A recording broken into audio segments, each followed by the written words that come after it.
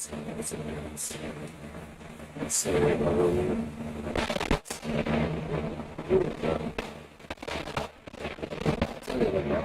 talking something people clear.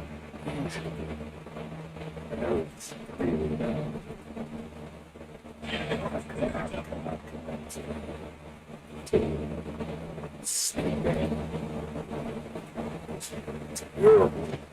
Oh God.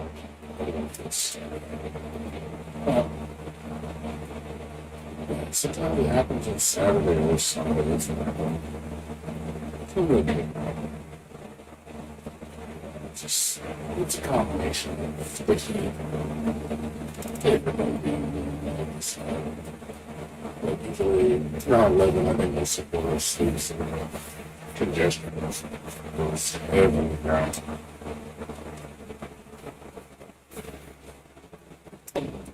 I didn't have a chance to pick up any games, unfortunately.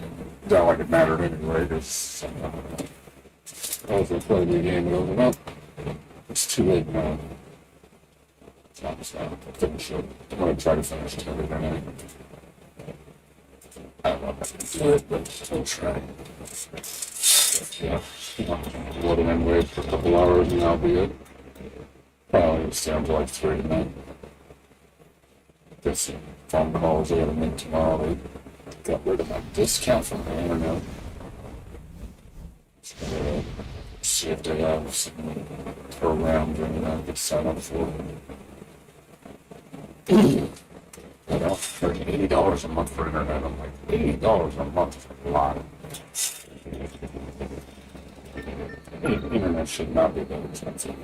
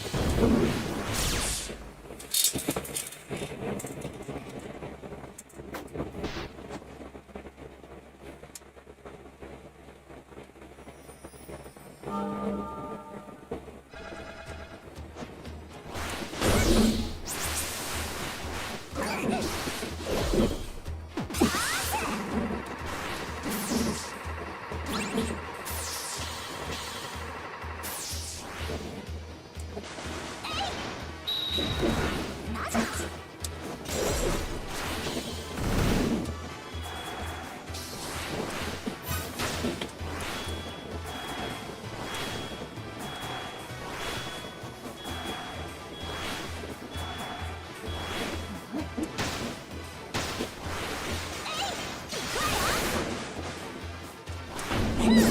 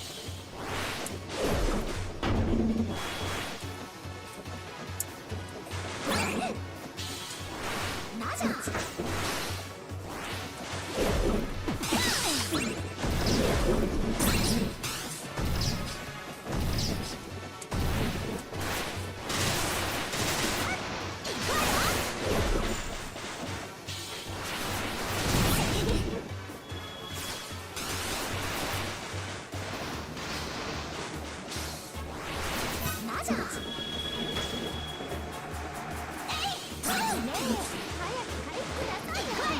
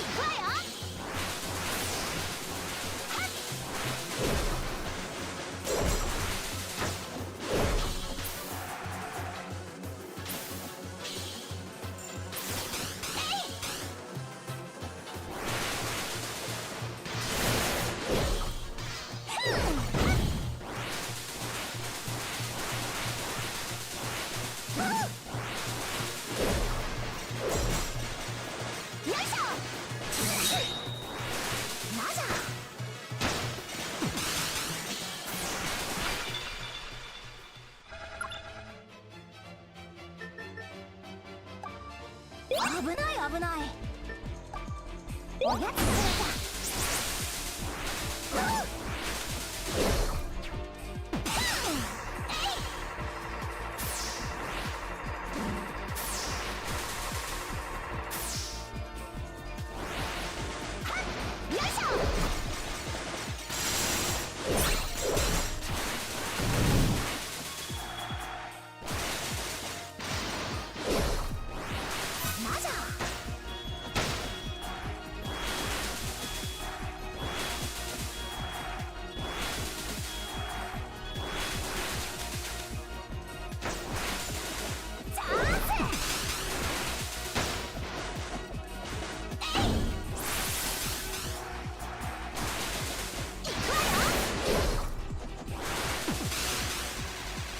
目標を捕捉しました。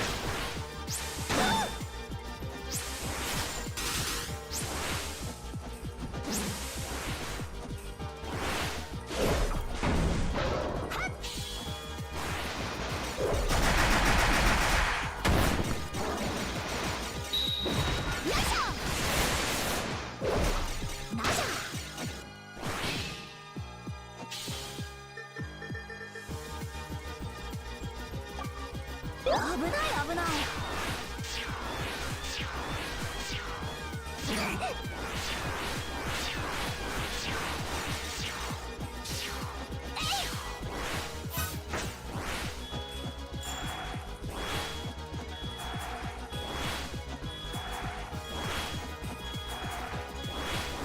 なじゃ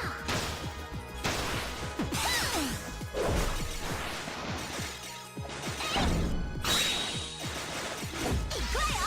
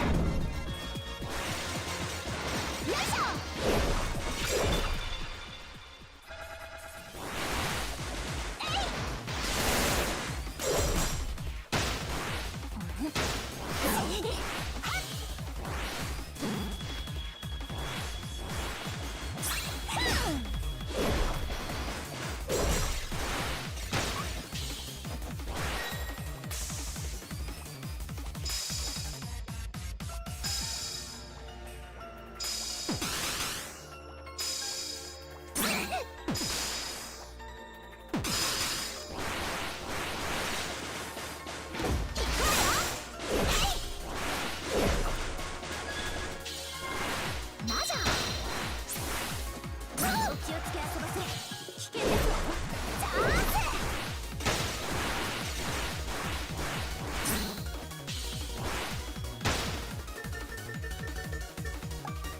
おいしい。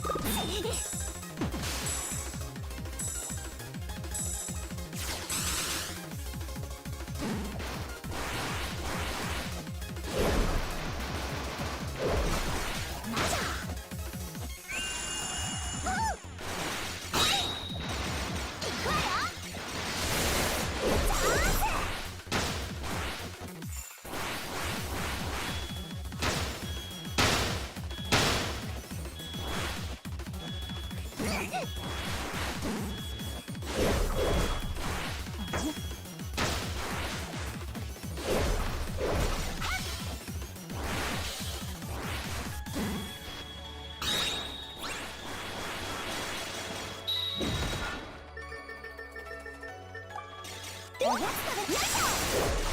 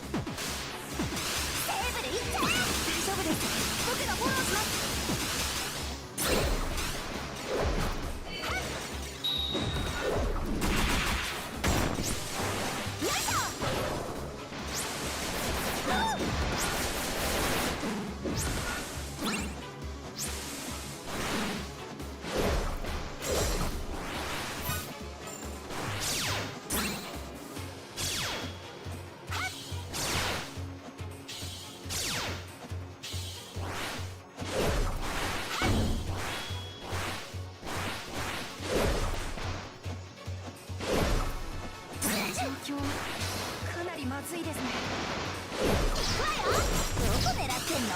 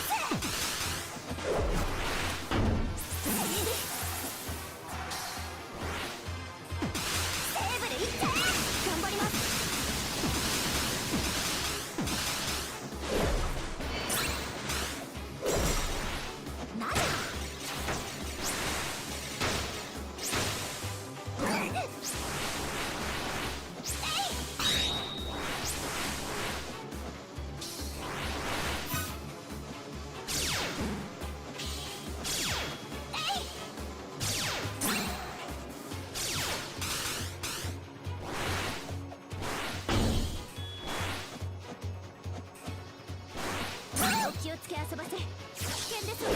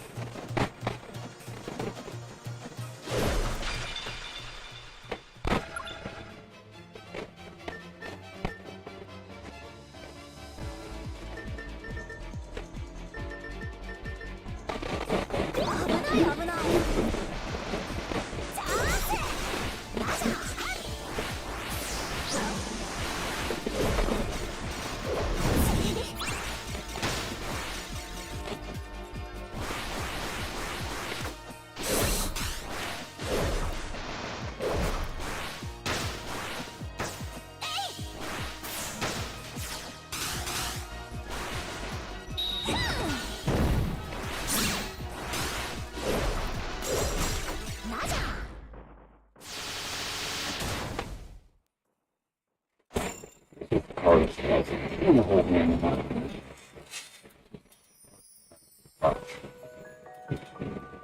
Get very attention. It's so fast. I can deal with the other better than her. Her is most unorthodox. And they go on different orders too. So it's like, you're gonna do that, no, she's gonna do something else. And then she goes, the patterns are never consistent. So it's really fucking hard. And I can never keep track of patterns. See this good. The margin of error is so high. And the margin of error is so low. Yeah, you make one mistake, you get 500 damage, and you're down 300, down 35. She gets 2-3 times, you're dead. It's like, oh god, it's so rough.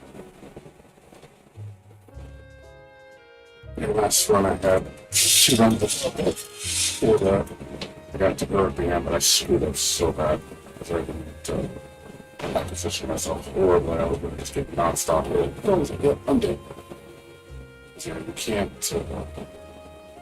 can't position yourself bad on that last part because you're literally going to take 1,000 damage. It screwed me up really bad.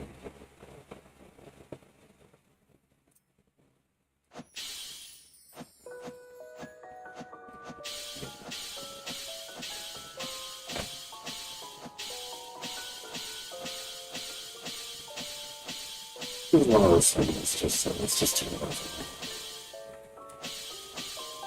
Just get upset. You know, I've really tried, and I just can't get any progress. You literally try like 200 times, and you see that you're not even, or getting it close to it. It's like, yeah, I think it's a sign to get it. And I've done that before. I've done that on several games where I literally just give up because I realize I'm just so outclassed.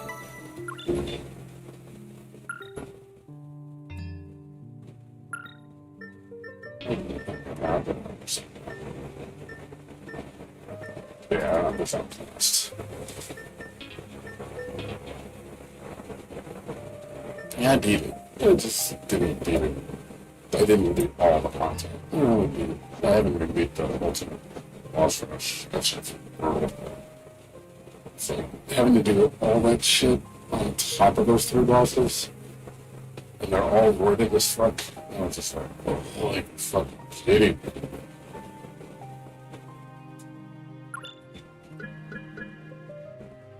Can't craft, I don't think, during the boss rush at all. I think it'll let you.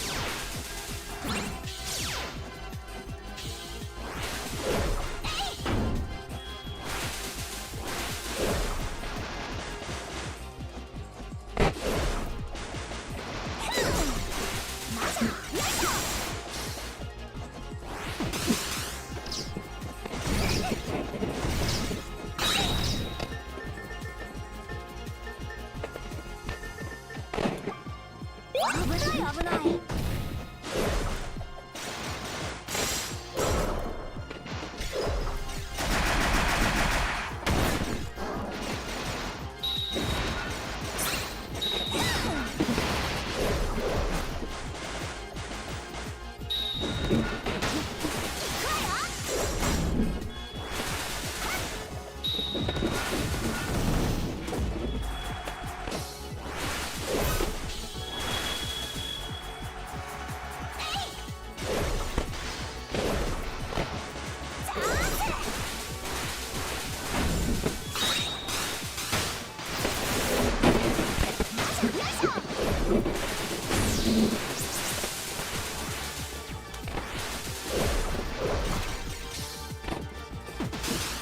いや出番よ。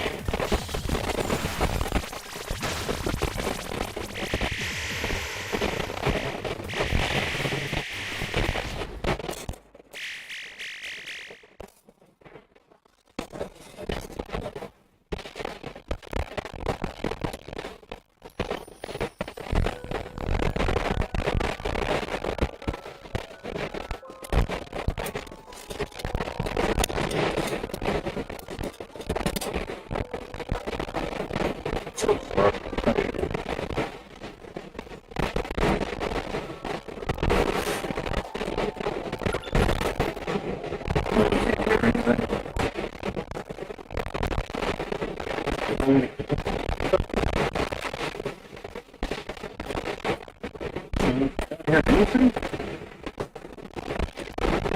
Really? At the moment.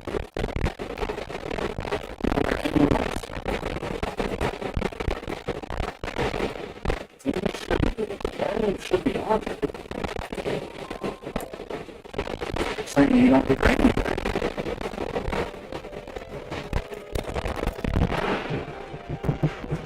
You don't hear me at all?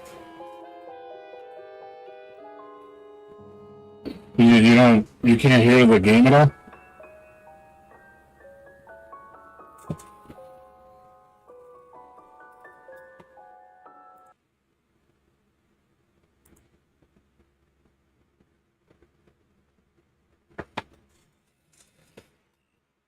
You should have checked the volume that's on.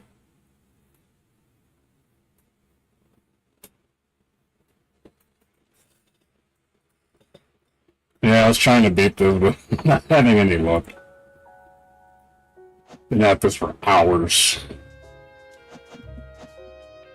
Like, literally, I've been on this fight for like 3 hours. The last 3 times. Like, I get to the end, but I choke real hard at the end. Because the damage gets really high.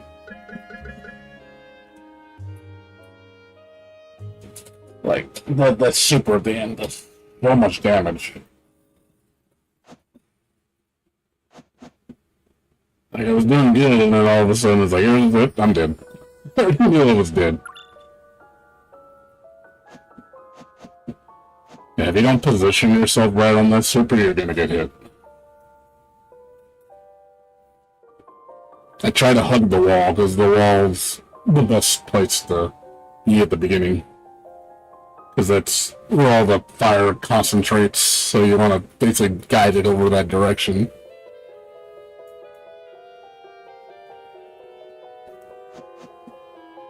Yeah, the only thing I haven't beat is this and the Mega Boss Rush. The boss rush on this difficulty is so fucking hard. The storm that's approaching. What's up, Pluto? Pluto, how you doing? What's going on? Oh man. Like I said, I've been at this game for a long time, and I have not beaten the Ultimate Challenge. It's like I've tried so many times, and I just can't do it. It's just there's just so much, there's so little margin of error. Okay, I've been trying to beat this game on the highest difficulty. I beat the game, but I can't do the side content. It's too hard.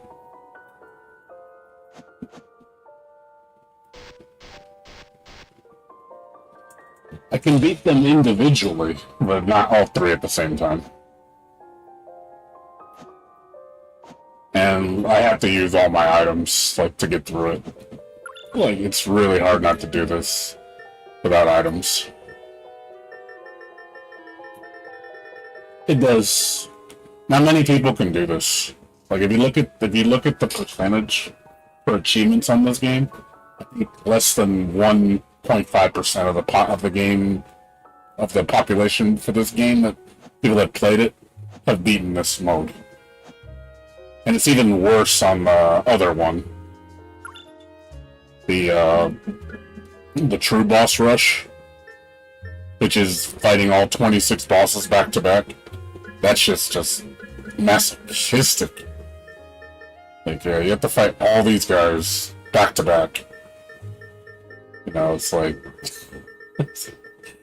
26 bosses back to back is pretty bad. It starts off relatively easy, and then it starts getting really hard. And at the end, fighting those 3 guys is a bitch. They're by far the hardest people in the game. These are pretty bad too. But yeah, these guys are like just unbelievably bad.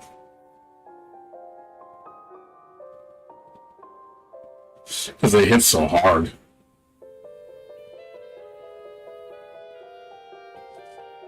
Oh, that's cool. We have a channel for Video Game Super Move and Limit Break. That's cool.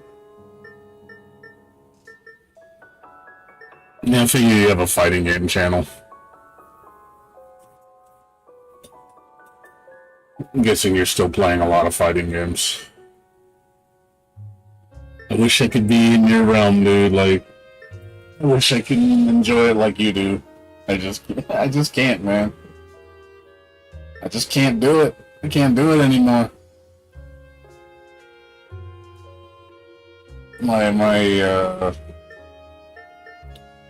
My fighting game passion has dwindled. I don't even want to play. I don't even want to play old fighting games either. I'm just kind of tired of playing them. Like even like old fighting games, even the good ones. I don't want to go back to them. Like I ain't gonna lie, when I saw SVC Chaos, I was just like, I don't want to play this shit.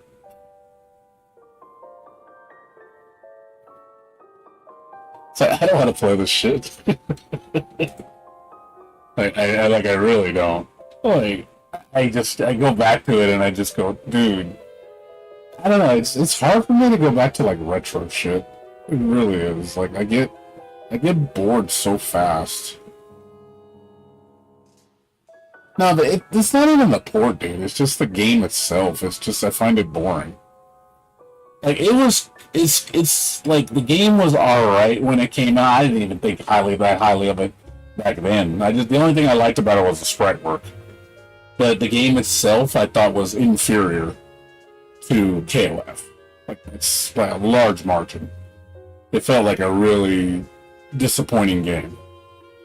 The only good thing, the music I thought was terrible. Like I said, the only good thing about it, you got to see the Capcom sprites in SNK style. That was the only good thing about that game. Like I just was just, but the game itself felt really meh. I just don't see it. It's not that good of a game. And then coming back to it, what, 20, like 15 years later or whatever, it doesn't feel good to come back to it. Like it's like you're bringing me the exact same game, and all you're playing on this nostalgia, and that's what a lot of people give into that shit. They buy it because it's nostalgic, and I'm like, okay. And then you see how fast the game's already dropped off. All the people that bought it, I've already done with it. Give it a week, they're already done with the game.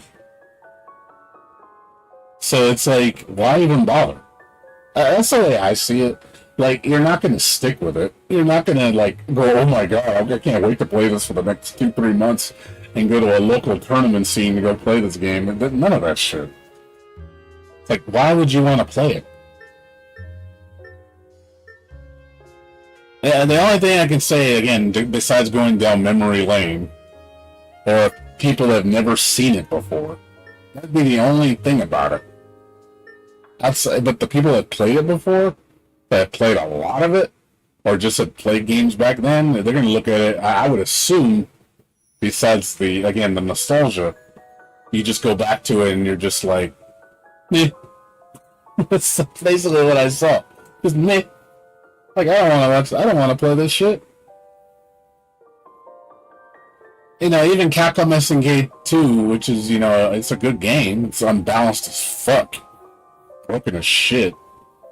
And I don't think SNK gets good enough representation in that game because some of the characters feel awful in that game. I don't want to go back to that either. Like, I want to play something new. You know, like I'm all for the newness, man. I want something fresh. I want something different. I want something, you know, I don't want to keep playing old games all the time. Like, I don't know. I get miffed about that shit. I really do. Like, it kind of puts me in a foul mood. Like, I don't want to bother, you know? That's how it feels to me. It just really feels like it's a game I really don't want to go back to.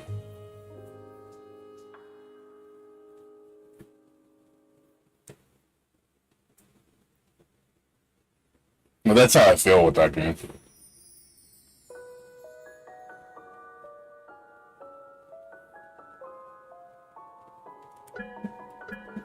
Yeah. And that's probably why, since there's no new fighting games, and again, I don't like how the new fighting games are now, because I find a lot of them really just meh. They're regressive in my opinion, or they're just not very interesting. And it's like, okay, well, I don't want to go back to old games, and I don't want to play the new shit, so it's like, I'm stuck between a rock and a hard place. Like, what am I supposed to do? I want to play something new, but I don't want to go back to old games that I played the crap out of before, because I still remember them. I still remember them very well.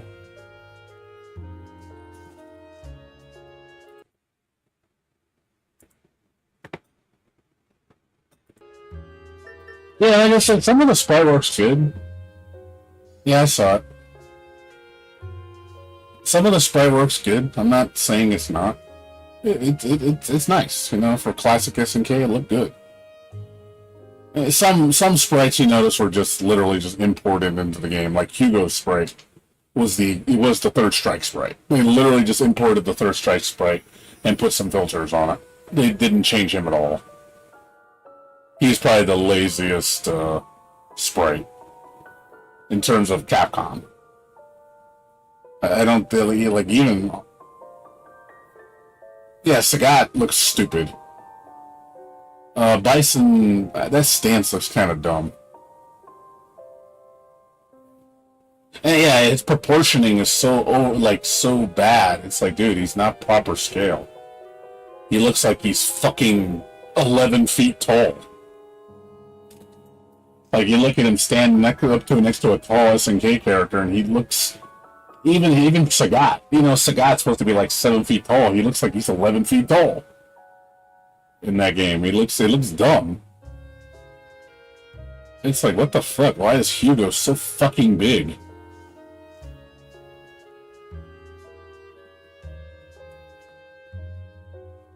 So yeah, they did that sprite kind of lazy.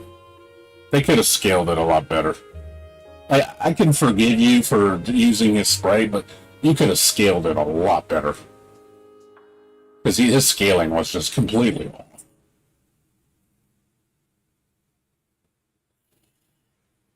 Even Earthquake was more reasonable size, and I know he's a big dude too, but he was a lot more reasonable than Hugo. He makes Earthquake look small. And Earthquake's a pretty big dude.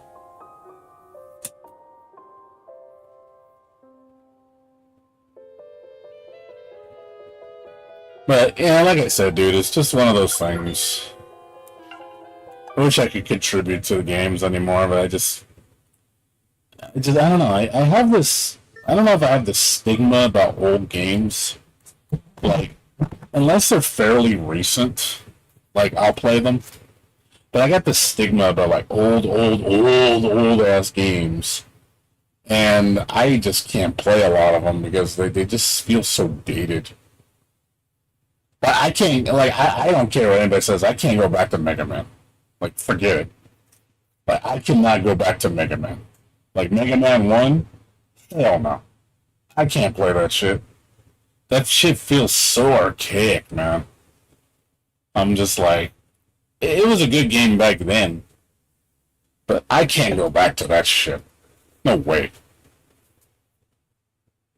I don't care what you fucking put in it. It's just...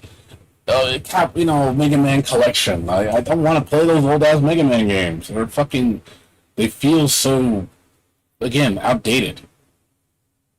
It's like, quote-unquote, classic gameplay.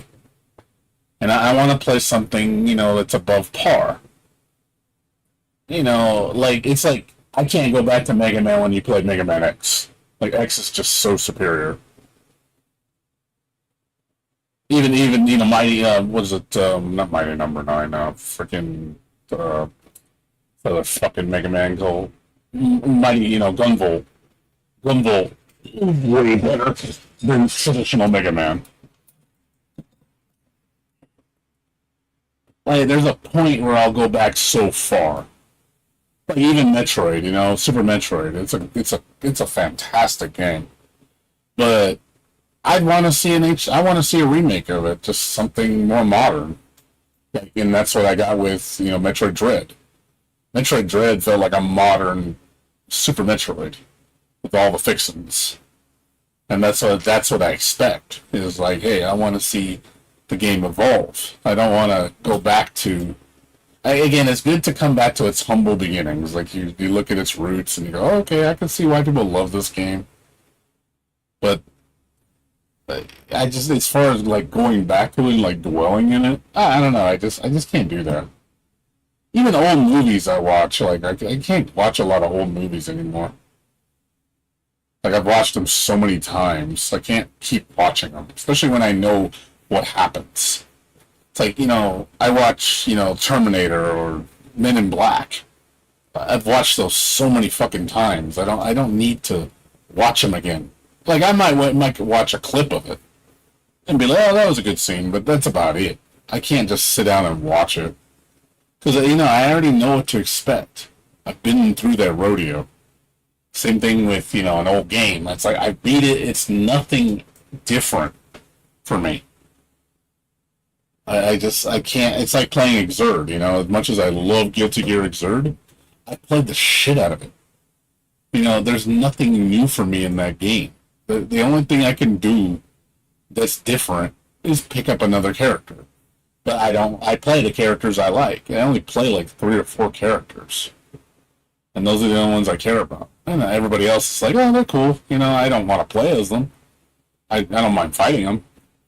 But outside of that, it's like I want that feeling again with a game like that. I want a fighting game that hit me like Exerd did. But I just don't get that with any fighting game I play now. I don't get that with anything. Like, it doesn't matter what game I've played. DNF Duel, fucking, what do you call it? Ram Blue, even Uniel. Melty Blood was probably the closest thing I got as far as the hit. And Melty Blood just fucked up. Like, Melty Blood just like, oh god, like, it was okay in the beginning, and then I started seeing the problems with it. I was like, I don't like this mechanic. This mechanic's stupid. Like, and it made me just not want to play the game. And then I thought they fixed it, and they didn't fix it for shit. I was like, yeah, they've already gone down this route with this dumb mechanic, and they're gonna stick by it. So I just gave up. It's like, yeah, there's no hope saving this game. It could have been saved. They could have fixed it. But nope, they didn't. They were like, no, we're doubling down. I'm like, yep, well, that's why your game's dead. And nobody wants to play it. That's the truth.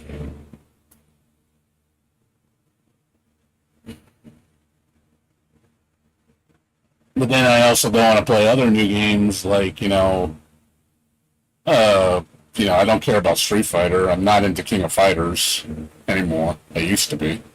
My King of Fighters passion died back in, like, the last King of Fighters I dedicated time to was probably, honestly, probably 2003 or 11. That's when I stopped. I played 13 for a very little bit, even though 13 is a great game. I just get kind of out of KOF. It was just like, yeah, KOF's consistent. I'll say that. Like, it doesn't regress, but it also doesn't push the envelope forward that much. It kind of stays in its comfort zone. That's one thing I notice about SNK games. They kind of all stay in their comfort zone. Like, they are core games. Like, the new Mark of the Wolves is going to be core. City of Wolves is going to be core Mark of the Wolves. It's made for core Mark of the Wolves players. And it's like, and that's fine. I didn't get much into Mark of the Wolves. But I at least respect SNK for keeping it traditional, keeping the formula consistent. Samurai Shodown, very, very traditional. It felt a little regressive to me compared to Samurai Shodown 4. 4, I think, is vastly superior to the new Samurai Shodown. Because the new Samurai Shodown feels like it's like 2 and 3. It's like a little crossbreed of it. But it's a little too retro for me. little too retro. That's probably why I don't like SNK games as much. They just feel a little too retro. And then Guilty Gear just jumped off a cliff and killed itself. It was like, here, we're going this way. I'm like, oh, have fun drowning. I don't care about you anymore. you can rot in hell of all I care. So yeah, it's kind of sucks when you're like you have nowhere to run. You know what I mean? Like I feel like I really feel trapped, and I'm like, well, I don't want to be trapped anymore. So I just walked away. I think it's for the best. I have more fun playing all these other games that are single player that give me enjoyment and satisfaction. I don't feel that those games have regressed that much. They've improved. Like I play action RPGs and they're fun. You know, I enjoy the crap out of them. You know, but I can't go back to traditional. Like fuck that. You ain't gonna sit me through a turn-based RPG. I'm just not gonna do it. I get bored way too fast. That's the problem. My boredom kicks in like stupid fast. Like after 5 minutes, I'm already like ready to turn the game off because it's just like, oh god, this game drags its feet, and I don't want to sit there like get on with it all the time. On top of repetitive combat, that's not fun to me. That you do the most of. It's like, oh cool, I'm gonna grind like a motherfucker on turn-based RPGs, and it's so time-consuming. Like, God, it's not fun. It feels like work. At least with action gameplay, it's a lot more immediate, you know, and it's more skill-based, I think, in terms of like, well, I would say more, what do you call it, hand-eye coordination, which is where I like action RPGs more, because I do feel that the pacing's better. Again, I have full control, which I don't do that in RPGs. It's basically like playing chess. It's like playing chess, but I'd rather play chess than play fucking turn-based action RPG. At least chess, you can talk to somebody when you're playing them. That's why I don't mind it. I can actually enjoy a good game of chess. You know, I'll spend hours on a single game. But again, because I have the human interaction. Whereas a turn-based game, there's none of that. And I'm just like, the only thing that's going to keep me invested is the story. I mean, there's some great stories, like Persona, amazing story. Love Persona. I can get behind Persona 5 story. Persona 4. Amazing stories. Great characters. But the gameplay just kills it for me. It drives me up the wall. Like, I get so bored. I look at it and go, holy fuck, how does anybody play this shit?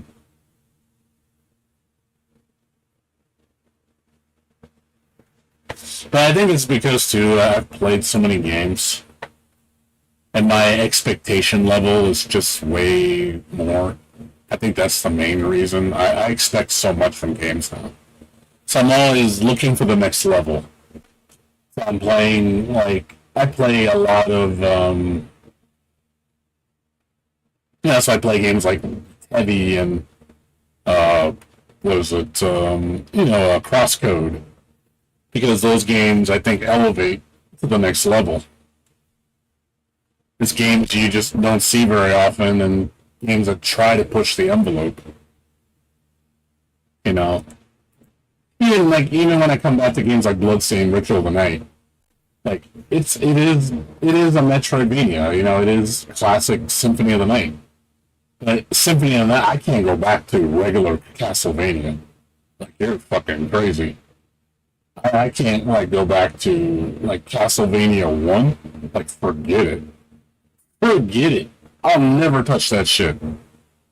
Like, it's like Curse of the Moon. Like, while it is a good game, I'll take this any day over this. I don't care what you say. Like, Ritual of the Night is 1,000 times better than Curse of the Moon. Curse of the Moon is like, it's a cool throwback. It's definitely, it's a good game, but it's just Ritual of the Night outclasses it in every way. This game feels like this is what Metroidvanias and what Castlevania games should play like.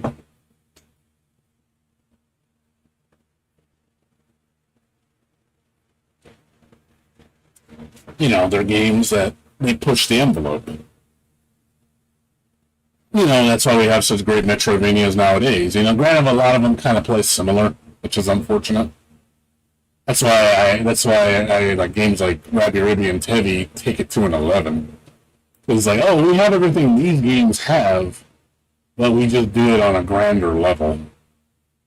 Like, those games, amazing, you know, but Rabbi Ribby is even better. Like, it has everything that game has, except the story. The story is better on Ritual of the Night than this game. This game story is very just too lighthearted. You know, it's way too lighthearted. It's literally just girls being cute. That's literally all you gotta understand. The whole game is just girls being cute. But the gameplay is an 11. It takes things to an 11. It's like, I'm gonna do everything Ritual of the Night does, but I'm gonna do it better. And that's why, again, I love games like this, because I want games that push the envelope. Give me more. I have a lot of expectation with Rabbi Ribby 2. I want Rabbi Ribby 2 to blow my mind. Where it's just like, holy shit, they outdid themselves. Like, they're really cranking it up. Like, you know, you thought this game was good, well, try this game. And it's like, holy shit, it's even better.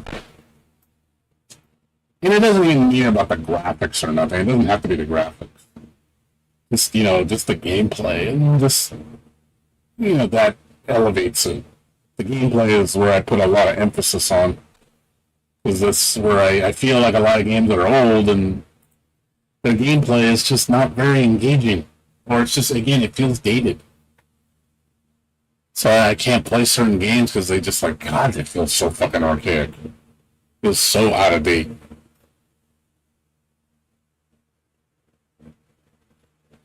It's like Resident Evil 1, you know? You think I'm gonna go back and play Resident Evil 1 traditional on PlayStation? Hell no. I can't stand that tank controls, man. Tank controls are fucking crap. But give me Resident Evil Remake? Okay, now we're talking. Give me Resident Evil 2 Remake? Now we're really talking. See, at least, it takes it to the next level, refining the game and making it better. In Resident Evil 4, you know, boom. It does everything this game does, but better. Except a couple things here and there. That's because they changed certain things I didn't like. But the gameplay itself, a huge improvement. If they literally just copied the exact same thing and just made it look better, I would have been disappointed. But I'm glad they actually changed things. That's another thing. When you go back to a game that remake, you need to make it different. You can't just make it a one-to-one. Because then you're going to know everything that's going to happen. But if you change it, it's like, oh, this isn't the same game anymore. It's a different game.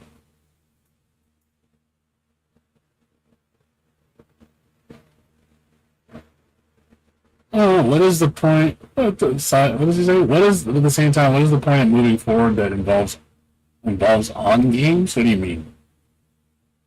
What's the point of moving forward? Like, what are you talking about? Like why should I move forward on new games? I'm not sure I understand what you mean. Your question's kind of confusing.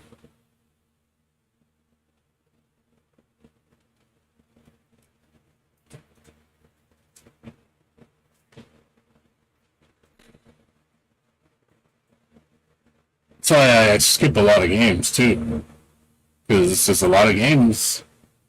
Well, not all. That's not true. Not all games. There's been some bangers, dude.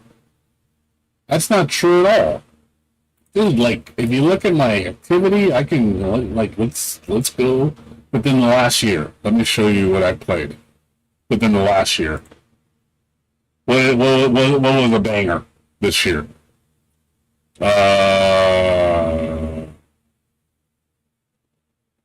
Let me see. Can we sort this by? Can't sort this by time, trying to think about, like, okay, what's new? Okay. Tevi was last year. That was a banger. Cross Cody was 2 years ago. 3 years ago, that was a banger. Relink was a banger.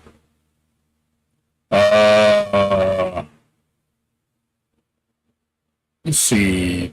3 years ago, He's 9. That was a banger. In Time was 5 years ago. That was a banger. Ghostwire was 2 years ago. That was a banger. Secrets of Grindia was this year.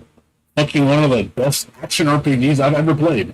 Like, this game shocked the fuck out of me how good it was. I was like, holy crap, this game is good. Like, legendary good. Like, I put it up there with Crosscode. Like, this game is very, very, like, surprisingly good, and I think an underdog. Like, this game looks really, like, simple and like, oh, it's not that good, it's some kiddie game. And you play it like, holy shit, this game's got a lot of depth. Like, surprising amount of depth. And I couldn't put the controller down. What's another game I played that was recent? You know, Nobita, 2 years. I fucking orgasmed over this game. RE2 was 5 years, excellent. Control was really good 3 years ago. System Shock, I've never played System Shock. That's a cult classic. And the remake, I was like, damn, this game was ahead of its time. All of this game is ahead of its time. This game, I can see why people love it. This game is truly ahead of its time. So I give it total mad respect. You know, Atomic Heart, I really enjoyed. Celeste was amazing. Alan Wake 2, fucking god tier. Freedom Planet 2, god tier. You know, it's like, they're good games. Like, I can't sit there and say they weren't bangers. I played a lot of bangers, man.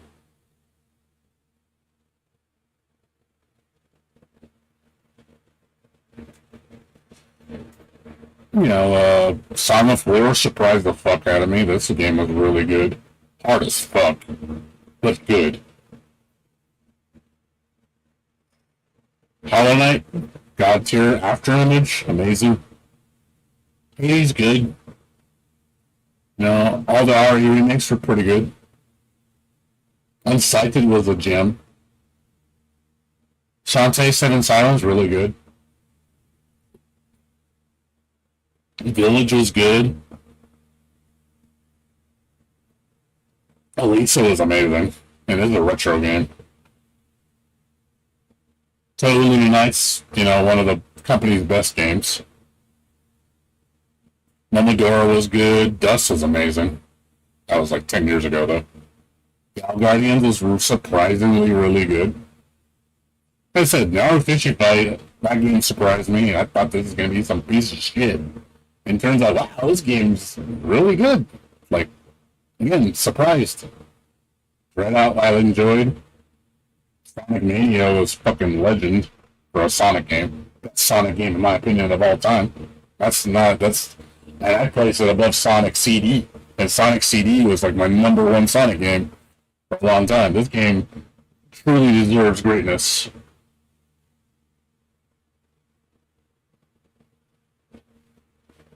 You know, Animation was good. RoboCop Road City was good. Rusted Moss was a little gem. Dark Deception was really good. Let's see. Somo had a good story. Icy was great. Axiom Verge, fucking one of the best Metroid games I've ever played. Yeah, Little Goody Two Shoes was alright. It had some problems. I can't play through it again, though, because I know what happens, so it's kind of... It's not a game you do repeat playthroughs with. You beat it once, you're kind of like, yeah, I don't want to do it again. I love the world. I love the story, but since I know what's going to happen, I can't play this again. Because all the newness is gone. So I'm literally just playing the same story. What's up, V? How you doing? We're just talking about games right now. Tormented Souls was good. Fear Ice Fairy was amazing. Let's see.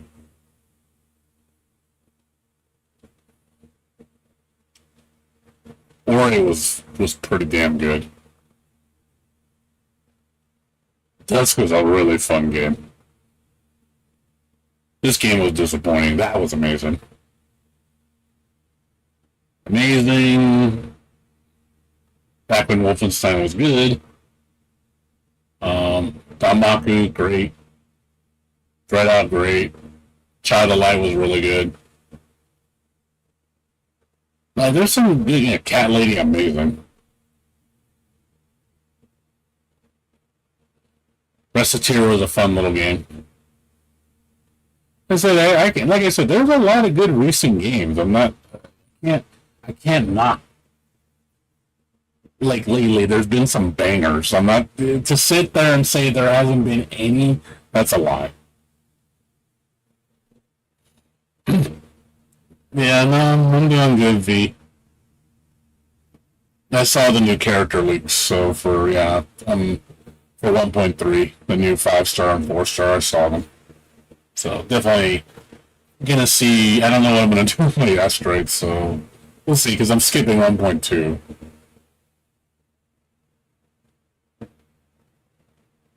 Yeah, but there's been a lot of good games.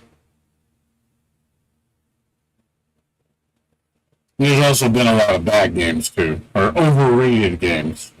I'm gonna tell you what I think was overrated. Streets of Rage 4. That shit was overrated. This shit was hella overrated. I don't care what anybody says.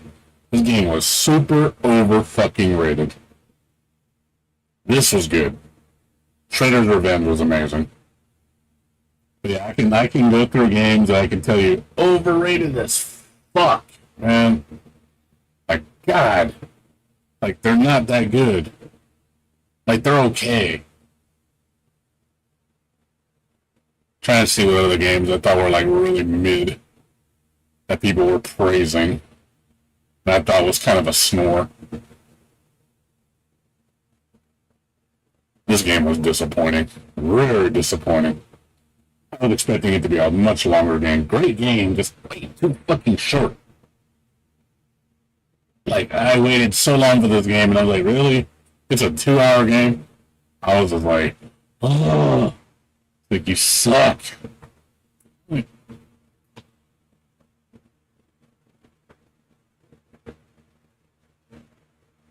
trying to think what other games are really overrated. There's a couple. I couldn't stand Mega Man 11. It was so boring.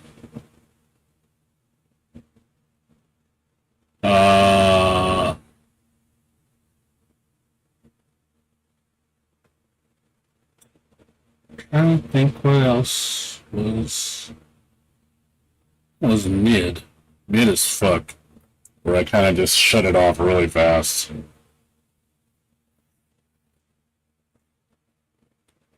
This game was mid as fuck. Hell, I wouldn't even give it mid. It's kind of meh.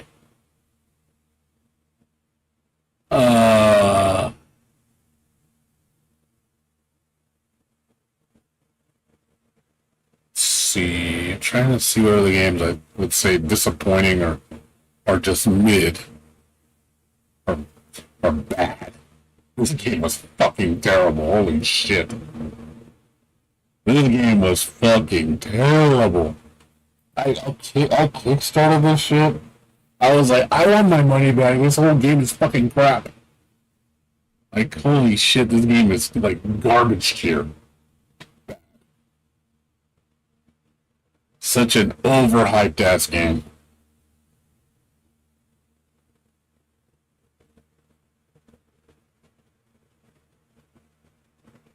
Trying to see what else in here is what I found really boring.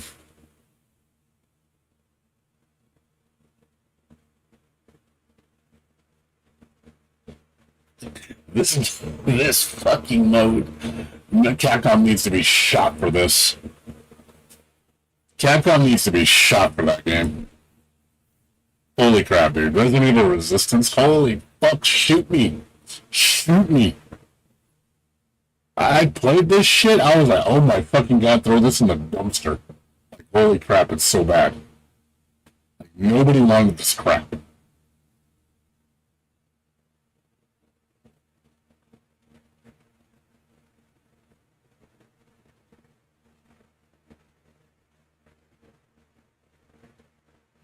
I can't stand this game. The game is fucking ridiculous controls. Yeah, definitely. I don't. Code of Princess, like, it's okay. I wouldn't say it's bad. I wouldn't say it's great. It's okay. I wouldn't play it. I'll tell you that much. I'd rather play Dragon's Crown.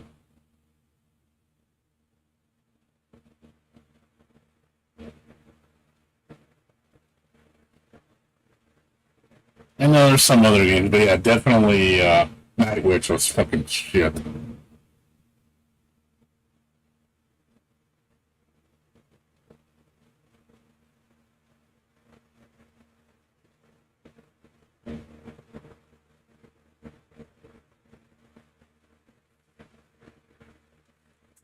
I'm trying to see what else is in here. It's like trash. Like complete trash. Trash, trash, trash, trash, trash. There's so many games. So many games I haven't played either. A lot of these games I would never play. I just wouldn't.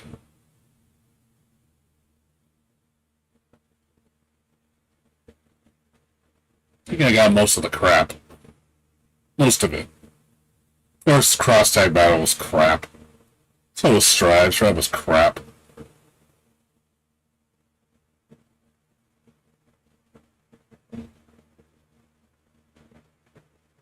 Yeah, reverse. Ooh! Ooh, reverse, shoot me.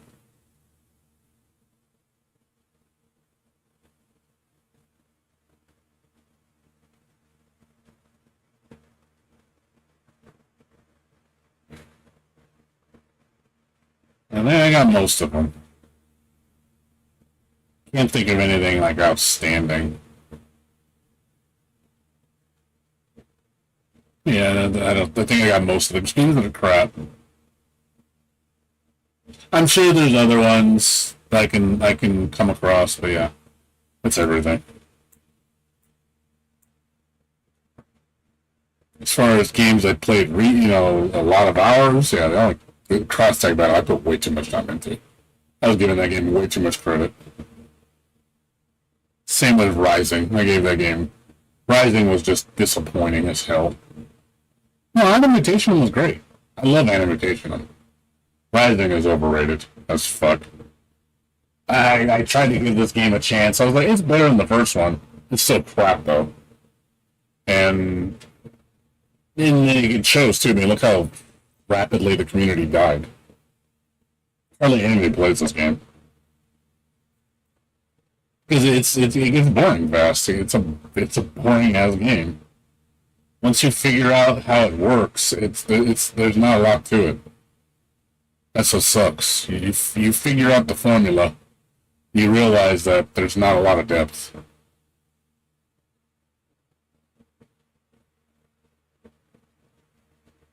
Yeah, Animation was really good. Shadow versus Cancer. Fucking game. Like, don't play this shit. Game is cancer. Hat in Time was amazing. Hat in Time is god tier. I put a lot of time in Hat in Time. I really like this game. Very, very, very good game.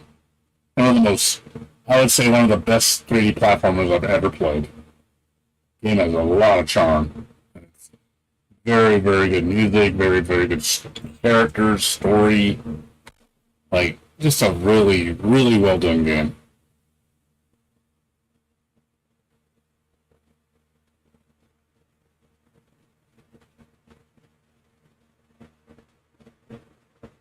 Yeah, that's about it.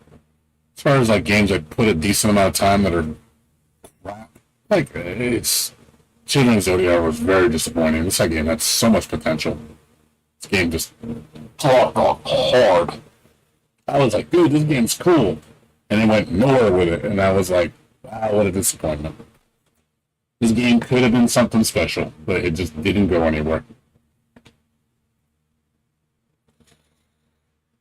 Indivisible was so freaking overrated. God, I hated when I saw the reviews for this thing, and the game is fucking crap. It's such an undercooked piece of crap. It's just a good-looking piece of crap. That's all it is. It's like, dude, it starts off good, and then you see everything the game has to offer.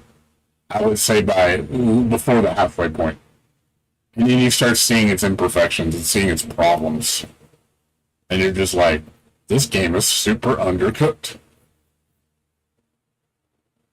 Like, I just wanted to get through it at the end. I was like, dude, just end. I don't want to keep playing this. Just end it already.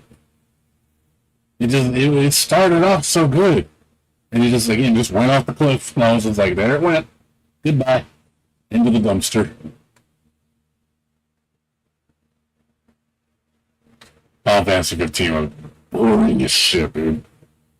I like the overworld exploration. I like the main characters. Like, that shit was great. But the fucking story, snore. I didn't even want to go through this game. My friend said the same thing. He beat it. He was like, holy crap, this story's shit. I'm like, yep. And I didn't want to play the other games. I was like, yeah, fuck this game. I put 27 hours. I'm never going to get back.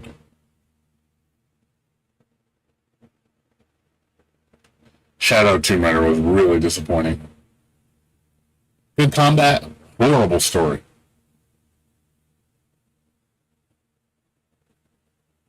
Let's see. Yeah, that's about it. That's all the bad ones. Nier Automata. Under night, I wish I didn't buy this game. This game is a waste of money. Such a waste. It's a good game, but it's one of those. Why did I buy this game? Like, why did I buy this game? It's like such a disappointment, dude.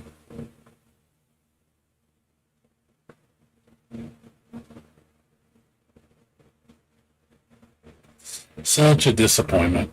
Like, I was expecting more, and I should have trusted my gut. You know what? I should have. There was a reason I was doubting this game a lot. I was like, I don't think it's a good idea. Like, don't do it. And then I did, and I'm like, yep, I kind of regret doing it. I really regret buying this game.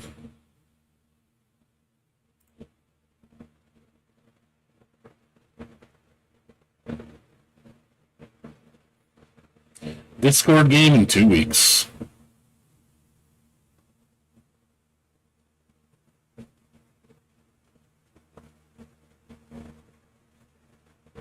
Even with the new character, we still did.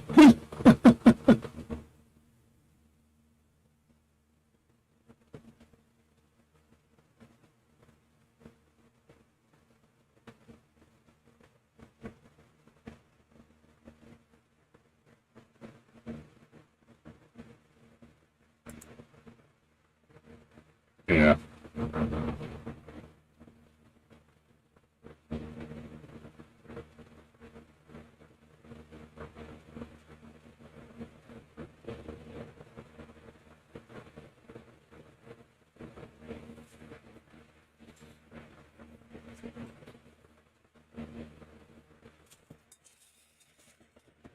Yeah, I mean, it's just if you care to play with people, but I don't want to play people that have just been playing Uniel their whole life, you know what I mean?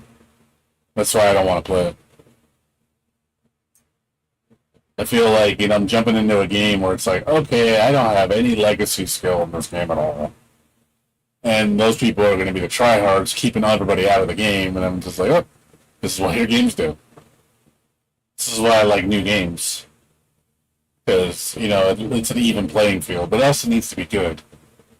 When it's not good, it's like, I don't care.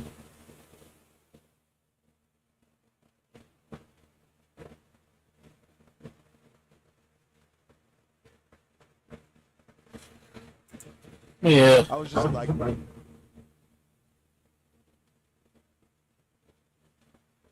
Yeah, the only new game, like I said, I'll play that new Visions of Mana game. It looks cute. Looks like it's decent. I think I'll enjoy it. You know, I have to wait 3 weeks for it, but that's fine. I can wait 3 weeks. Oh, big deal. I can wait. Give me something to play. As far as anything else, yeah, I don't really know. Like, what else am I getting excited for this year besides these 10, which is in October. Yeah, I got East 10, Visions of Mana.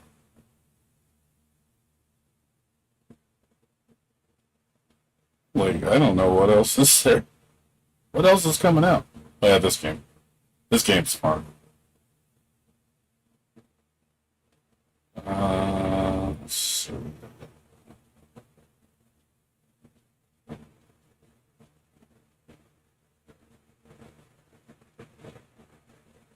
I want to see this game come out. This game was pretty fun. Yeah, as far as anything else, like,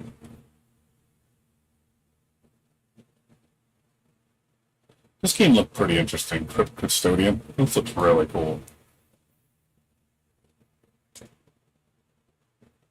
Cave, Monster Hunter, Gumball, Ratty Ribby, Phantom Brave, and Apartment Haven. Heaven. We've been playing a lot of games. They're not all freaking old. Not all. Well, because Rabby Ribby's probably the most recent. That's what, 8 years old? Wouldn't say like super old. It's old, but it's not super old.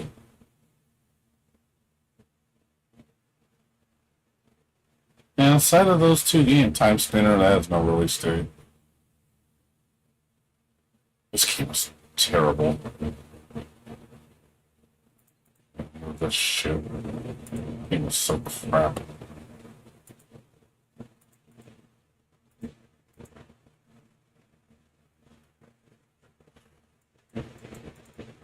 Yeah, cave shooters are old. That's for sure.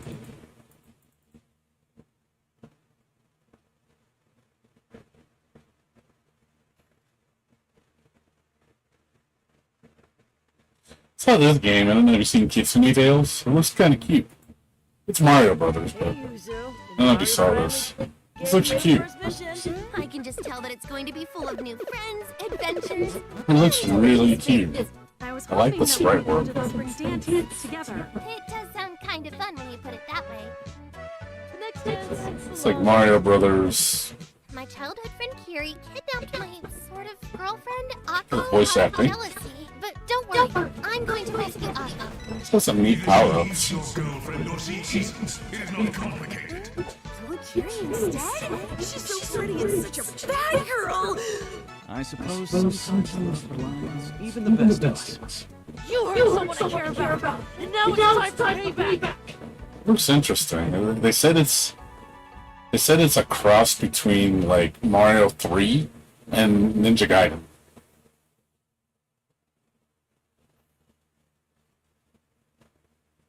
I was like, this looks interesting. I was like, this game looks pretty good. And they said the soundtrack's really good too.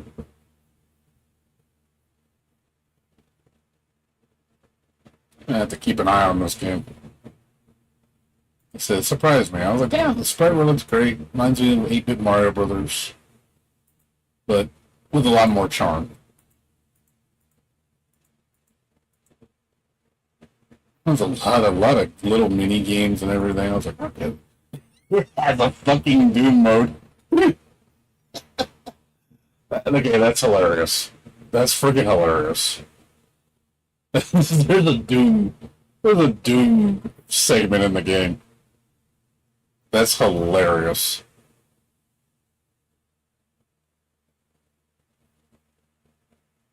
This game, like the more I see it, it looks so stupid, but it looks fun. It's got Dig Dug, like I said, Doom, Mario Brothers, Ninja Gaiden. It looks so bizarre, but I like it's charming. I might have to pick this up. This I saw this game the other day. I was like, wow, what is this game? Like, I don't hear anybody talk about this game. It got almost 100% reviews. It looks very charming. They said it's really fucking hard though. They say toward the end it gets really fucking hard, like Ninja Gaiden hard. Ninja Gaiden is a bitch, and Ninja Gaiden is such a fucking cheap game. That game is like, I used to play that game back in the day, and I was like, holy crap, that game is so unfair. There's so many cheap ways to die. Oh, ease. He dropped ease. Nari finally get it. Yeah, I think I'm gonna pick this game up. This looks really good. It looks so cute.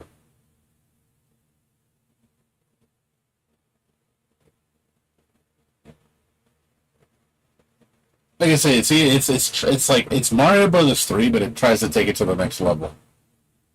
So and I can appreciate that. You know, it tries to do something more.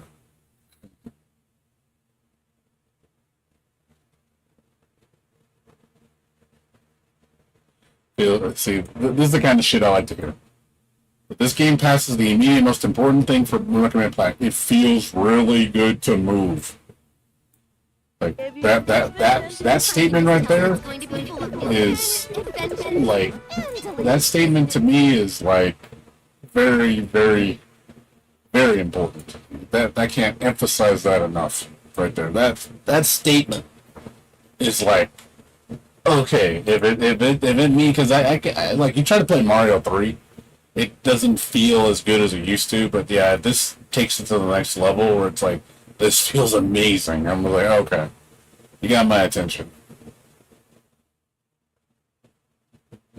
Look at it, and difficulty levels. You can actually set the difficulty in this game. Awesome. Again, something Mario 3 didn't do. You can actually make it harder if you want to. Again, more games need to do this. More games need to do that. I was hoping that we could go to the spring dance together. It does sound kind of fun when you put it that way. I'm not gonna lie, I'm getting kind of excited to want to play this game. I'm not joking. This game's starting to grow on me. See? You just never know. You might spot a gem. You just never know. This might be a gem. You know, you wouldn't think it by the name, but, you know, people are talking really highly about it, just like reading all these comments. I'm like, people sound like, it would sound like they would criticize it the way I would.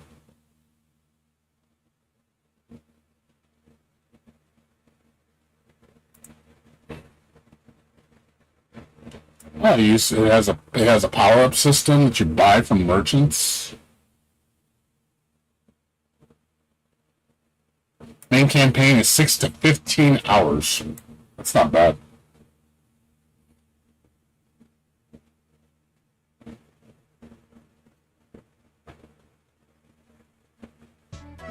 Next dance belongs to me. My childhood friend Kiri. Seriously, the fact that it's voice acted is crazy. It kind of surprised me this game is voice acted. I wouldn't expect it from a platforming, like an 8-bit platforming game, to have voice acting.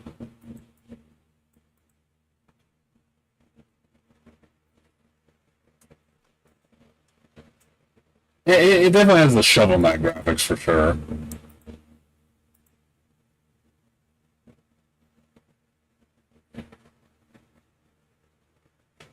So apparently it says there's no live.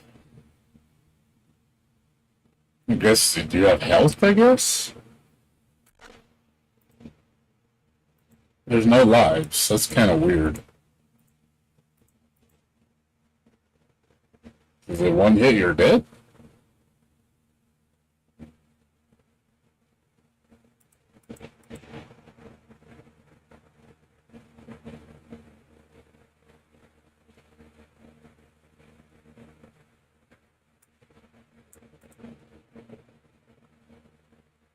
ISO levels. Oh, make custom. Let's get a custom level maker.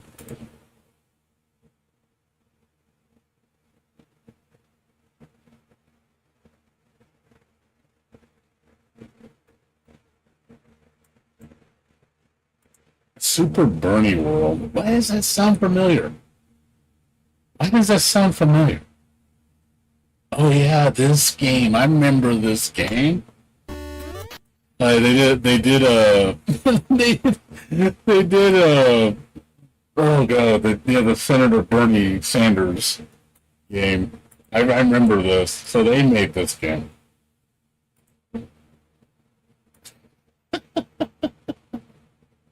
This is why I was like, okay, I remember this game. This is so funny. They just made a complete mod of Bernie Sanders in a Mario game.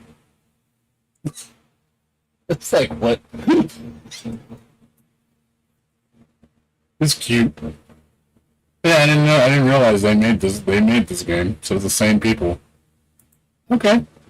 I'm smelling you what you're making.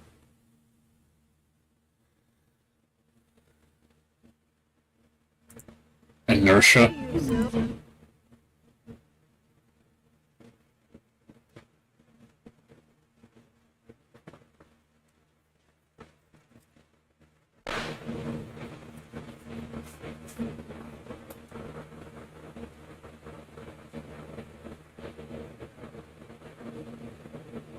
Yeah, I have to keep an eye on this game. I know it just came out. I don't know if anybody else has it cheaper. Yes. Does anybody else have this game? Is it on Steam? Might be Steam only. Trying to see if any other stores have it for cheaper. Don't think so.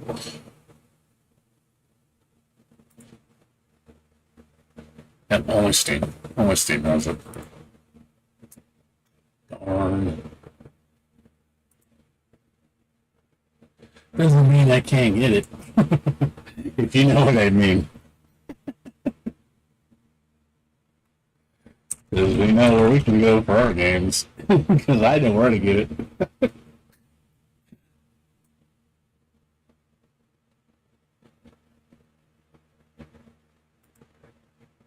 Not hard to find.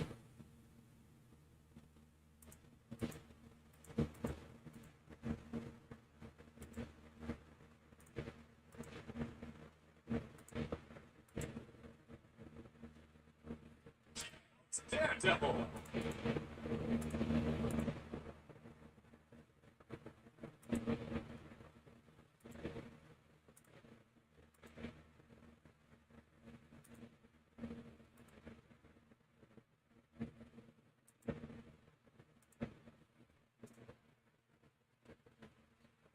I'm gonna give this game a chance.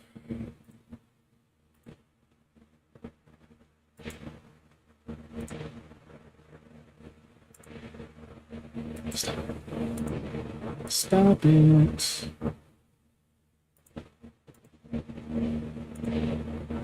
Let's give this game a chance.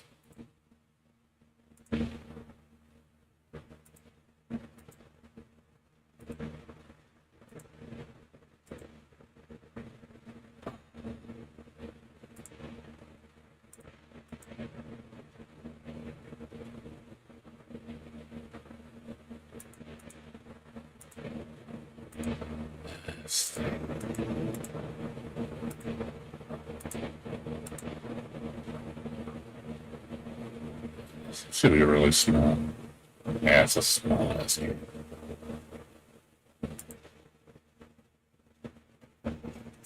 It's tiny. It's only like 200 megs.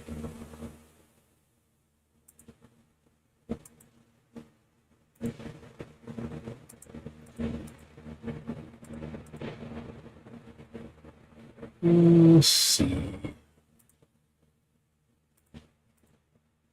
Let's check it out. We're gonna try it right now.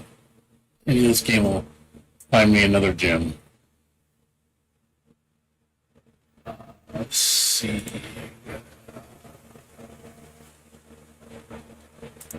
I have to use different browser. Daredevils. Stupid thing.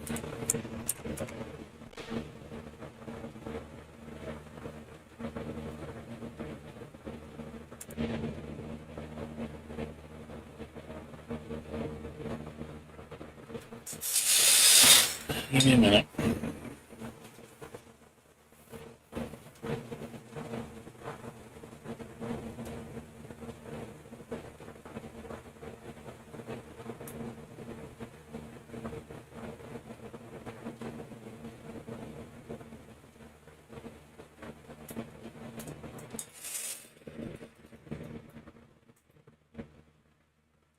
It'll let me download it.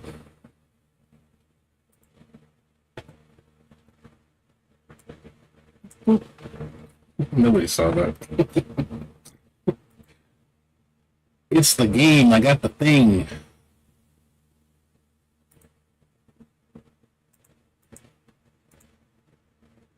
I got the thing. I'm gonna give this game a chance. Let's see if this game can win my heart.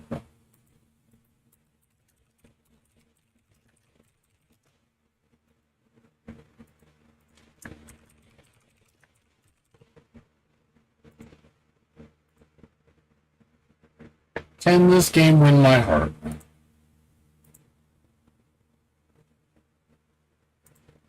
He's gonna do it. He's gonna play the game.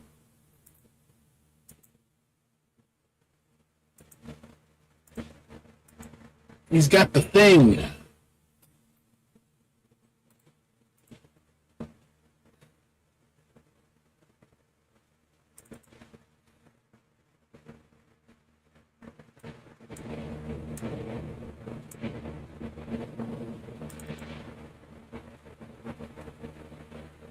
See, here. So, PC games. Should be just a single copy.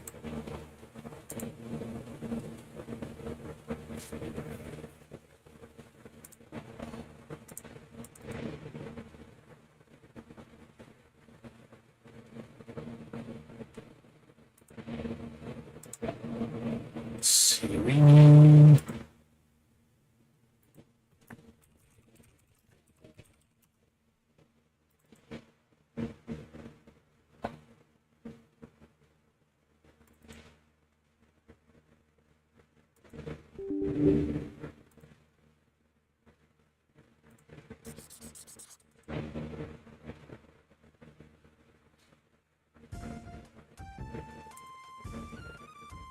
We're trying it out.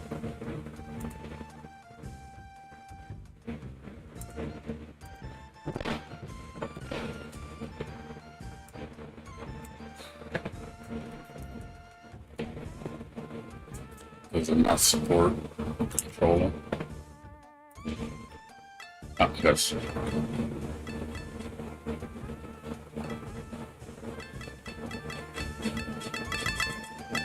Not loud. Yeah, I bought it. Wink, wink. I bought it. Wink, wink.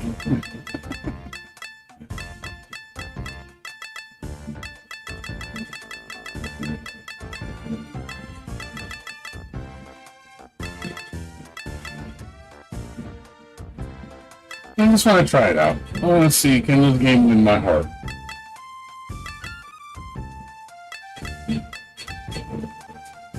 Guess it doesn't have any... I guess that's it. You can put CO2 filter. Make it look old school.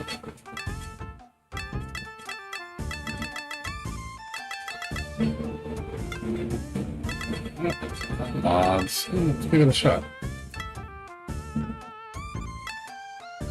You revive in place when you die, and you can use power-up during levels. You can use power-ups from your inventory during levels. You can only use power-ups when your inventory on the overworld. Okay, it's like Mario. It's like Mario 3. So basically, you can store. Not Mario. Was it Mario 4? Or Mario World. Where you store power-ups in a reserve. You summon them.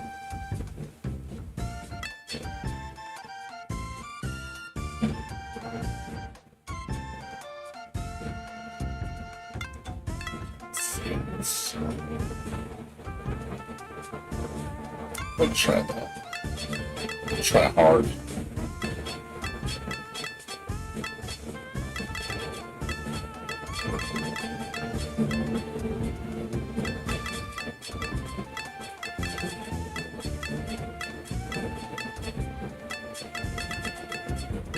Oh, decent amount of options.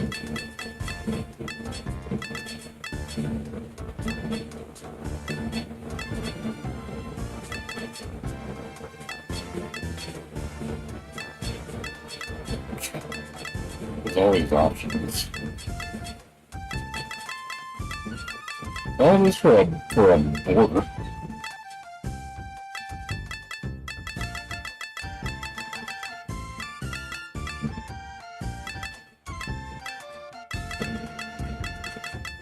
Okay, just for a border. Well, you get to customize it though.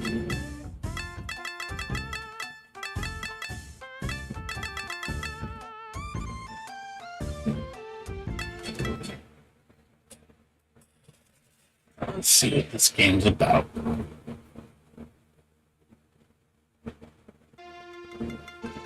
Kiddo, your mom and I heard you were given your first messenger assignment, and we couldn't be prouder.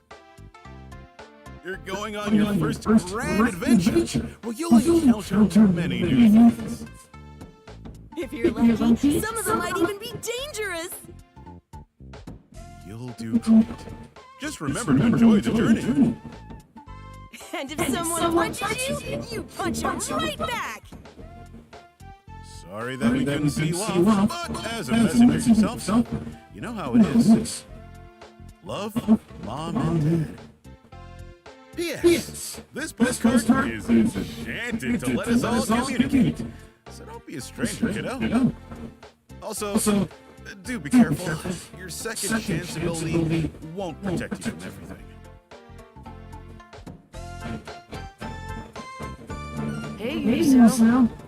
A little foxing told me that Inari finally gave you your first mission. Yeah, it feels like it was just yesterday that we were both starting training. Yeah. Time flies when you have good company. You know, all this talk about time really makes me think. It does? About what? About how if I don't hurry, I won't have time to pack enough boiled eggs for the trip. Anyhow, it was great seeing you, but I really need to get going. Bye! Definitely has that Mario Brothers movement. And the world map like Mario Brothers.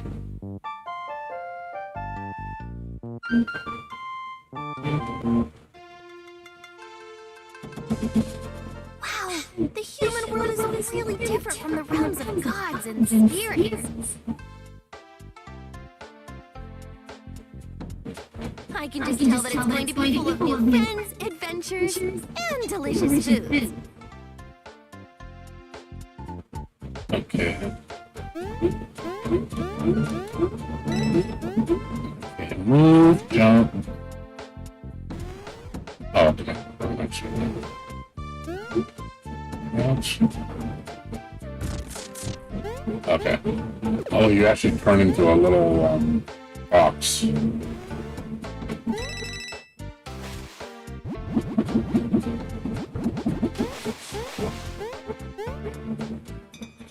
I'm just testing out the controls.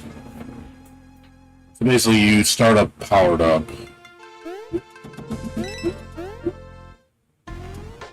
So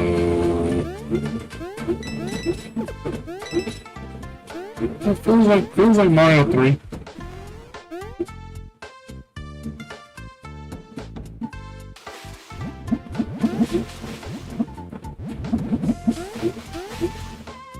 Feels good.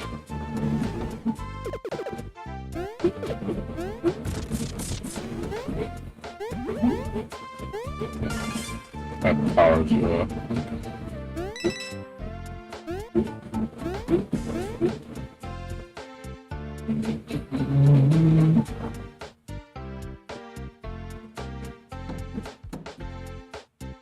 I don't know how like secrets are in this game.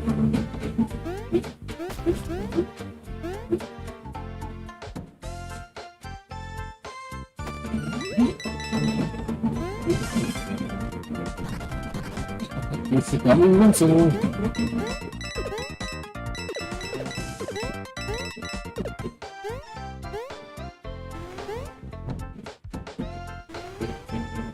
Oh, okay, that's where the dash comes in. Okay, I see.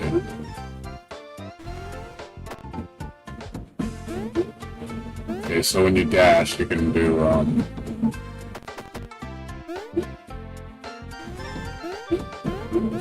yeah, I gotta get used to the abilities.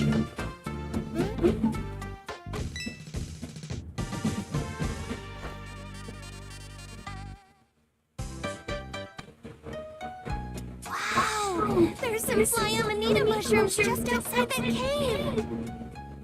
They're so delicious after you leach all the poison out, like in Mom's famous amanita and fugu soup.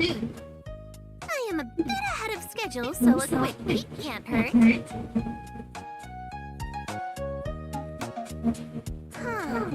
I bet all the good ones are inside.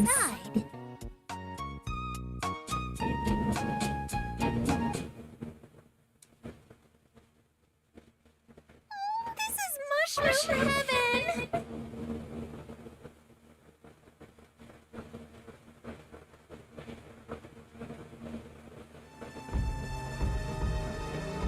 Uh-oh. You're not a delicious mushroom.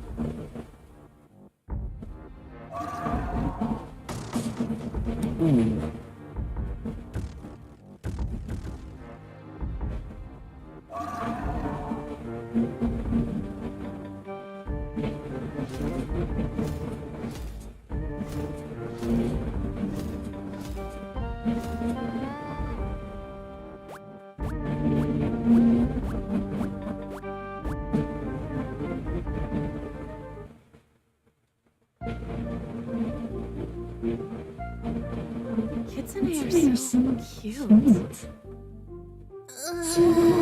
I feel dizzy. Yeah, you almost died. I don't think you would have survived without my healing magic. We should go to my shop, so you can finish recovering. Thanks for saving me. That was a really tough mushroom.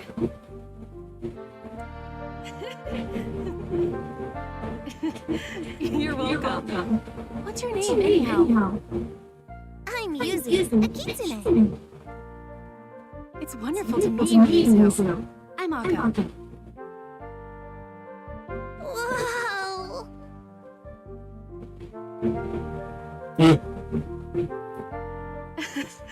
Easy, Yuzu. Even with magic, your body still needs a little time to heal. Maybe, but what I really need is food. Okay, why don't I make you a bowl of my famous spicy ramen? I love ramen!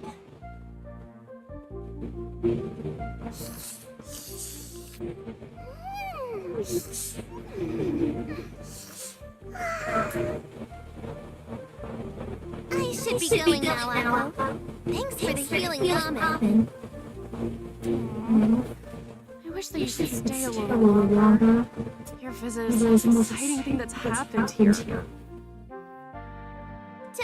worry. This village is part of my route as one of Inari's messengers, so I'll be back in 2 shakes of a tail.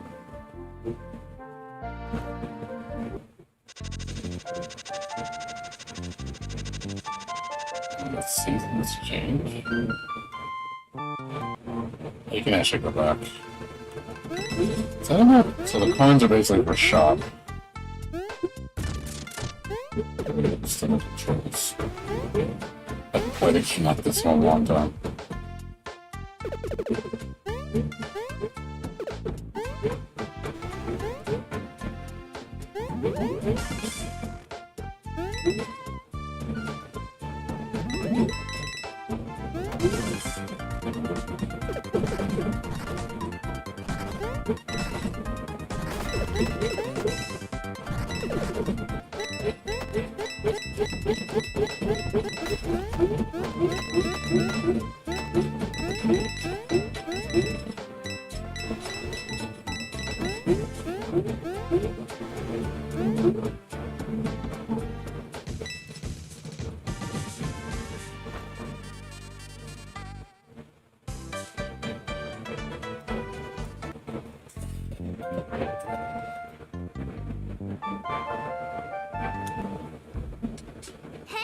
Kiri?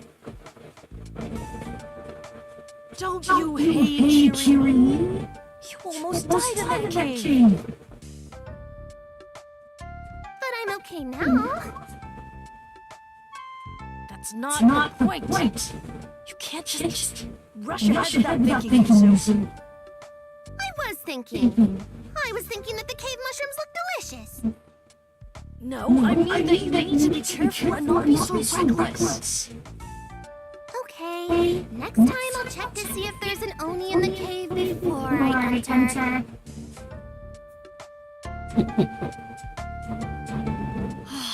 That's not what I mean at all.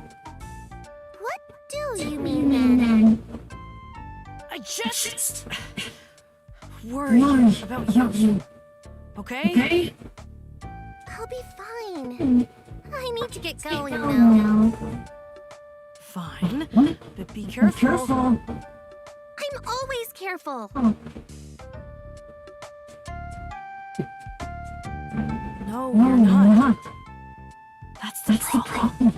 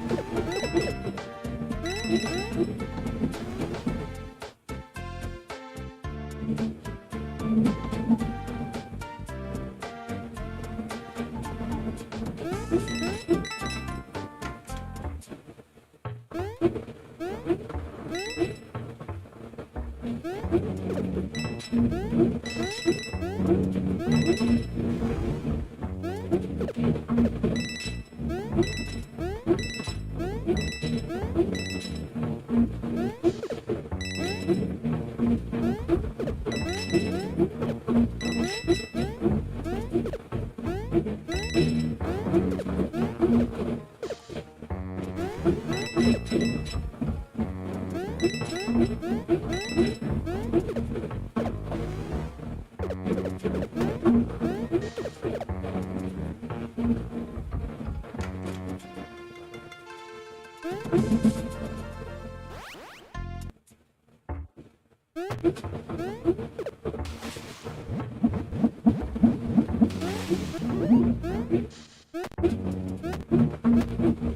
the hell that was?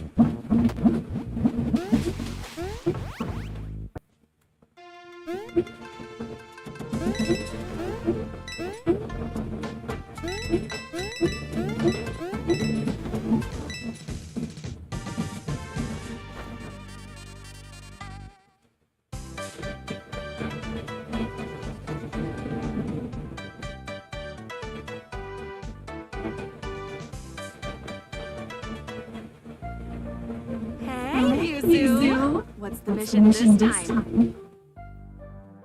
Hey, Akko.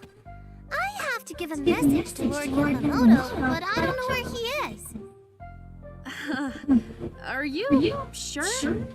That's the old lord of the village who was killed in the war. Is he a ghost? Because I've read a lot of books about ghosts. Maybe? There are a bunch of ghosts in that haunted manor outside of town. Ooh, I bet that's the place. Thanks. Be careful, Yuzu. That place is really dangerous. I won't be there to rescue you if you get in trouble this time. Don't worry. I'll be back in 2 shakes of a tail.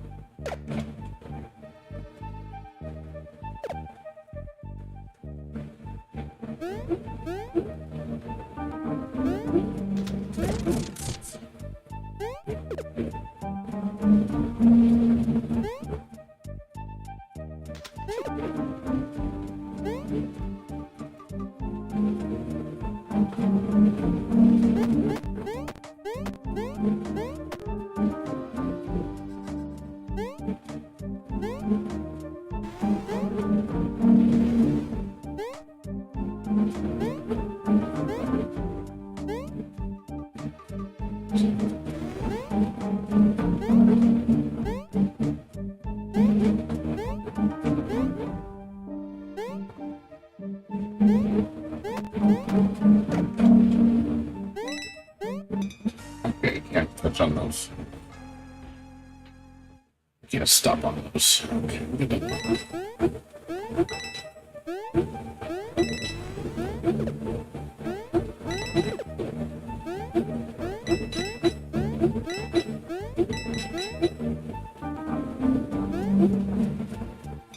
No, she can't. She can't hover. She can't hover. She don't have anything ability to do that.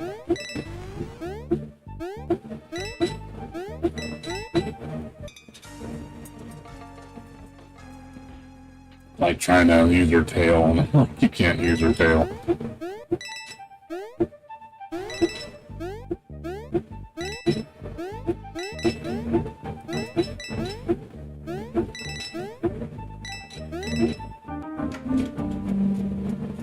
Okay,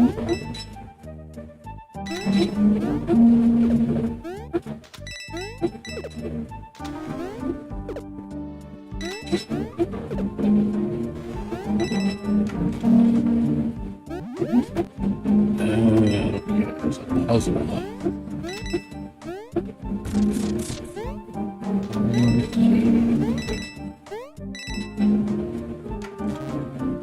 It's a puzzle.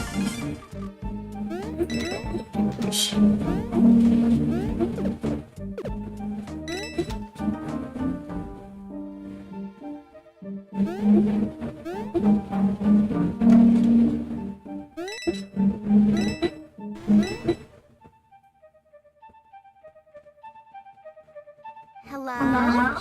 Lord Yamamoto!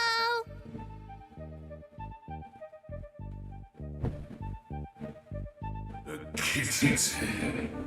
Your kind plagues me even in death. I'm just here to give you a letter. No plaguing involved, honest. Very well. You may leave the letter and go.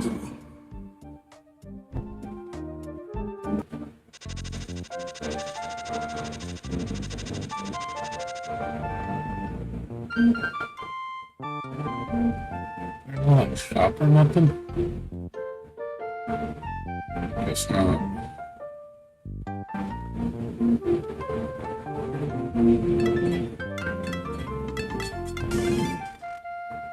What is this? Hey, Akko. I have another message for you. Hey, Yuzu! It's been a while. It's great to see you again. I was just here. It's been months, Yuzu.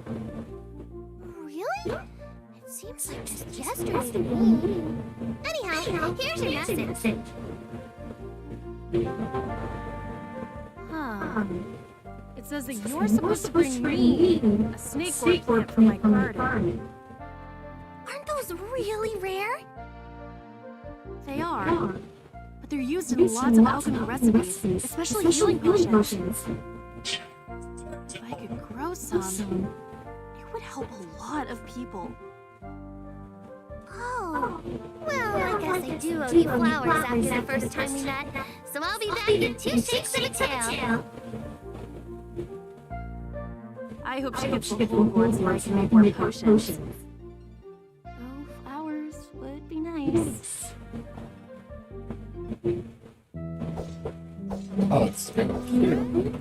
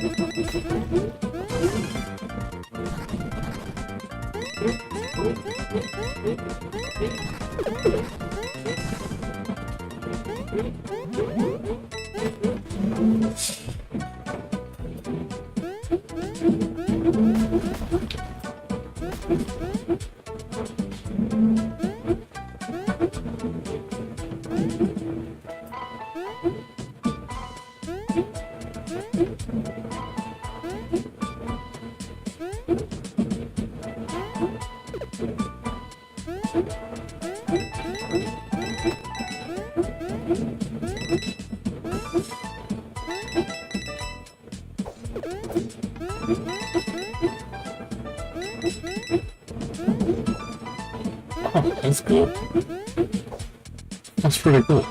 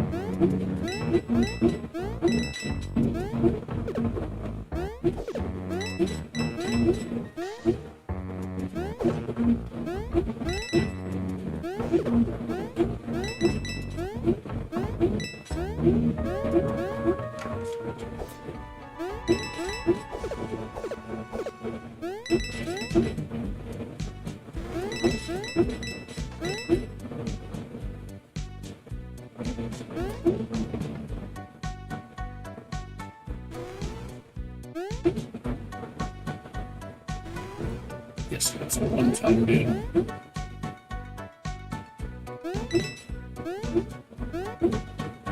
Okay, I'll come back.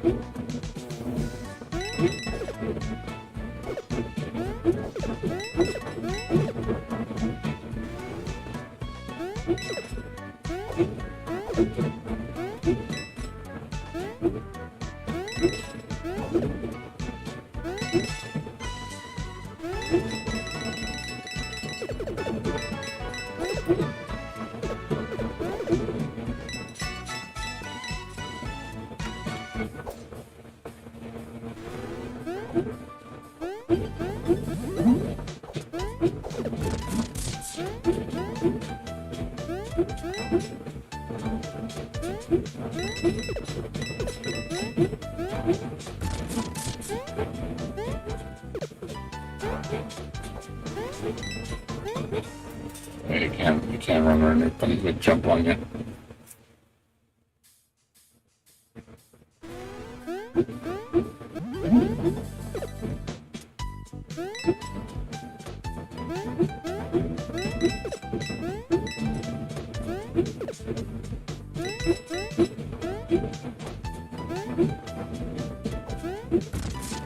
Can't stop him either.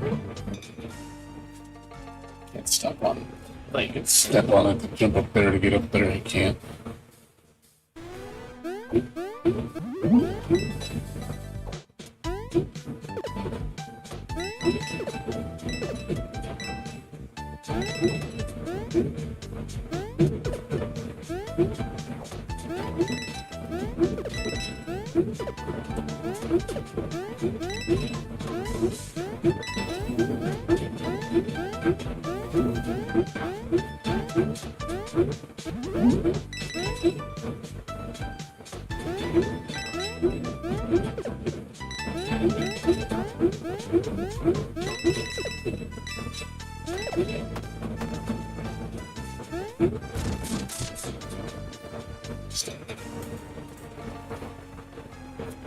Did you start the level over? I was thinking start. Or start. Okay, you can start over.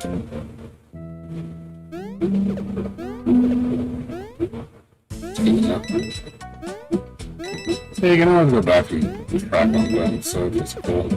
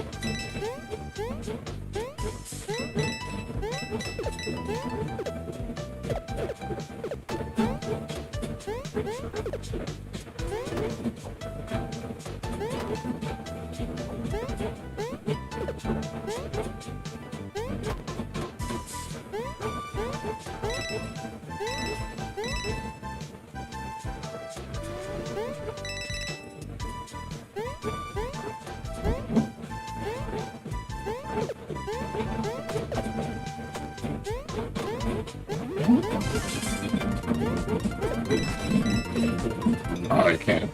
It doesn't fly. It only gets a glide. I didn't realize it only was temporary. They can keep flying forever till it wear it off.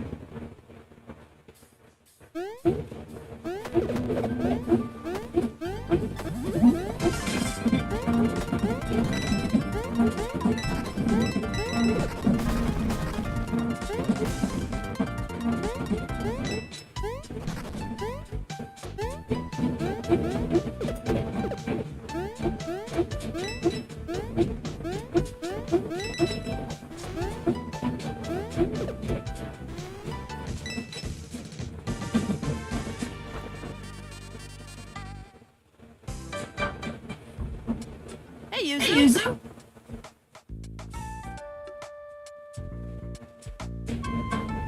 Hey, Carrie! I heard you went on a dangerous mission, and I was worried about you. It went fine. You and Uncle worry too much. Akko, that hero girl. She She's not just a healer, she's also a powerful mage. If you say so. Yeah, she's great, and she's always helping me too. I'm actually on my way to bring her some flowers. Oh. I should just go.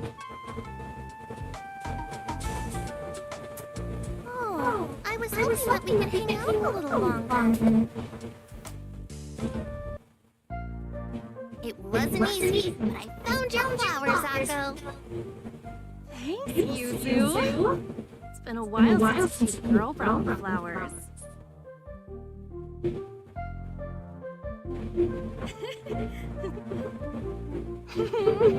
You're so cute when you get all flustered, Yuzu. I have to go. I'll see you soon.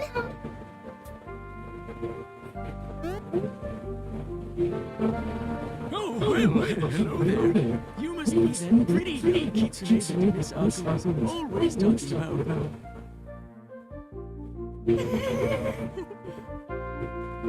Oh, you shouldn't tease Yuzu like that, Elder.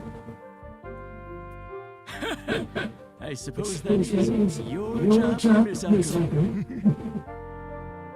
I was just going, but it's great to meet you. Bye!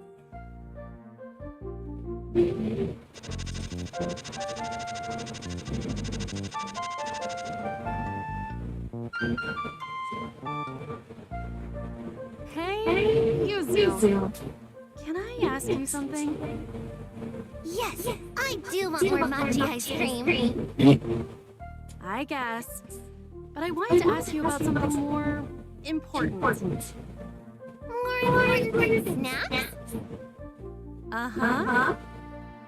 Ask away. A messenger of Inari is ready for anything. I really like you. And I was hoping that we could go to the spring dance together. But I don't know any human dances, Akko. That's okay. I don't mind taking the lead. I don't know. It'll be lots of fun. And don't worry. I won't step on your tail. I guess. It does sound kind of fun when you put it that way. I'll do it.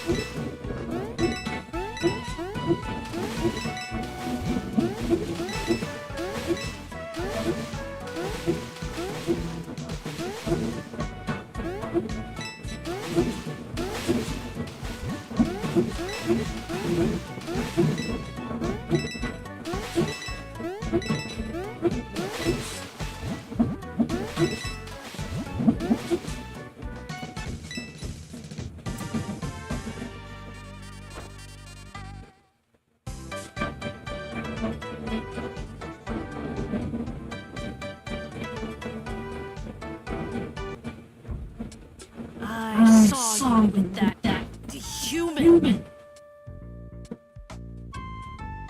Akko? Yeah, she's great, isn't she? No, she's not. She wants things from you, Yuzu. Yeah, we're going to dance at the spring festival. Yuzu, you cannot go to that dance with her.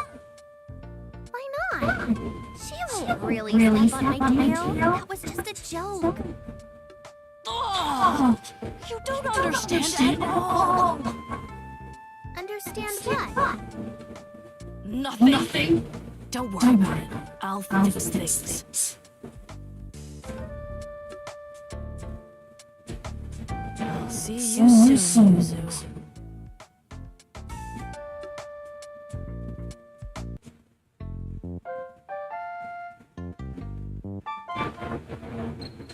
Hey, Yuzu. You look wonderful. Are you ready to dance?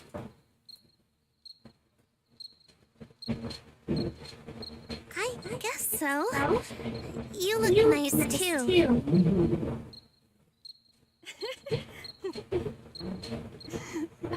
Thank you. Oh, look, the dance is starting. Magic paws don't fail me now.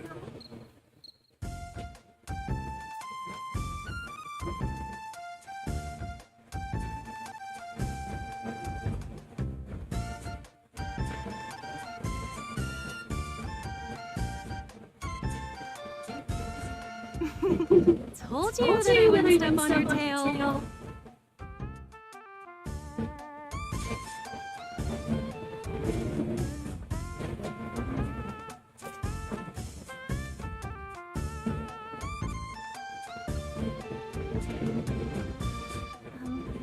Yuzu,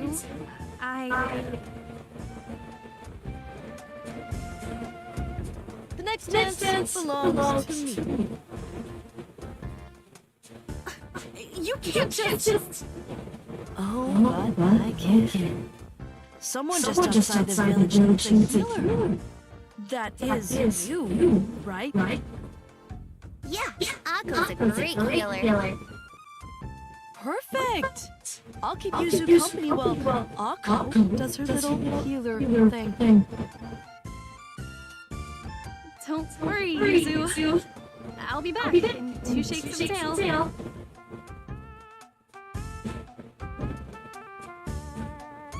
I didn't think you liked human festivals, Kiri.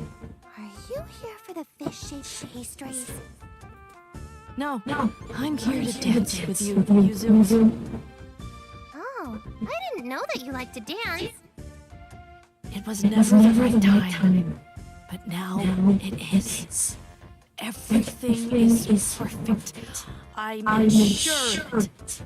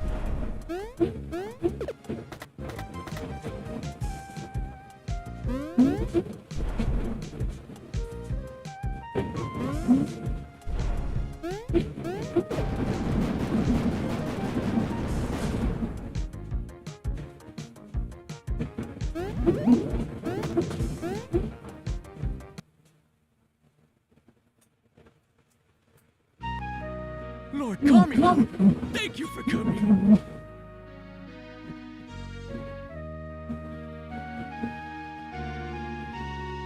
That vile orange geekscape kidnapped our village's healer, and we don't know what to do. Oh, I wish that I was more surprised, but Kiri has always been a deeply troubled young woman. Troubled? She stole our Akko.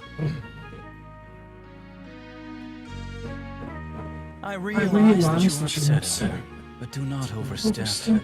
Even my benevolence has its limits. My apologies, Lord Kami. It is just we're a peaceful village, and the whole affair has been so overwhelming. I do sympathize, and I blame myself, really. Kiri never acted as a young woman for a station ought to, so I should have seen the warning signs. I suppose sometimes love blinds even the best of us. I fear that perhaps I just didn't want to see the truth. That my own niece could do something so monstrous. To think my own kin would lock an innocent healer in the elemental prison. I understand how difficult this must be for you, Lord Kamino. But without Akko's healing, people could die. Please tell me that you have a plan. Of course. Kiri cannot be allowed to run amok, causing chaos. Fear not, for I have already tasked Kiri's arms instructor with finding her. If anyone can succeed in this task, it is Aaron. Oh, thank you, Lord Kamino. I hope that you'll retain your means to find Kiri and rescue Akko soon. As do I, Elder. As do I.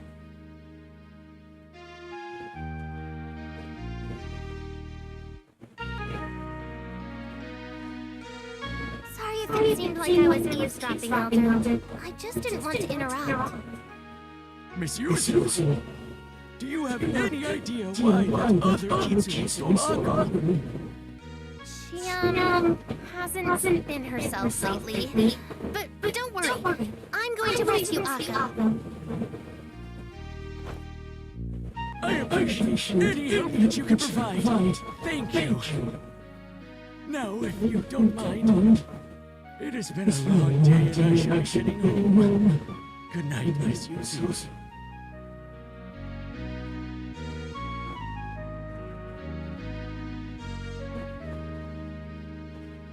Let's hope this magic postcard really works. I could use some help. Hey, kiddo! How are you? Everything is awful, Dad. It can't be all that bad. Can it? No, it's worse. Kiri kidnapped my friend Akko in a bit of jealousy. That doesn't sound like Kiri. Why would she be jealous? I think that they both have feelings for me and it made Kiri jealous. Oh! That sounds like the kind of thing your mother knows more about. Yeah, I know. But Kiri left Akko in the elemental prison, so I thought you could tell me how to help her. Oh, good. A problem I can solve. That's terrible, kiddo. But I do know how you can open the prison. You do? Of course. Your old dad still has a few tricks up his sleeve after all. You just need to go to the Elemental Guardians and either get the elemental keys from them, or better yet, become attuned to each of the elements. Then you can open the prison. Thanks, Dad. I better pack some pickled eggs for my quest. And if you talk to Mom, tell her that I love her. Good luck, kiddo. I'm sure that things will work out exactly as they're supposed to in the end. Oh. Bye, Dad.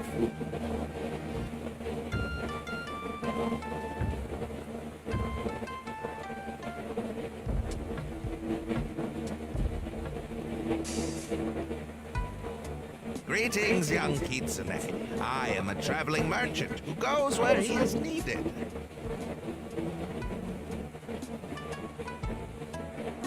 Hi, I'm Yuzu. What's your name? I go by many names in many places. That's kind of cryptic. Do you sell sesame cookies? No, but I do sell things that can open the way to closed places or to grant you strength in your quest. In fact, I have a small sample of such for you now. Thanks. I guess that everyone knows about what happened by now, huh? Many have heard, yes. I should not keep you from your quest. Good luck. Seek me in the village when you have need of my wares.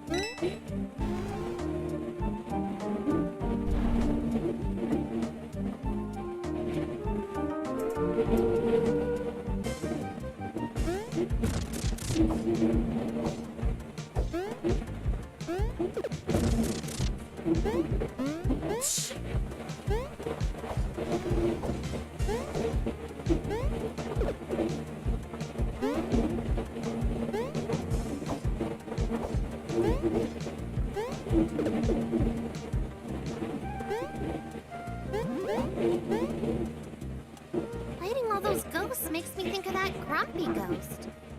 I should go to the village and check on him since he seems so unhappy.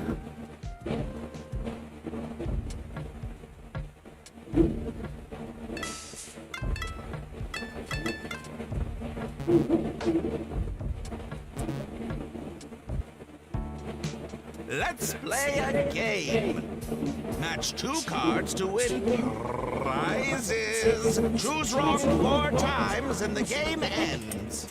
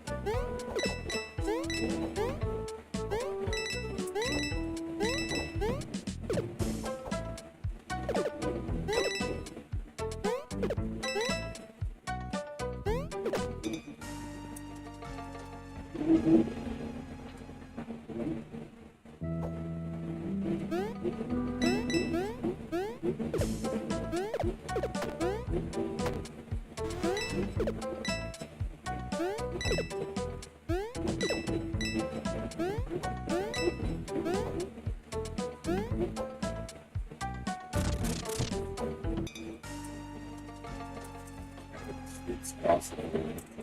I'm gonna stop.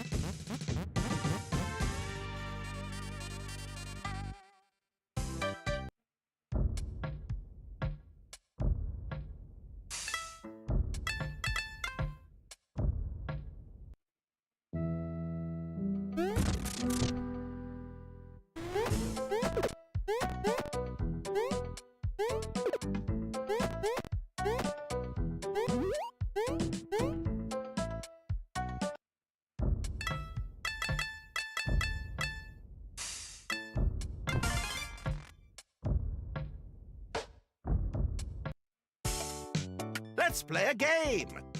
Spin the wheel and win great prizes.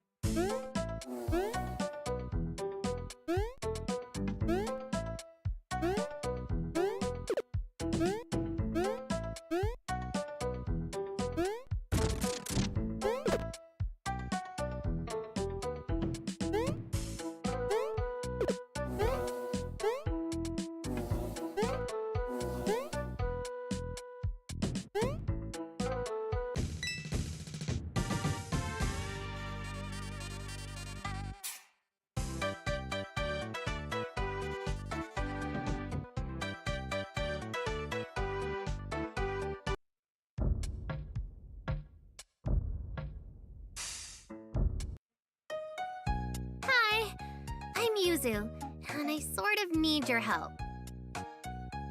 Sort of. Okay, maybe more than sort of. My friend Akko was kidnapped by my other friend Kiri and locked in the elemental prison.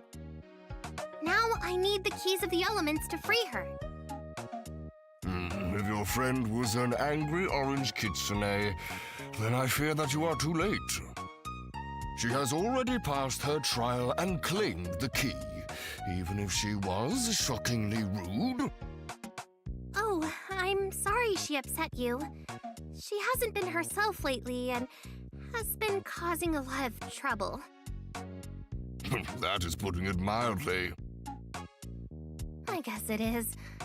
My dad said that I could get the Earth Blessing from you instead of the key? Ah, you are Yasunori's daughter. Oh, how is he? Is that firecracker of a wife still running him ragged? Yeah, he got promoted again, so he's been pretty busy with work, but he's doing well. Ah, that's good to hear. I will happily grant you the Earth Blessing, since you asked politely, unlike that orange-furred ruffian. We just have a minor formality to complete first. This is going to be some sort of combat test, isn't it? Indeed it is.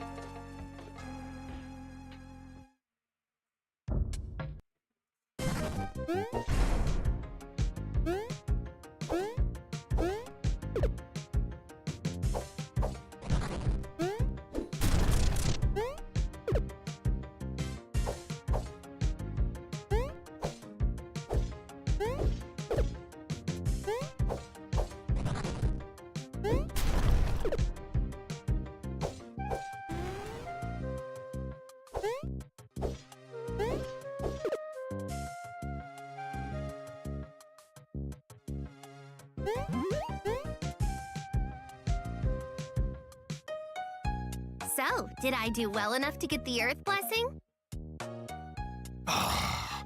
Yes, you are worthy. Not that I ever doubted it. I could sense your strong elemental affinity, even before our battle.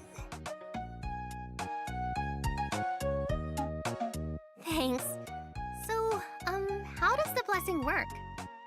I will give you a rare mushroom infused with the power of the earth, which you will eat. If all goes well, your latent potential will be unlocked. I do love mushrooms.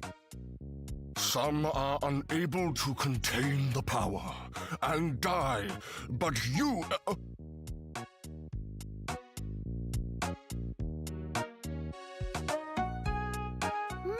That's delicious.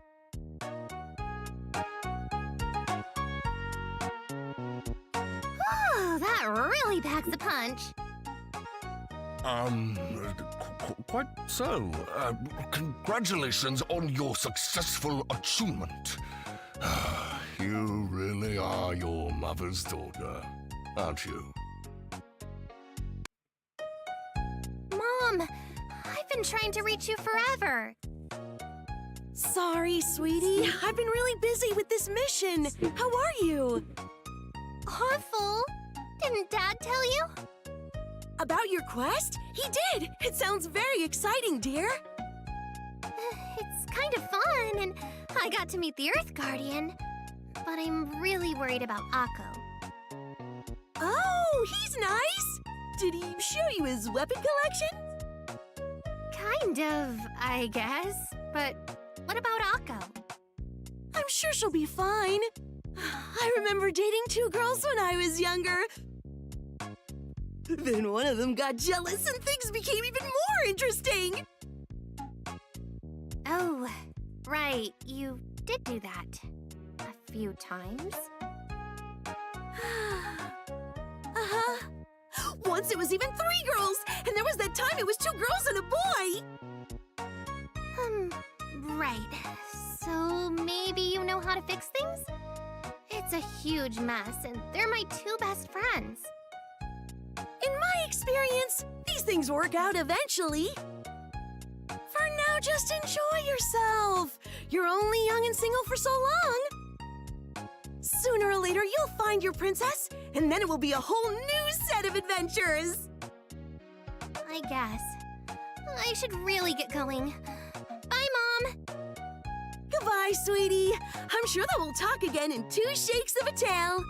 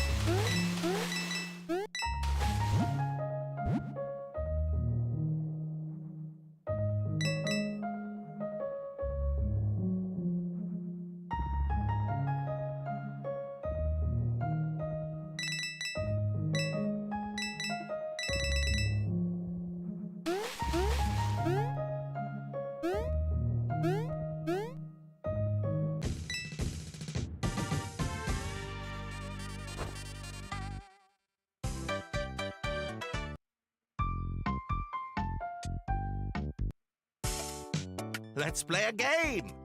Behind one door is a useful item. Behind the others, a single coin.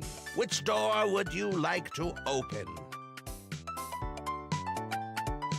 Allow me to reveal the prize behind one of the others, and you can switch or not as you please.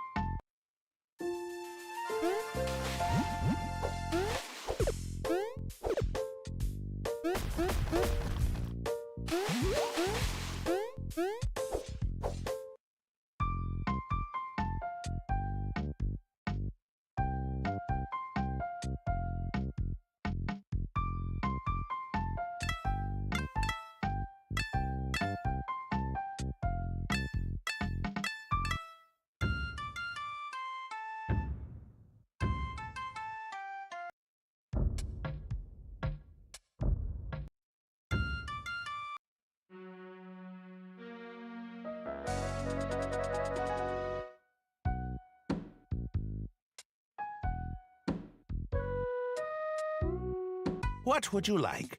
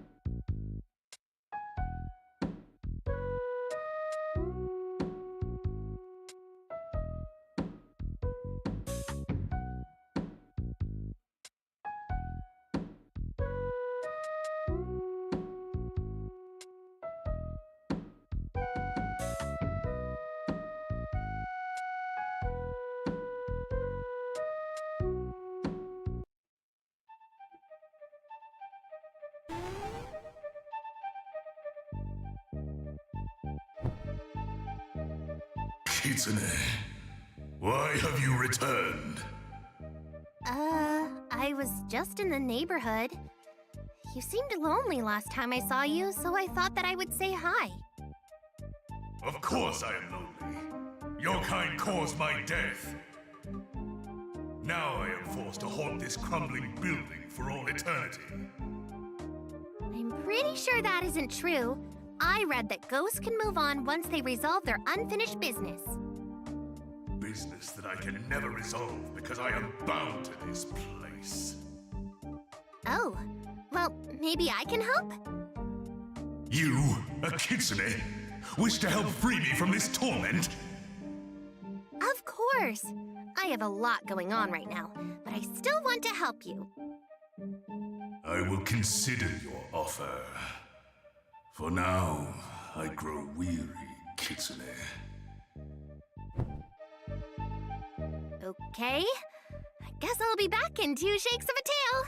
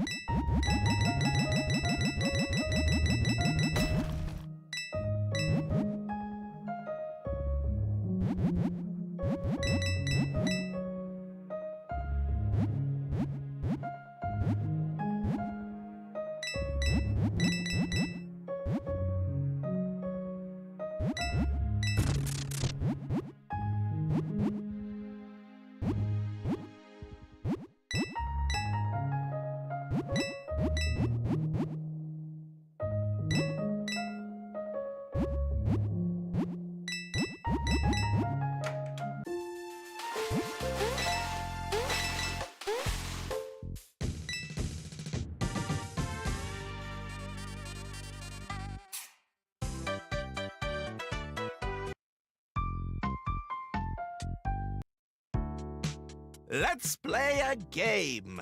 Match 2 cards to win prizes. Choose wrong 4 times and the game ends.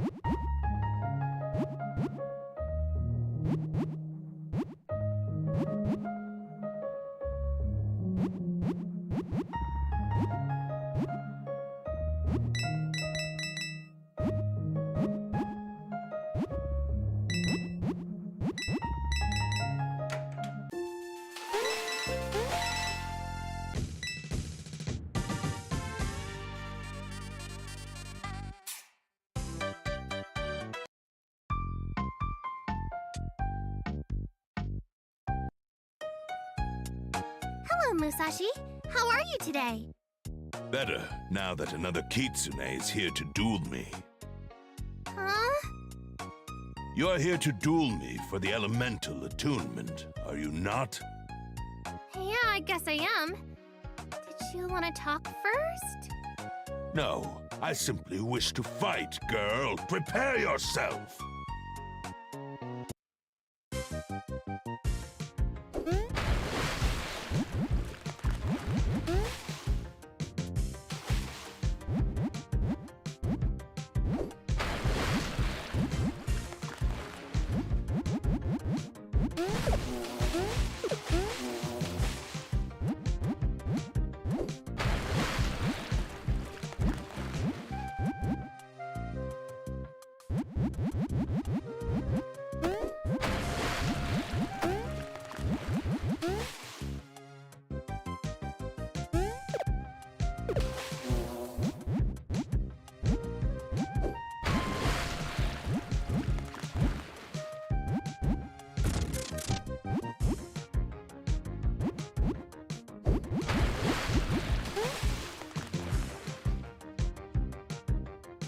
Hey,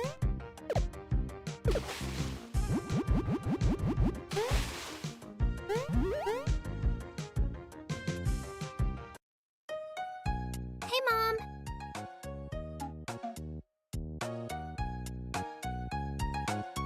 Hello, sweetie. Have you gotten your water attunement yet? Yeah, I did. You must be feeling great then. Kind of. But I'm still really worried about Akko because she's trapped in the elemental prison. She'll be fine. Are you excited about what happens after you rescue her? After I rescue her? Uh-huh. Rescuing her from captivity is very romantic after all. It's when your father and I had our first kiss. Oh, I didn't think of that. Oh, yes!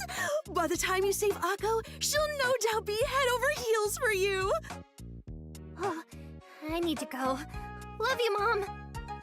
Love you too, sweetie. Have fun.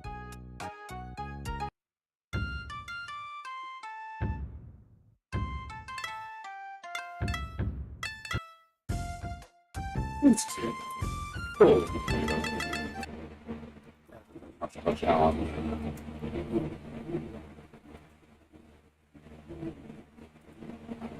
It's cute.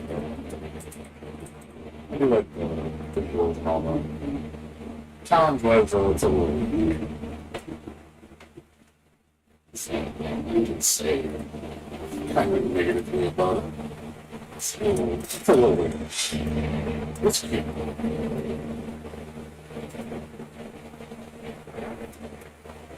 Definitely play like Mario 3 though.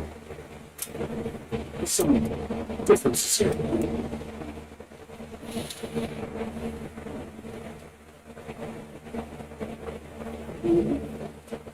The levels are really short too. That's one thing I realized with the levels are really bite-sized. There's only 5 worlds, so you're going to do that. I don't really see the reason to collect coins. It's like, I haven't really had to use them all.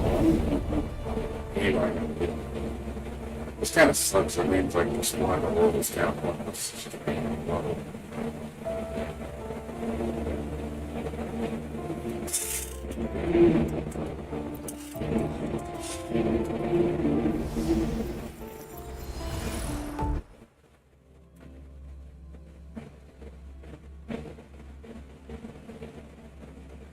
It's cute.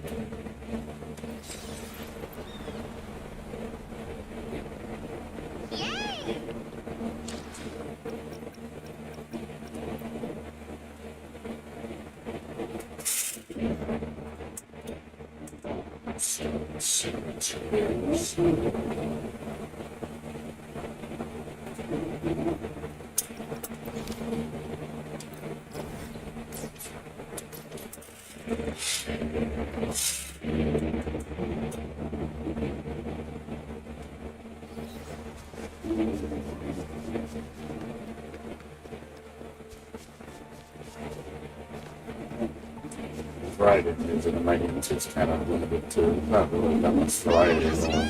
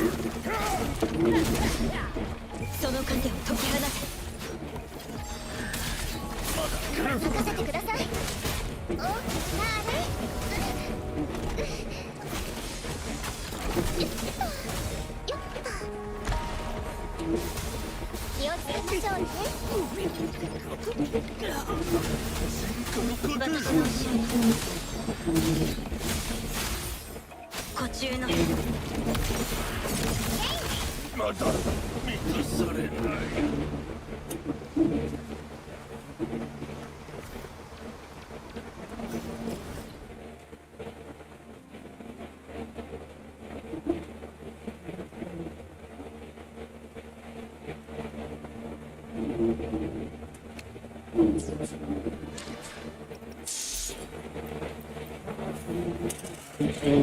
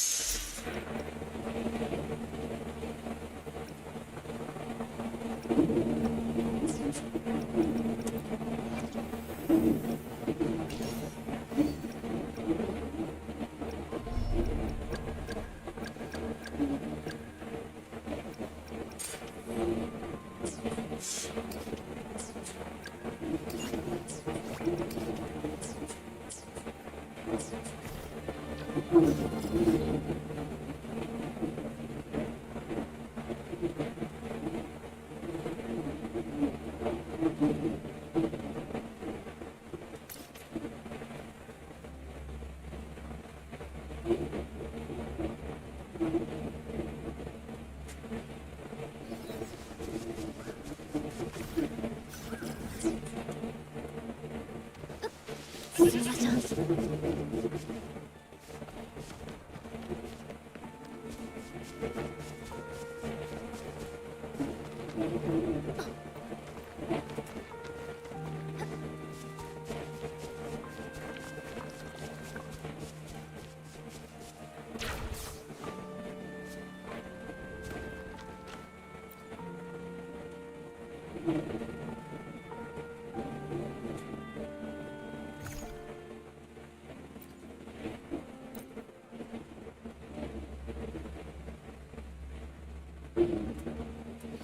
入れよ。は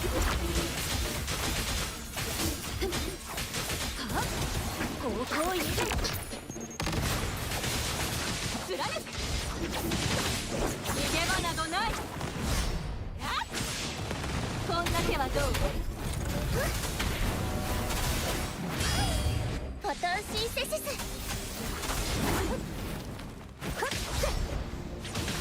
劣化のきらめき。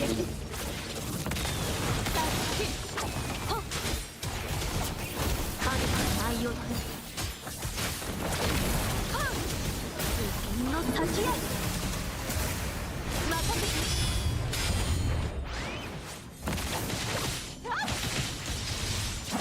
花よ。どうしよう。虹に身を寄せて大礼を迎えるために。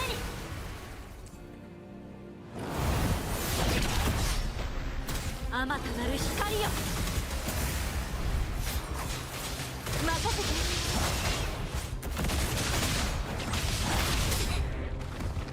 大丈夫。貫く。こんな手はどう？お、なあれ。カゴの中の鳥は誰？任せてください。よっと今。気をつけましょうね。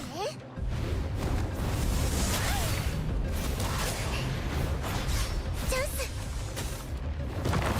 任せて。試練です。焼き尽くせ。こんな手はどう？瞬了融雪。入れよ。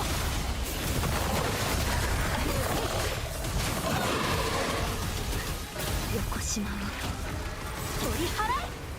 雨天の先へ。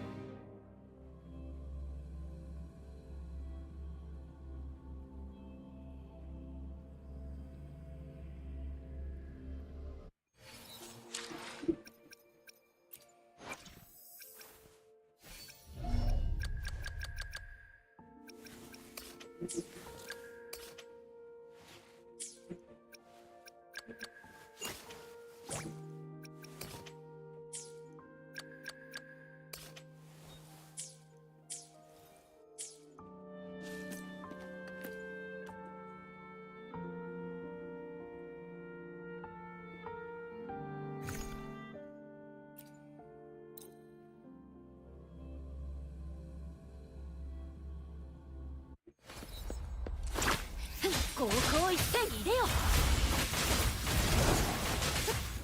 進みましょう。任せて。きれいに焼き尽くせ。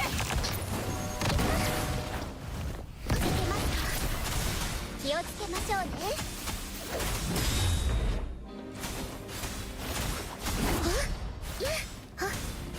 任せて。逃げ切れるかな。任せてください。いけますか？今。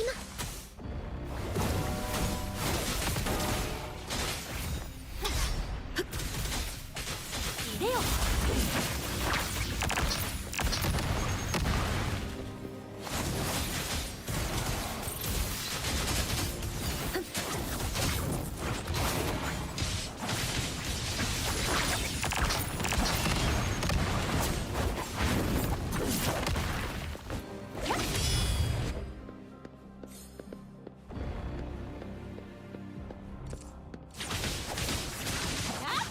こんな手はどう？大きくなれ。任せて。カゴの中の鳥は誰？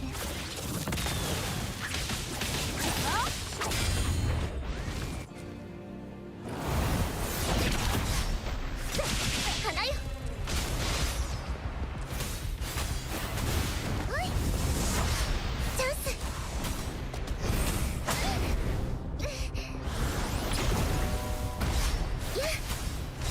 任せて。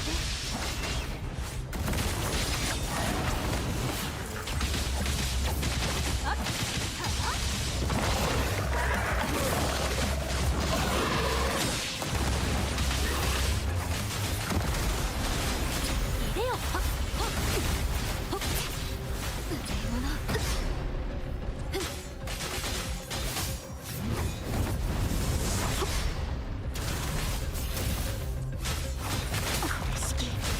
平を迎えるために。任せてください。日向ぼっこの時間ですよ。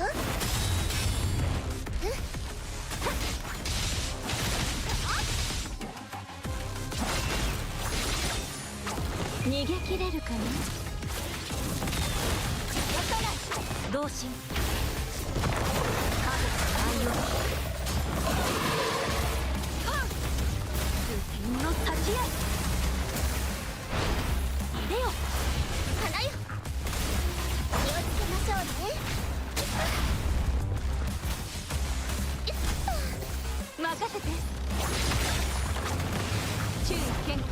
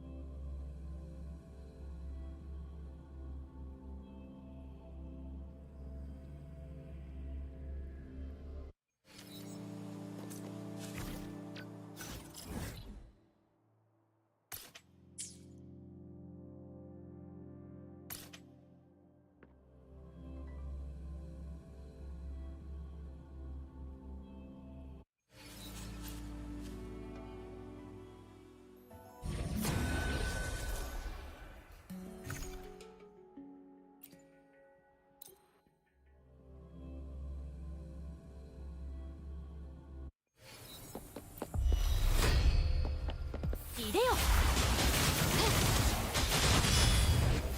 春陽融雪。注意健康。こんな手はどう？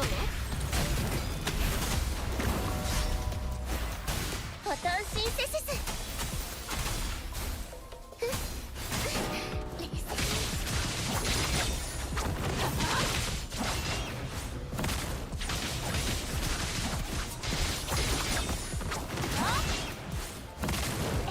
昼夜兵士影が舞い踊る太平を迎えるために。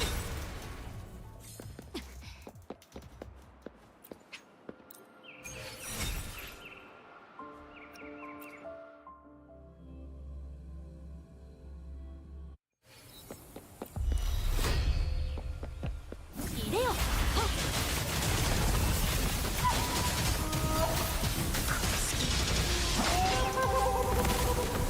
烈火のきらめき。こんな手はどう？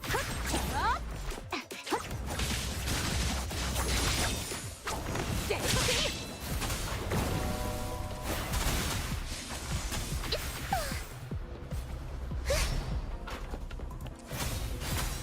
任せて。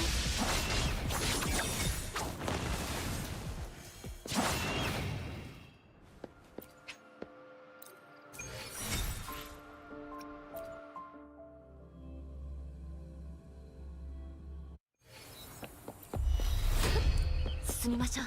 入れよ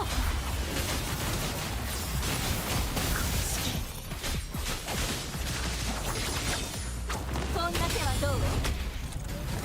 同心西に身を寄せ。へい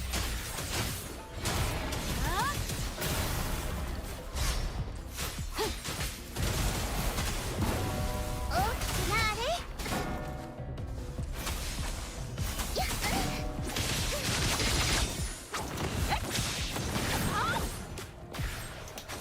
逃げ切れるかな。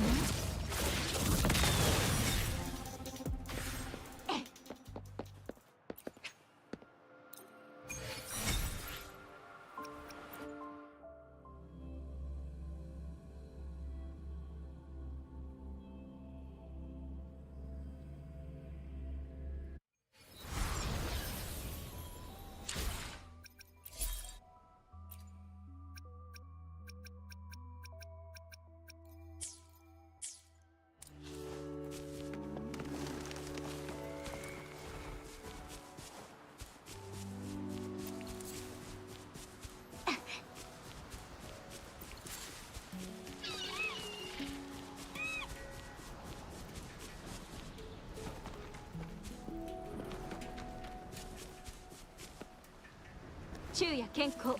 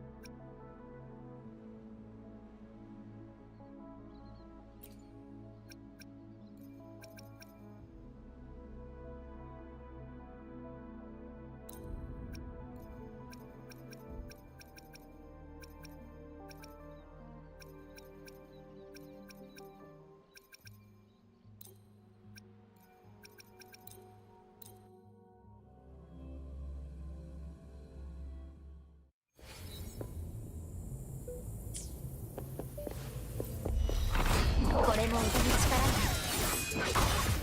静寂に沈め。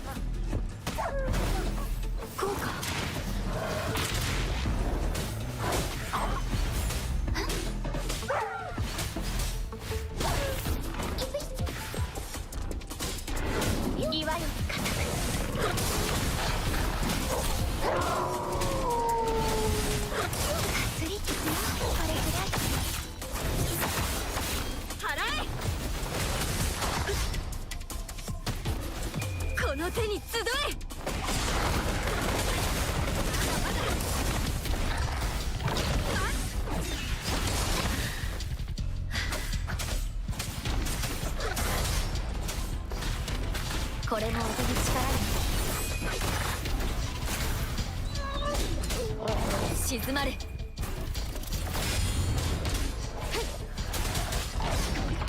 い打ち。ちょっとだけだぞ。頼もしい。こうか。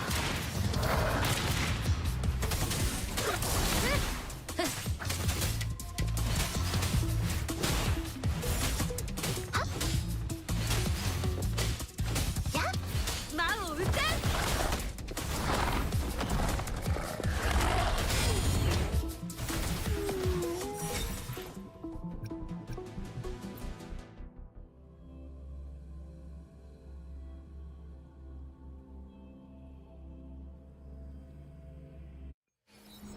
昼夜健康。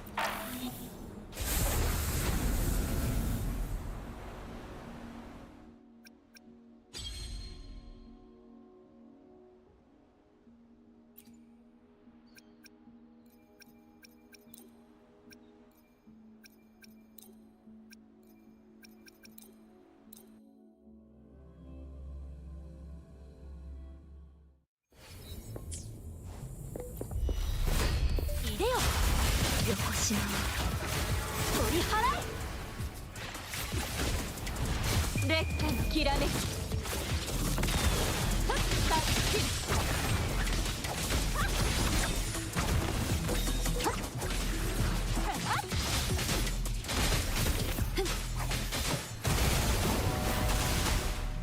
気をつけましょうね。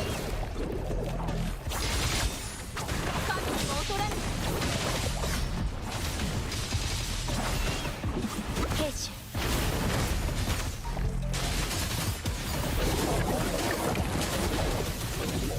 あまたなる光よ。任せて。はっ逃がさない。こんな手はどう？虹に身を寄せ。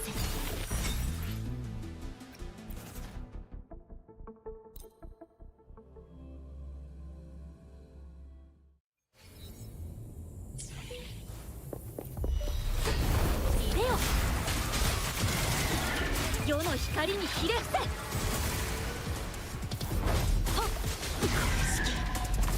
はっ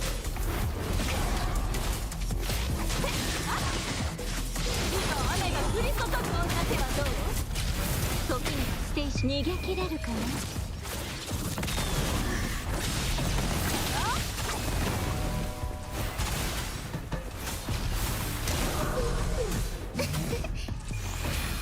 植物だって生きてるんです。任せて。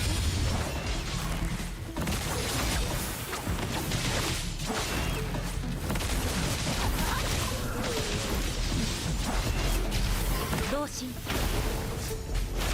影の舞い踊る。やいでよ、流天の先へ。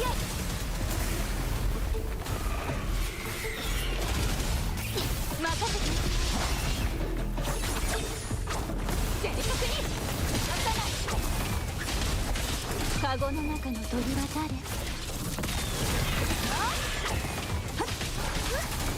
お、なれ。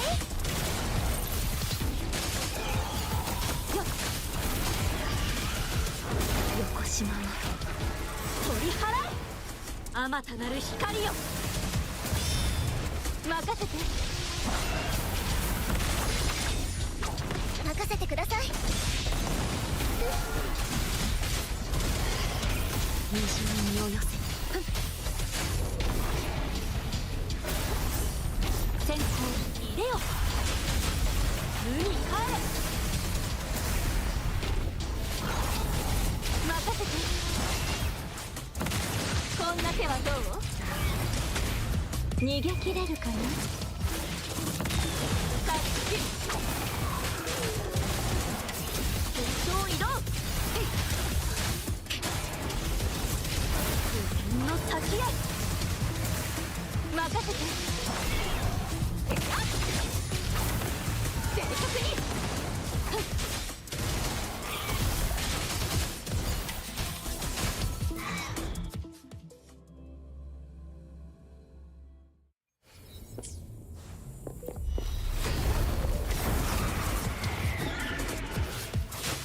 世の光にひれ伏せ。いでよ。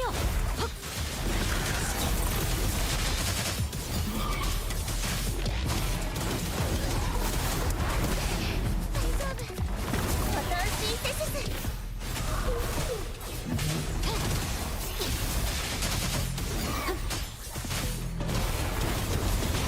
あまたなる光よ。いでよ。任せて。カゴの中の鳥は誰？渡さない。こんな手はどう？植物だって生きてるんです。任せて。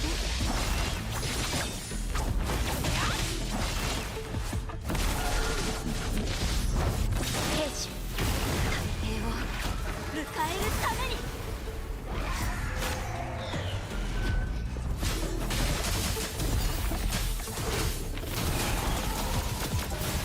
の先へ。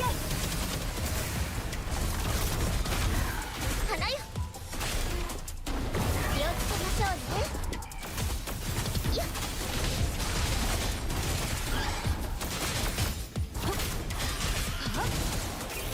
影が舞い踊る。逃げ切れるかな。カッキュ。こんな手はどう？巣に帰れ。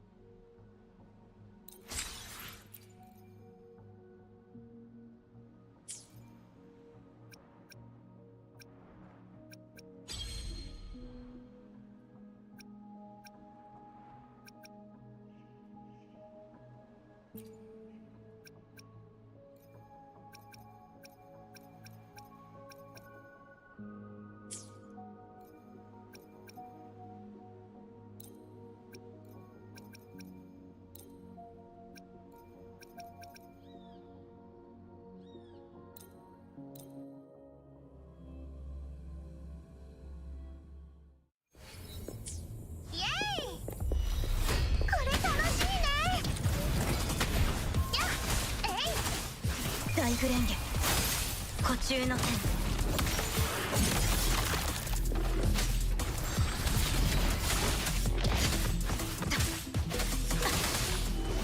ちょっとだけだぞ。よっ。頼もしい。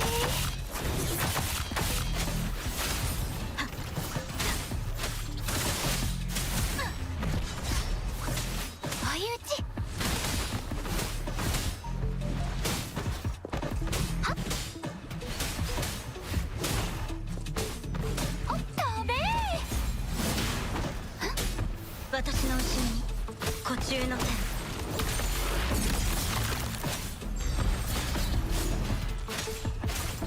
朝日にきらめく霜のごとく。やっはっ。骨をも蝕む骨幹よ。追い打ち。はっ。ほっはっ。打ち砕く。私の後ろに湖中の天。石灰ことごとく消され。糸引く氷よ避け。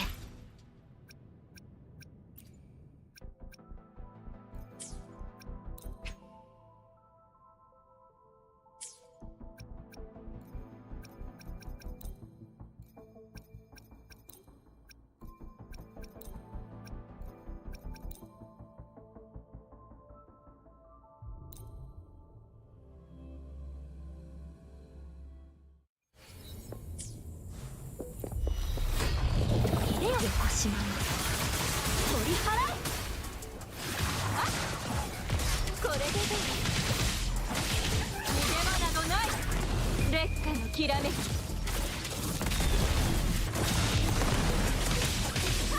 貫く。こんな手はどう？お、なれ。神領融雪。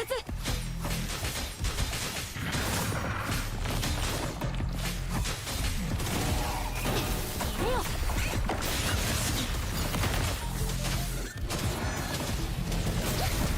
気をつけましょうね。任せて。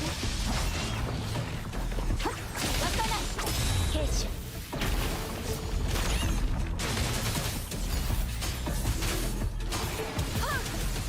あまたなる光よ。任せて。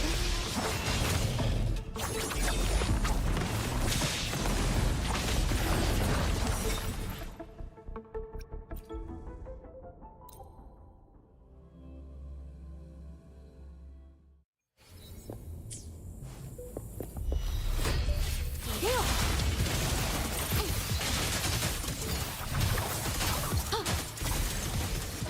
の先へ。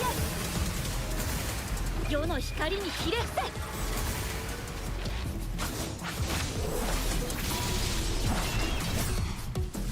カゴの中の鳥は誰？さっき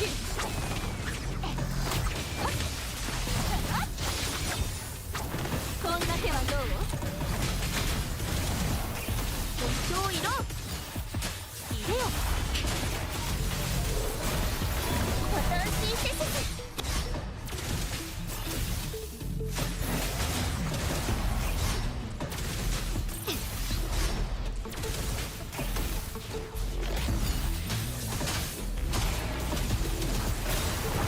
先行。無に帰れ。任せて。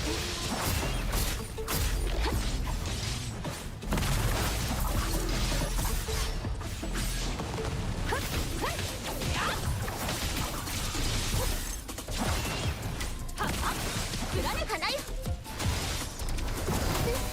正確に。烈火のきらめき。横島を取り払え。虹に身を寄せ。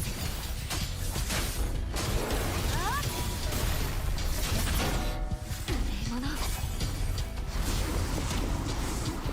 これしき。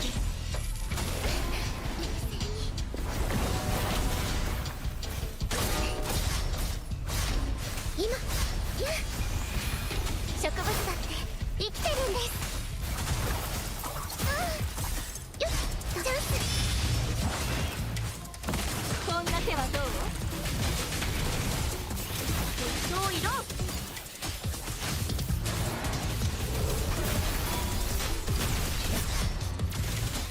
右剣の先へ。任せて。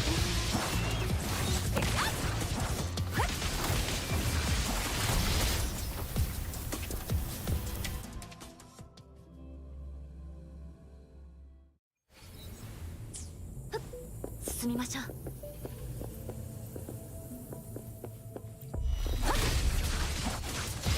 神にも劣らぬ。こんな手はどう？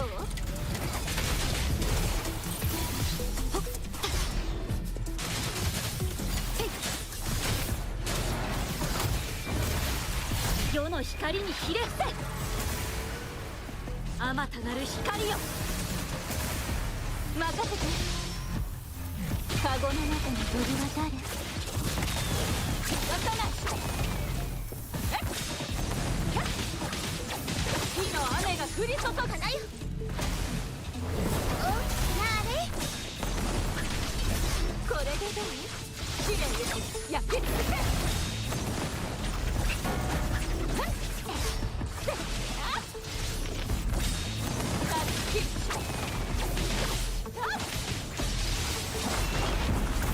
逃げ場などない。同心。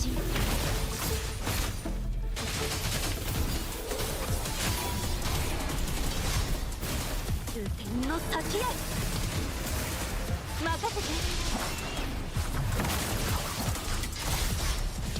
烈火のきらめき、こんな手はどう？はっ、神にも劣らぬ逃がさない。横島を取り払う。さあ虹に身を寄せ、いでよ。はっ、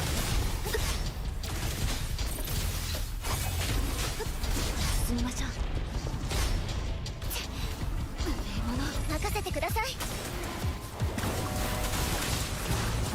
注意決定確認。兵士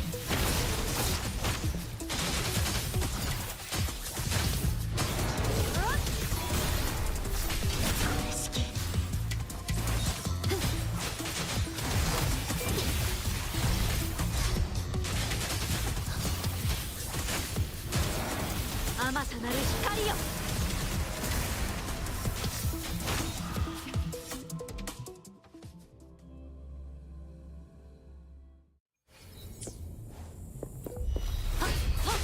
いでよ。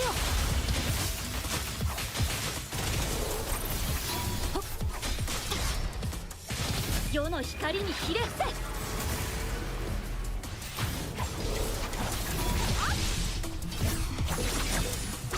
神にも劣らぬ。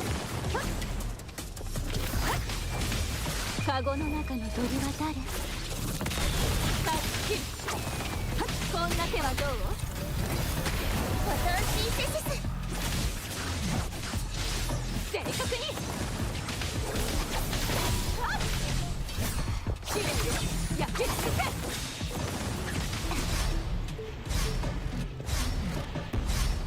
昼夜健康。花よ。気をつけましょう。任せて。神にも劣らぬ。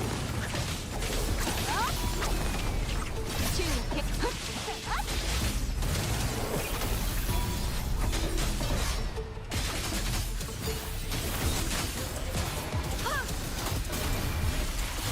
無に帰れ。いでよ、任せて。烈火のきらめき、逃がさない。こんな手はどう？同心、太平を迎えるために。天井移動。あまたなる光よ、任せて。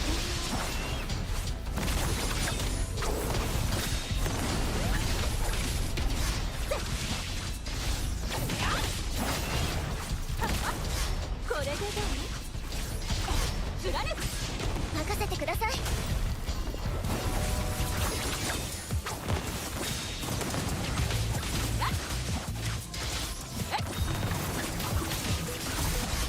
逃げ切れるかな？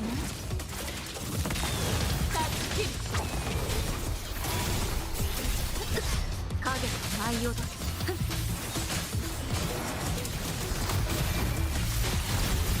流天の先へ。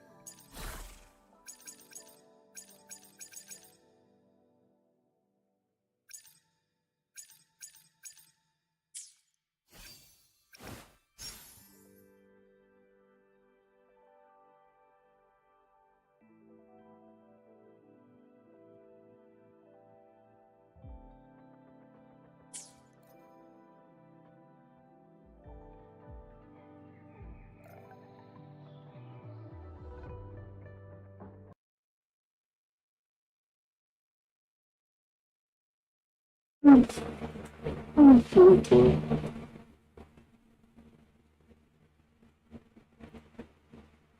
I guess I'd like to take some minutes. It's a little serious. It's all that I've done about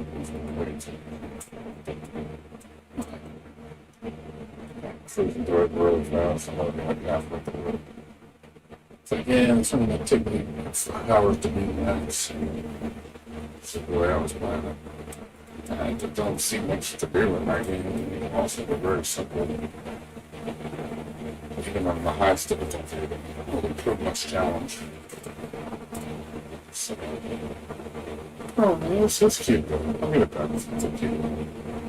Just, I'm not taking slipped.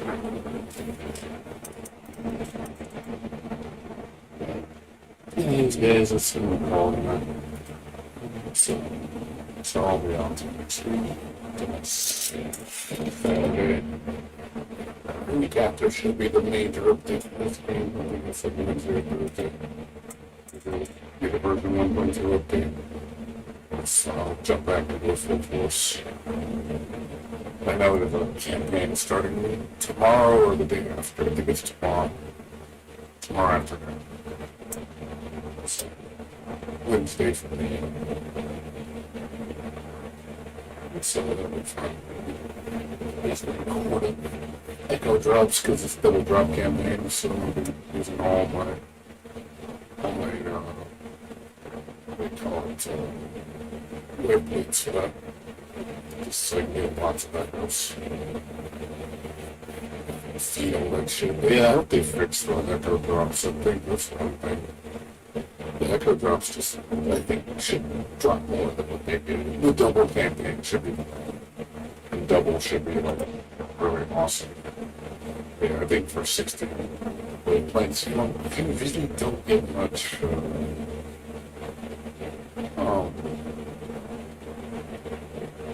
Drops. It's pretty pathetic. So you spend way too much currency to get the drops, and this kind of thing is kind of silly. I hope they fix that. Even if they lower the cost requirement, which at a bare minimum, I'd be okay with that. But they should honestly, let's say the drops should be doubled. I agree with that. It's 3 golds and 3 purples. It's a wow.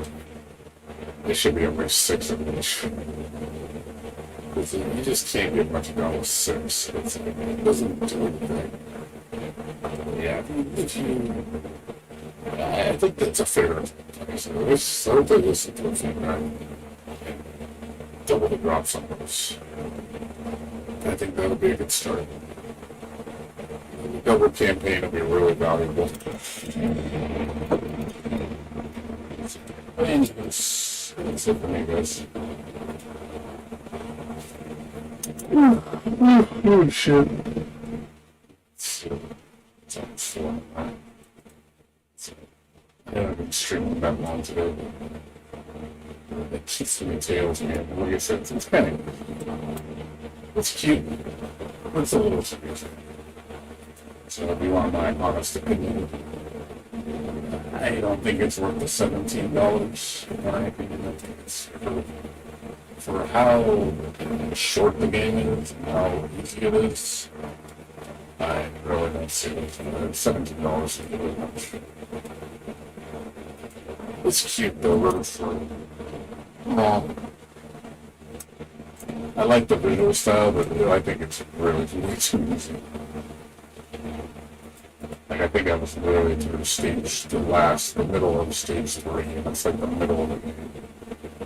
And I really didn't feel much of a challenge.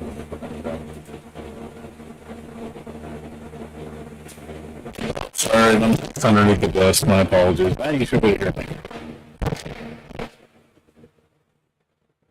You gotta stream more than 5 hours? Yeah.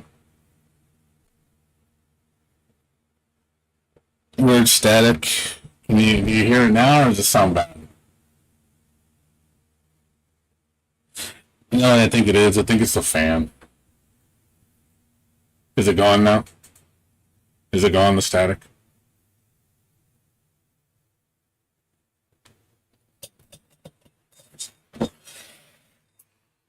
It's the fan. I have a fan blowing. It's hot, dude. I got my fan blowing on me.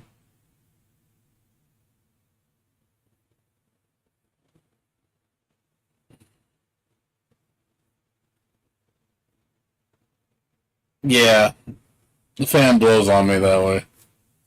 Yeah, it wasn't as bad as yesterday, but it was hot today. Not as bad. Yesterday was way worse. But yeah, just I was playing that Kitsune Tales earlier. Game's a little too easy. I don't know if you saw it. It's like a Mario Brothers type game. It's cute though. It's just I don't recommend it. It's this game. It's cute. Like it's adorable. It's a cute little Mario Brothers 3 clone game. Like it's really adorable. It has some interesting mini games you can play. Like I said, it's really cute. But yeah, for what you get out of it, it's short. I play like 2.5 hours, and I'm already halfway through it. One guy said that if you're good at it, you can probably beat it under 5 hours. Like it's not really hard. It's basically Super Mario. It's Super Mario 3. But the levels are really short. Like they're really short.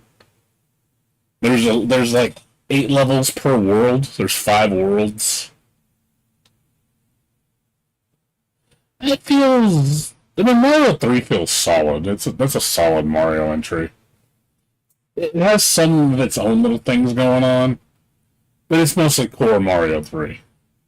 Like the way it feels, the way it moves. It definitely has the Mario feel to it.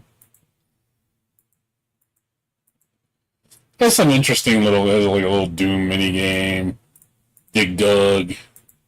Like I was like, okay, they're just mini games though. They're cute though. But as far as like the actual game, yeah, I was cruising through it pretty fast, and I don't think it has any replay value. So I don't recommend getting it. Like I recommend it if you just want to, if it's cheap. I'd say $5 is cool. I say it's voice acted, which is nice. Like the sprite works really nice. But as far as like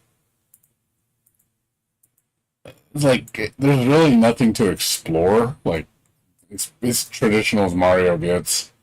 Like you have all these power ups and stuff and coins and that, but I haven't really had a need to use the coins. I have like 2,600 coins, and you can buy them from stuff from the shop, and I'm like, but why? They're just power ups. Like they don't really add. I don't think they really add anything to the game. Like it's not like you earn stuff that's like permanent. You know, it's like they're just temporary power ups you can buy from the store, and I'm like, yeah. I just have all these fucking coins, and I can't really do anything with them. So it's just like, I don't see the point in exploring in the game. It's like all these paths or all the coins, like, why? Why would you do it? There's nothing to unlock. You know, it's just, oh, look, I can buy power-ups. I have like 12 power-ups on me now. It has a screen where you put like 100 power-ups. Like, why the fuck would you need that many? Like, unless you're horrible at the game. Like, Jesus, man, like, it's just so abundant. Like, man, people must really not know how to play a Mario game, man. They made Super Bernie Brothers. If you ever heard of that game, it was a mock-up game of Super Bernie World. I know this game. Basically, it was the Mario Brothers of Bernie Sanders. I seen this game a long time ago.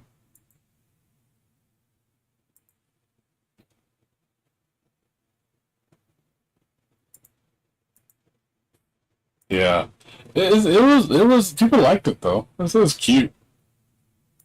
You know, it's free. It's a free game. I mean, I wouldn't play it. Yeah, I mean, it's basically Mario 3. Mario 3.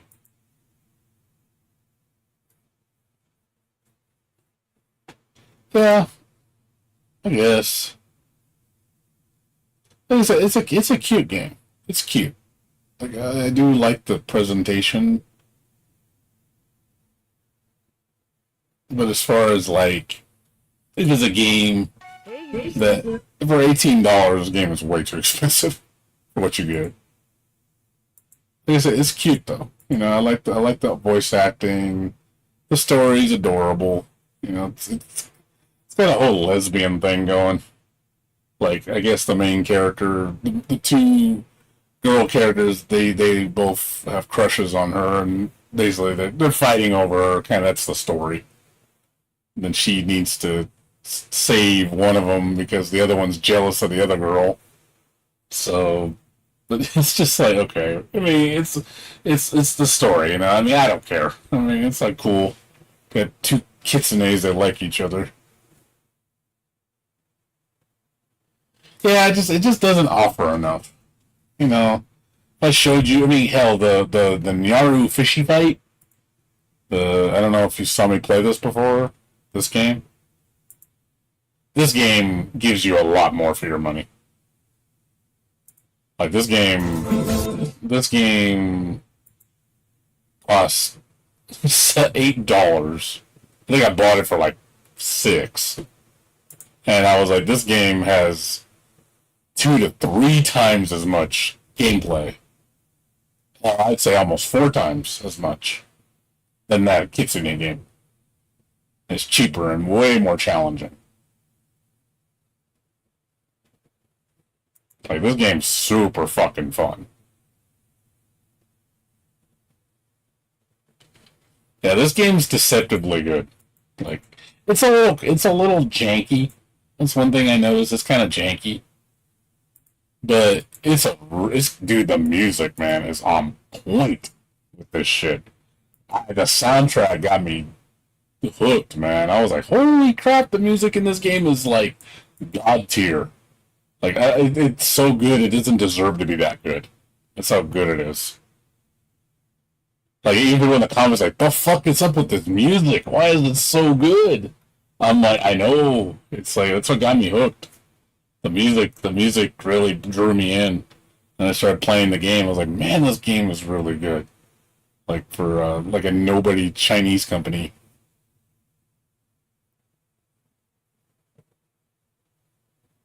Yeah, you can see it. I could show you if you want to see it. Yeah. It's janky, but it's fun. Yeah, it's basically like it's like a cheap Rabby Ribby. Kitty Ribby.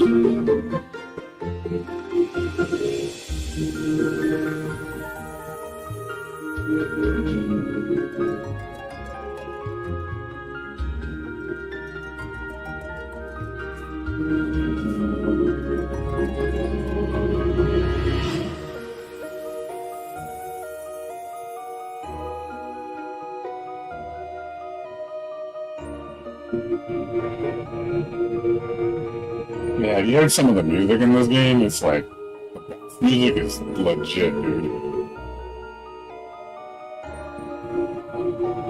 Like, there were some songs in this game I literally fell in love with it. I was like, oh my god.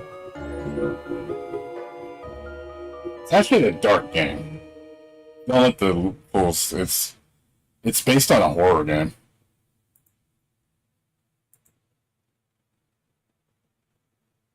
So this is the first game. This is a horror, like, I'm sure you've seen these kind of games, but this is the first game in the series. Not a bad game either. Pretty solid, but yeah, it's based on a horror game.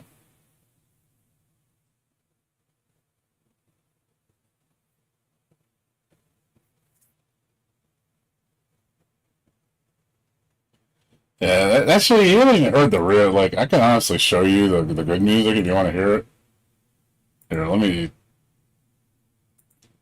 Here, let me show you the music, so you can just hear it. I'll pull it up on YouTube, though. It's the soundtrack's all over there. see, Naruto getting some of the.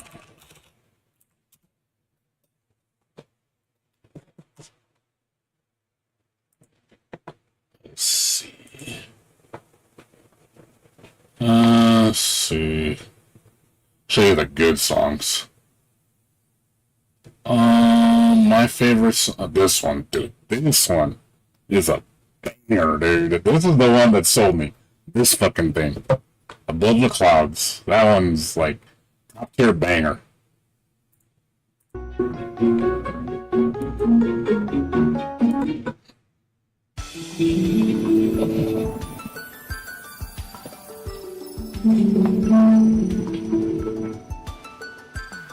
Such a good thing, dude.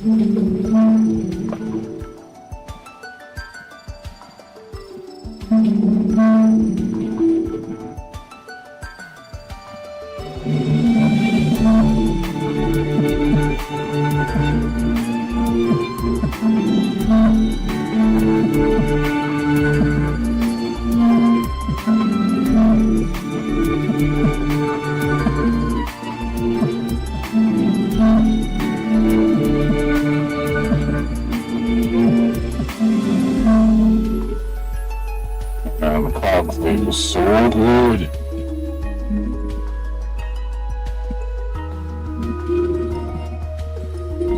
That's too soft for your liking if you want something a little bit more. Something a bit more. Oh, yeah. Try this one.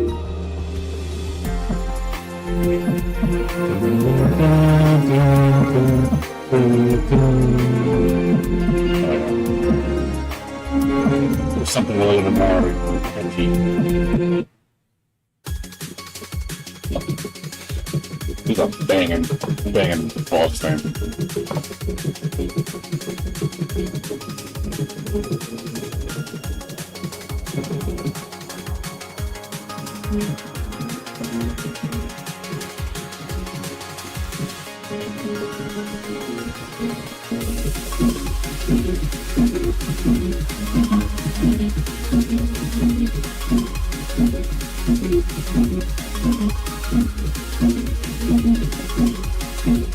On Terra. Shop back.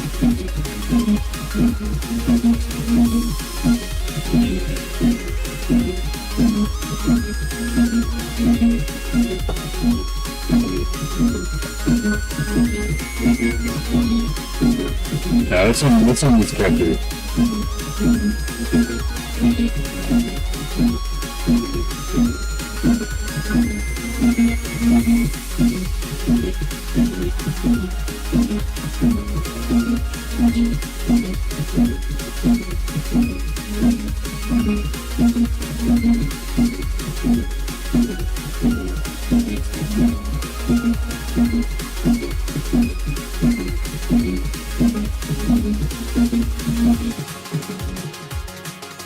Let's see, also this one. This reminded me of, I'll check the other song you gave me. This reminded me of Rabbit Ribby. This song is a throwback to Rabbit Ribby.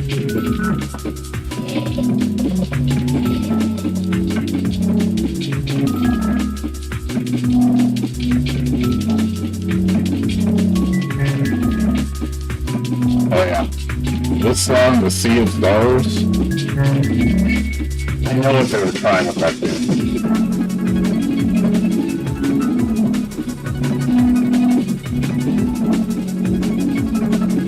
I wonder if you can figure out what game this is from.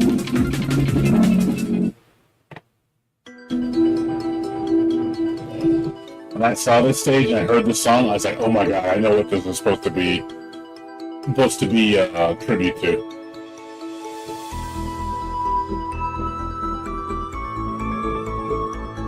I don't know if you, especially when you play the level, you're like, oh my god, I can't unsee it. Because it is such a tribute to a classic game.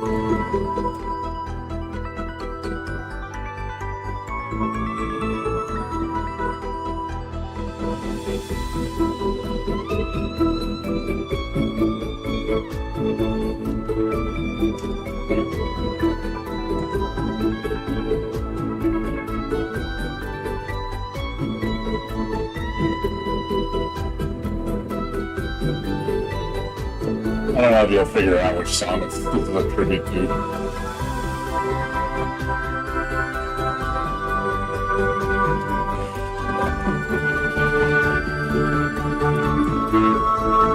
Let me show you the level. It'll make sense. Let's see. Let me show you the level. Let's see. Space. Let's see if I can find it. Let me see. Play through. When you see the level, you're going to be like, I know what that's a tribute towards. Let's see. Let me see if I can find it.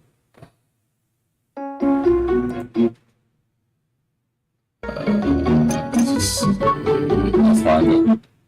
It's towards the end.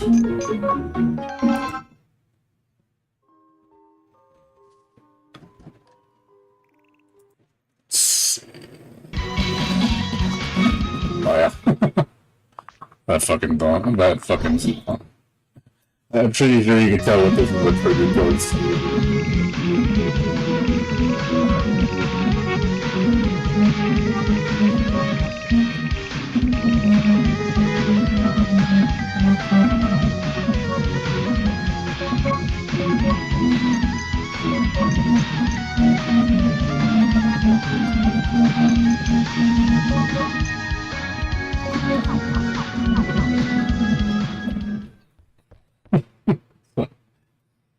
It's so fucking cute.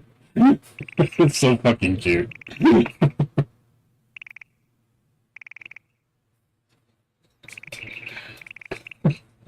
It's so fucking cute. I say, like, it's a very, like, it comes off very lighthearted, but there's some serious segments in this game. Like, disturbing segments.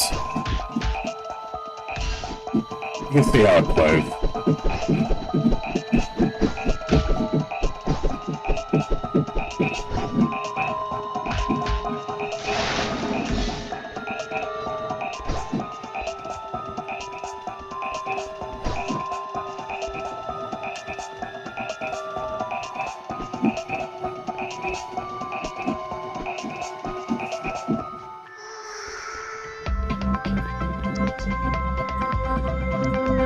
Music's so good.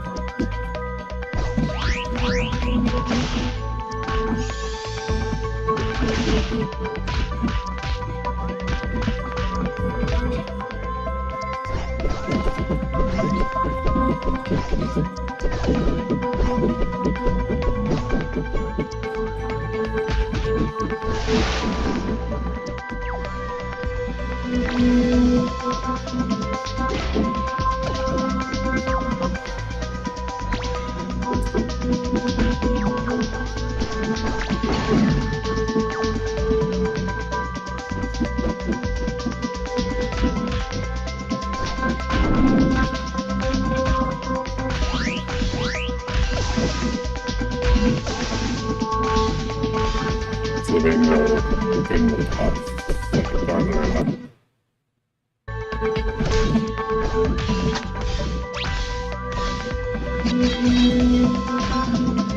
When it goes into another segment, it's like a completely different song.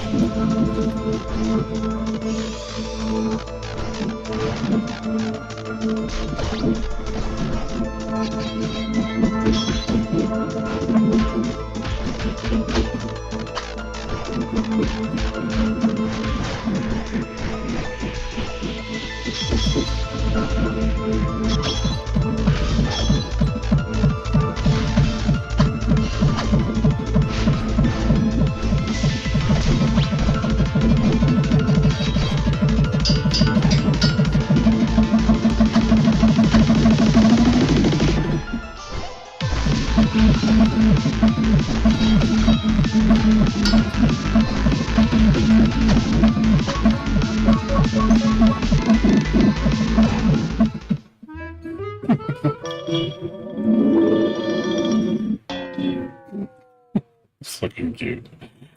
This is the same day as Raggedy Baby.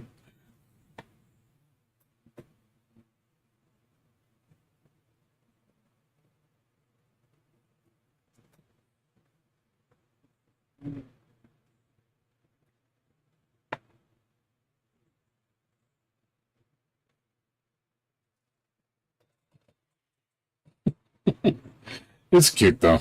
I'm trying to find that one thing though, that one stage. I can find it. I'll find it. That's the last level. Laboratory.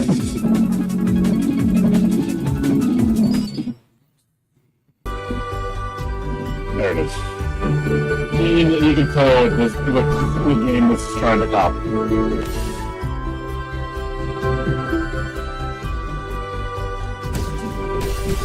You can figure it out.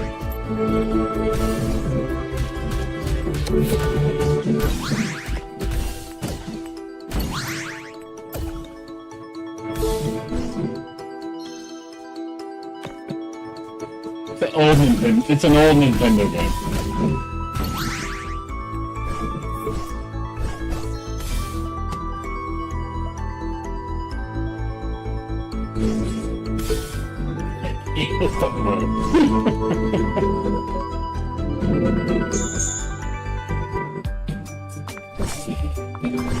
It's supposed to be. It's a tribute to the name. There you go.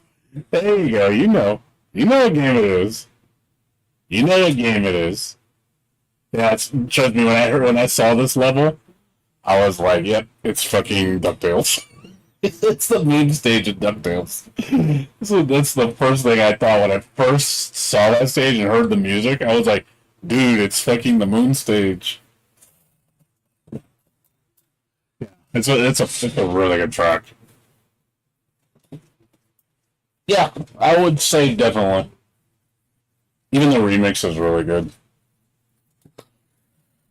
Yeah, it's a good game. Yeah, I recommend playing it. They're supposed to give a major update to it too. It's getting a version 1.2 update.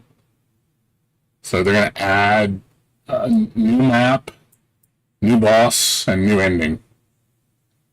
So I'm looking for it. I'm gonna play it when it comes back. I put almost 20 hours into this game. So I'm glad it's still getting supported.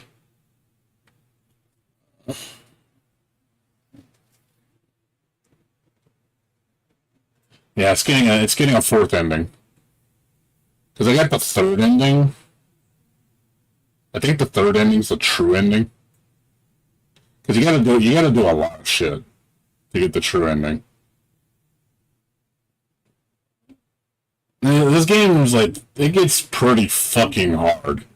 Like there's some segments in this game that's like brutal. Like it is brutal.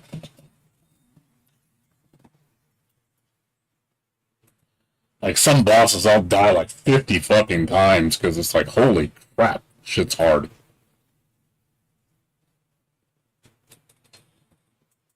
No, that's good.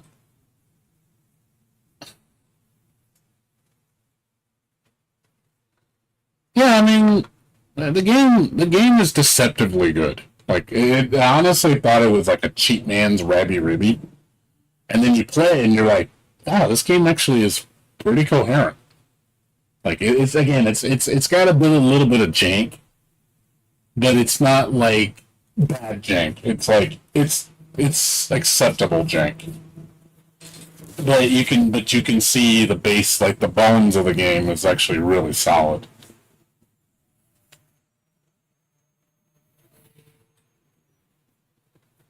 Yeah, it does. Like I said, I definitely want to play it again. But yeah, it's a good game. I do like the game a lot. So I'll definitely come back to it. And then after you beat the game, you unlock another character. The other character is weird. She's like really freaking weird. I have a hard time controlling her. I don't really get her moveset. I could not figure her out. I was like, God, this shit's hard. Yeah, this girl. You unlock her if you beat the game. She's got a really weird toolkit. Like, it's really just... I didn't get it very well. The way her moves hit. She's not like a typical hack and slash character.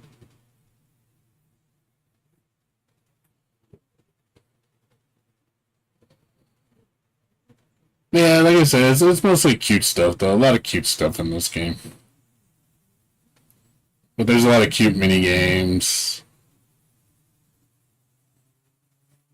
A lot of good artwork.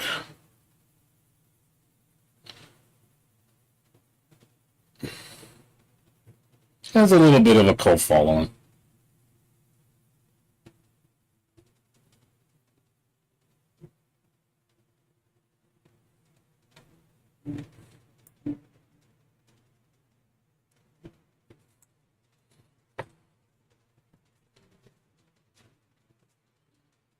Yeah, it's good. I also played Visions of Mana the other day. I don't know if you saw that. Jha. It's pretty good. Like I saw, it's a little. It takes a little getting used to. It's got a little bit of. Played the demo. I say check it out. No, the demo came out. You can play the demo's about 2 hours long, if you take your time. So it's pretty. It's good. It's cute. Like I said, it's an open world RPG. The combat's a little. I would say it's a downgrade from the previous game, in my opinion. Like, that's just me. Like, I think the combat's not as good. But I enjoyed the crap out of Trails of Mana.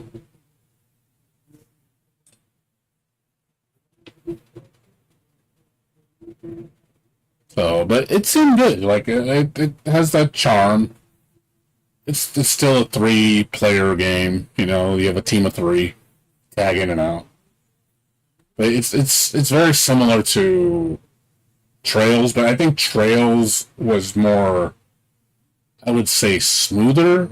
And yeah, Trails was really good. I really enjoyed Trails. I put like 40 hours into that game. And so yeah, it's a more condensed game. Like, it's not open world. It's more like instance based, kind of like Reed Link was. You know, it's not really like an open world game, but it's still really solid.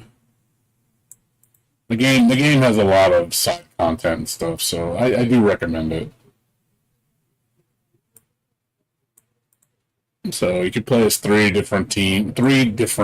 there's 3 different trios that you can play as with different stories. And there's a pretty good amount of side content. Like, I did a lot of it. I think I did all the end game. It's quite a bit. I was kind of surprised how content rich this game is. It was a lot more than I was expecting.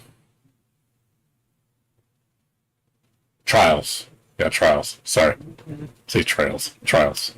Like Dawn Trail. Dawn Trial. No, it's not. It's slow. You can't play multiplayer, unfortunately.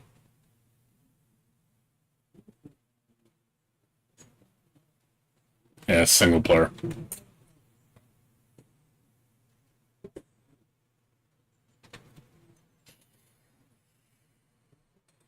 Well, it's good though. I do recommend it though. The combat's a lot faster paced, and everybody has their own super meter. That's one thing I don't like about the new one. Everybody shares. Yeah, Seiken Densetsu 3.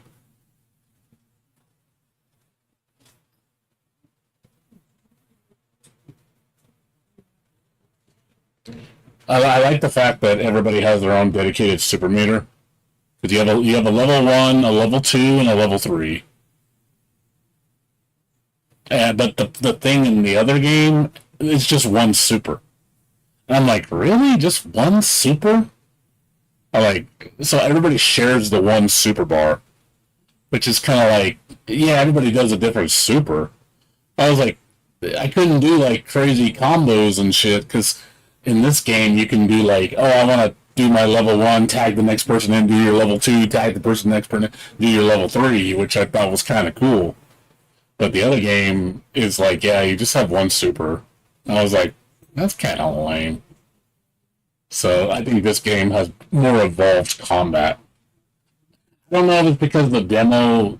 I hope that's not the limitation of the gameplay, because if that is, that's gonna suck. I hope it's not, because if it's starter level stuff, I'm okay with that. As long as it evolves into something more. I know that it has a job system. You can evolve your character to different jobs. And from what I saw in the demo, you had like 8 different jobs per character. So you can change them accordingly. Yeah, and this is just what I saw. So this game has all the different jobs too, just like the original game.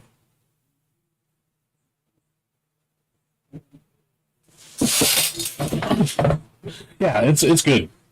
Like I said, I highly recommend it. If you've never played it, give it a chance. You'll really like it. Get it on sale. And I think it's gone down to like $20.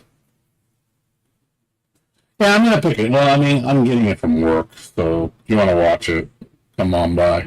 I'll be streaming it at the end. It comes out at the end of the month. So if you wanna give her a look-see, I'll be playing it. I warmed up a little bit to it. I mean, I was like, it felt pretty good, Like, I liked what I saw.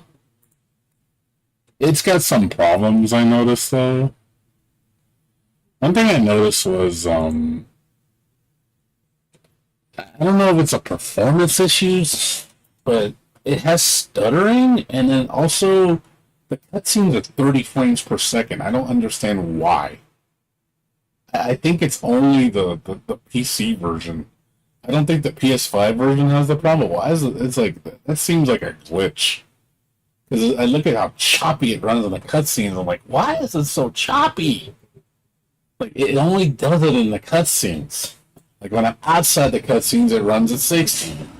But when you're in the cutscenes, it runs at 30. And I'm just like, that doesn't seem right. Yeah. Like I said, you only play as you don't play all the characters. You only play these 3. You play the sword guy, the ninja dude, and then the dragon spear girl. Or, you don't use her yet. You don't get her yet. That's a girl I want to use.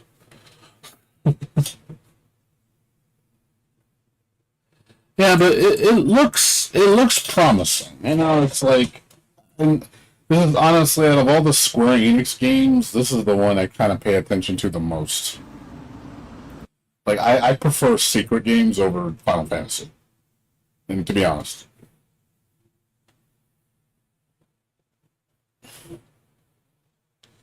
So I've been getting more into these games. I know why they're good.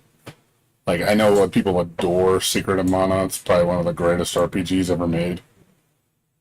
And it's one of those games that, it's definitely, I like the gameplay. And it's, it's action RPG. So, but I want to see more. Like, I'm curious. The music's really good, too. I did like the music. The music's really good. That's one thing you can always count on, like Secret Mana games and just Square Enix games. Generally, the music is pretty damn good.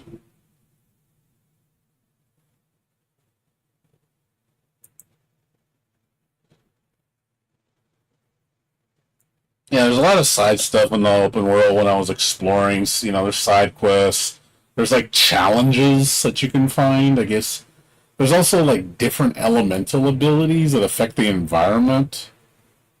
There's some neat things in the game. Like, I was like, okay, this is pretty cool. I like this. Like, it's got some little flavor here and there that makes it kind of unique. Yeah. I would say check out the demo, though. See if you like it. The only thing, like I said, the only negatives I can say about this game is some of the animations look kind of stiff. Like, the way the characters move look kind of stiff. Like you can kind of see here how it looks. Like when they're talking to people, you can kind of see like I don't know, their facial animations are kind of stiff. I mean, it's a pretty good looking game. I can just run into it. Oh god, it's just funny. That's funny. I didn't have a chance to do that. Guy jumped off.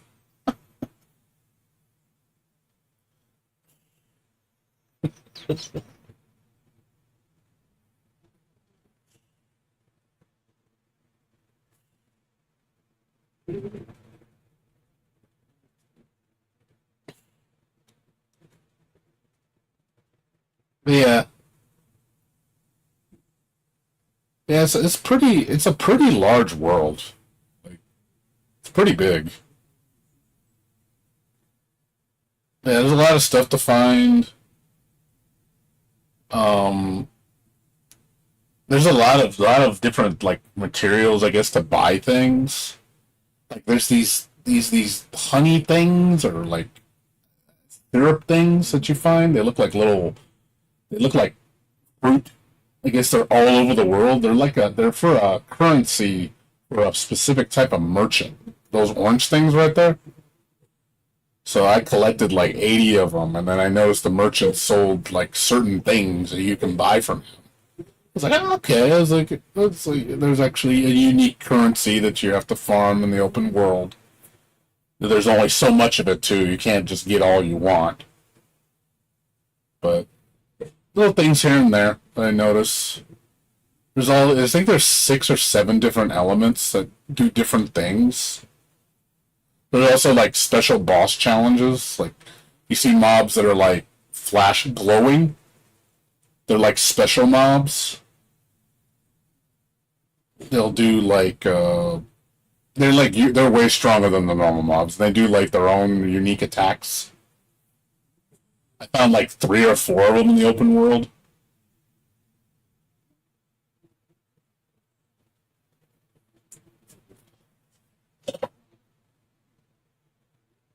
Yeah, that's the skill tree slash job system. So every job, I guess, has an element. You have to unlock certain things. You equip them.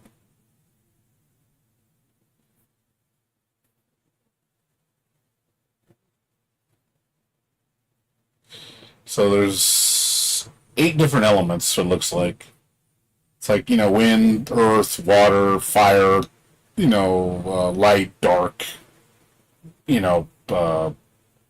probably air, and like I don't know, nature or whatever.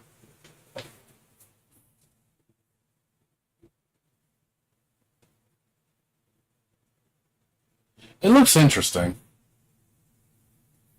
I'm curious what all the different abilities do and the different trees do. So it does affect your character. So you have a skill wheel that you equip your skills. You have to earn extra slots.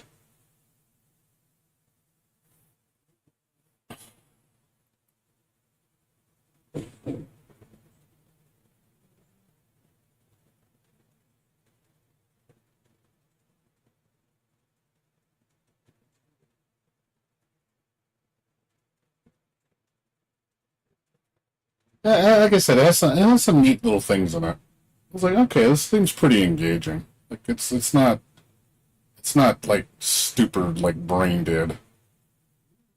Seems like it has a decent amount of depth in it.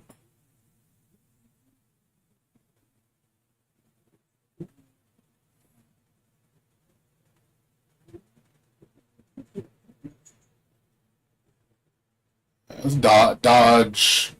There's a dodge. There's dodge tags. There's super. There's magic. There's a strong attack, normal attack. There's also hold attacks, I think, too.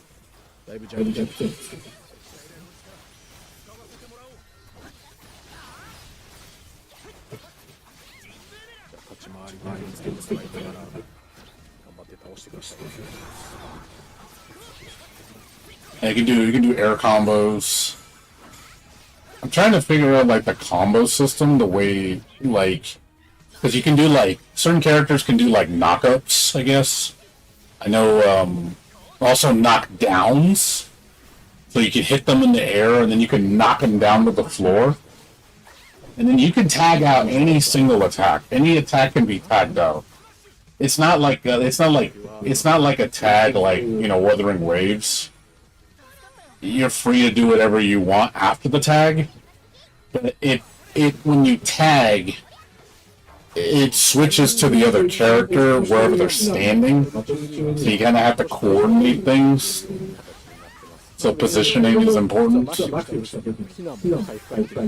I mean, I want to see if there's more to it. You know, it seems like you can do kind of cool things.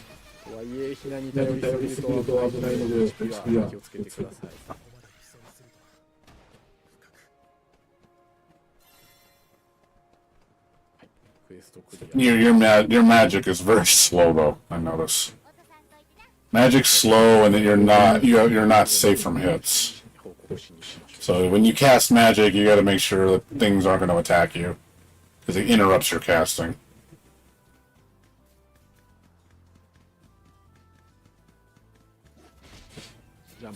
Yeah, you have to focus when you cast.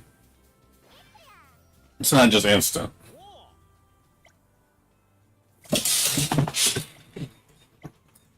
It's fine. I'm wondering if there's like special tags. I don't know if there is like special tag like moves. Like, because I notice sometimes I'll tag in and they'll do like a spell. I don't know if it's because maybe they did it beforehand and then I'm tagging in the middle of their cast and they'll do it immediately or something. I don't know if there's kind of special properties to that. I mean, you do have complete control of what you want to do. It's not like you're limited to one thing. You can do pretty much anything, it looks like. But it looks like you gotta coordinate it. It's not like real easy.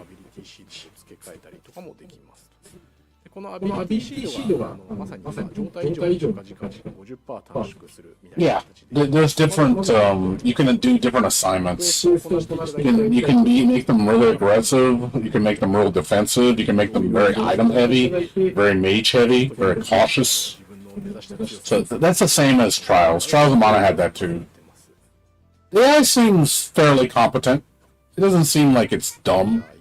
I mean, obviously, it says it's too aggressive, but I'm pretty sure when you fight stronger mobs, aggressive's probably not a good strategy. You probably have to be more defensive, depending on the boss. Like, I've only seen one boss at the demo. You fight the one boss. But as far as, like, I'm sure there's going to be world bosses or, like, maybe, like, special bosses, and I'm pretty sure you probably can't use an aggressive tactic to win. You're probably going to have to play more defensive or use different abilities to kind of like counteract his gameplay. I would assume so. Yeah, there's like these different elemental abilities that affect the world. These whatever these things are. So you activate it, and then it'll do an effect.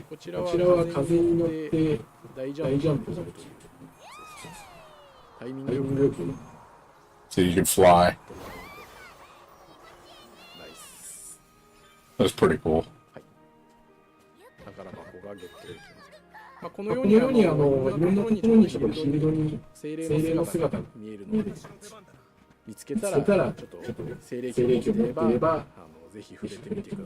There's also one I saw where I guess it was like a stair step, and I need the dark element to do it, and I guess it creates stairs, so I can walk up a particular pillar. Yeah, they do all these different things. One rewinds time to undo things.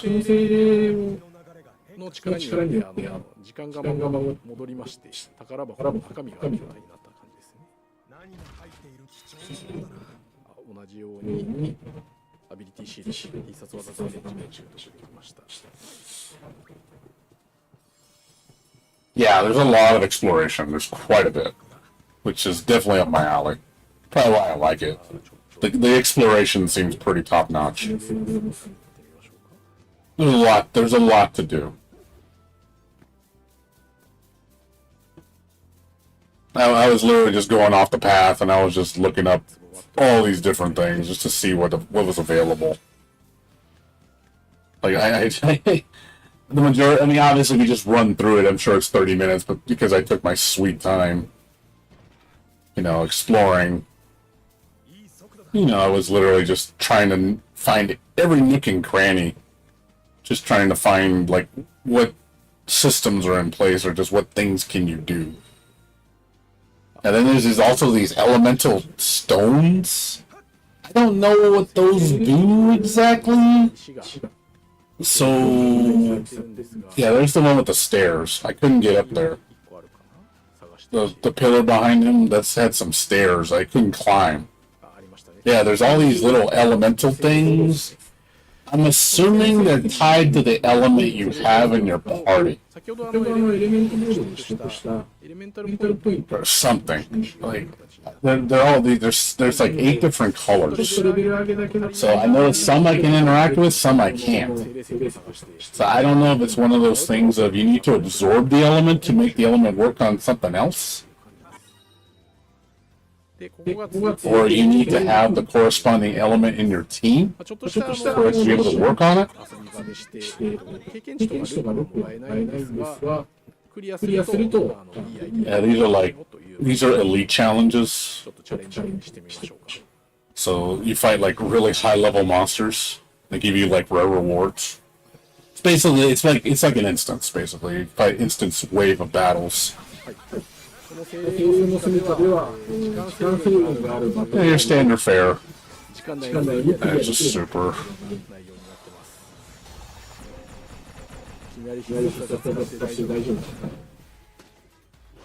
There's also a weakness system.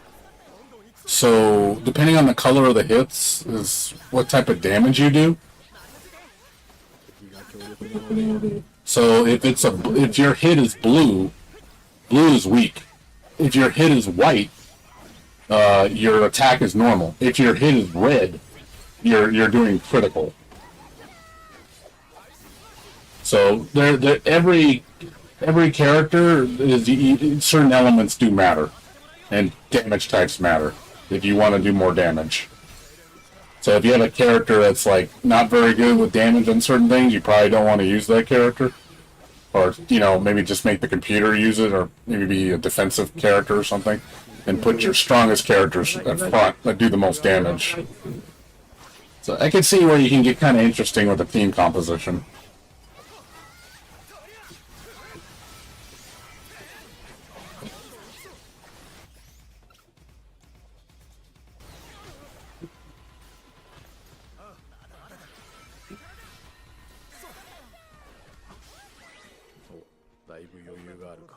Yeah, I tried beating this. I got my ass whooped really bad. I was level like 10 or I was 11 and I got destroyed.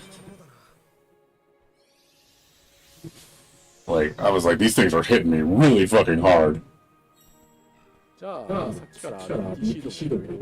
He beat it easy, but I mean, because he put it on. I don't know if there's a difficulty setting. I don't think there is. Yeah, I went in, I beat one wave, and I ran out of time. I think it's because I need to pop the super at the beginning, because the super stalls time. So probably what you want to do is build your super outside the battle. Have it 100%. Then when you go in, use the character that has the strongest super that's available to that team. And then play out the first wave, you know, or do a lot of damage. And then that way you have plenty of time. But yeah, they turn into different jobs.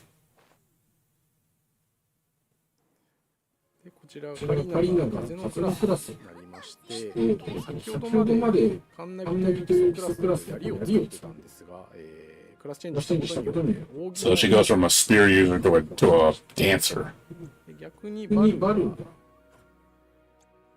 基礎クラスになったことで片手キックになった感じですかね。はい。So there's a lot of variety. That's for sure. The job variety is there's a lot. There's quite a bit. So, which I do like. Seems like you can play the characters, in many different ways.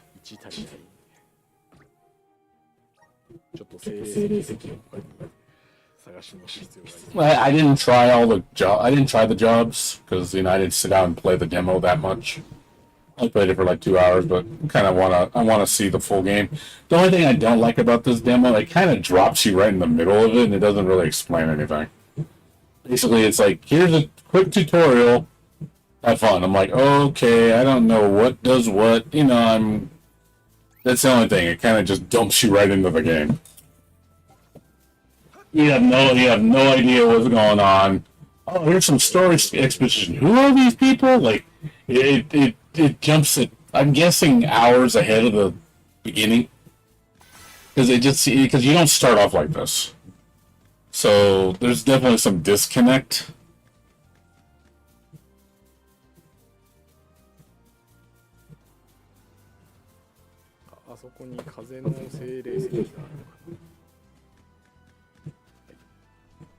Yeah, I do want to explore what this game has to offer, though. It's got me curious.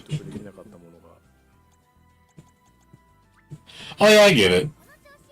I mean, they give you some story. Just a little bit, but it's like, you don't know what's going on, really. So you're just kind of like, oh, okay, they know each other, they're friends, like, and you have a fourth girl, I'm guessing, that the main character protects. The usual, the NPC type character. And she's like a princess or something, some sage or whatever. Typical thing. You see her on the team, but she doesn't fight.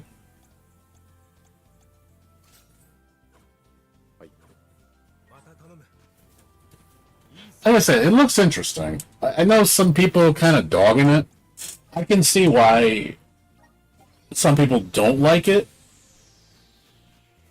but I want to see more. You know what I mean? It's kind of like, you got me curious. I'm curious. What does this game have that, what do you got cooking? You know what I mean? Like it's like, hold up, let him cook. It's like, what you got here? I want to see. Like, show me what you guys, I want to see more. It's like, I don't have a definitive, opinion, because I feel like, I hope this is just scratching the surface. Because if it is, I can see there's something more here. That's why I'm kind of curious. It's like, you're tickling my funny bone a little bit. It's like, I want to see more. What else do you have? What else do you do in this game?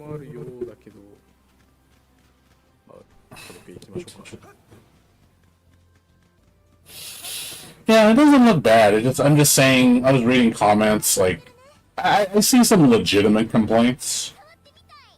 Obviously, performance issues is definitely something they need to fix.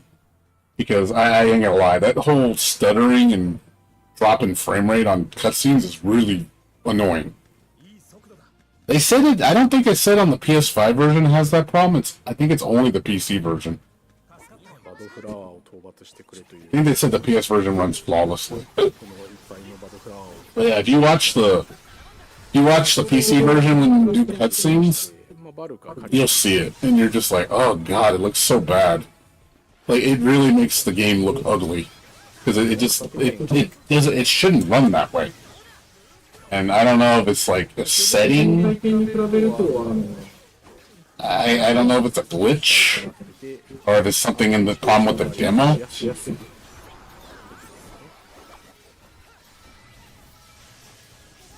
I will say though, leveling is slow. Holy crap, leveling is slow in this game. I literally thought, I'm not joking, to get to level 10 to 12 took me 2 hours. I couldn't believe that. 10 to 12 took me 2 hours. I was like, am I doing something wrong? Because holy crap, it felt slow, man. I was fighting stuff stronger than me too, and I was like, I know there's like EXP buffs that exist on the world that you can get. There's like there's like these little things you pick up. They're like fairies, and one will say double EXP for a period of time, double money for a period of time. So there's ways to increase that stuff, but man, it did feel slow. Like it just like I was barely gaining any EXP.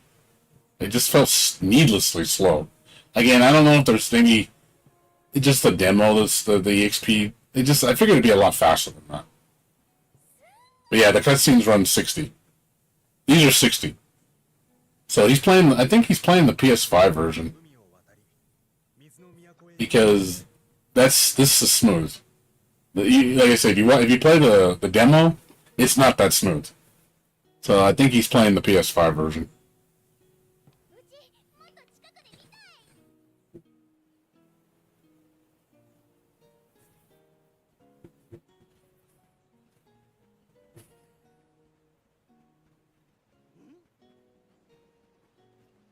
I don't know.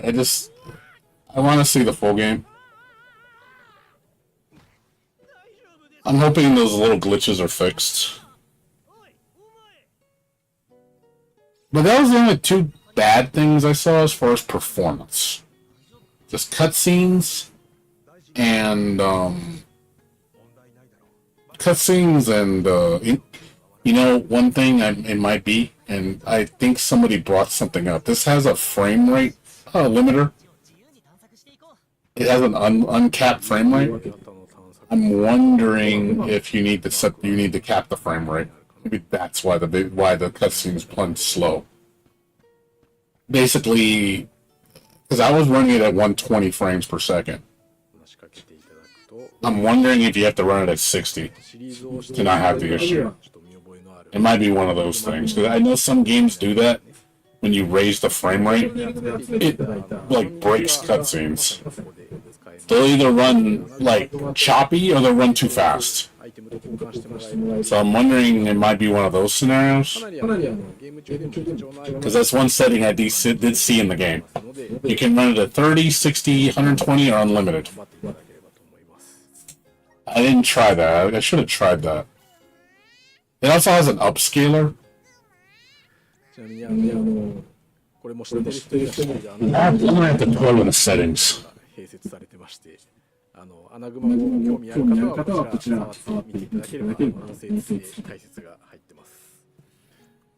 Yeah, because I was reading in the forums, like people were saying it. Also, the resolution gets screwed up.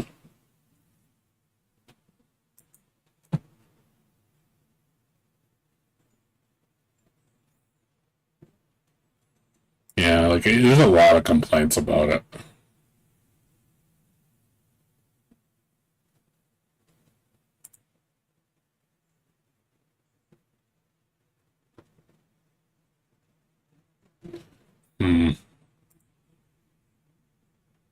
Yeah, like people were just saying, yeah, shader catch problem.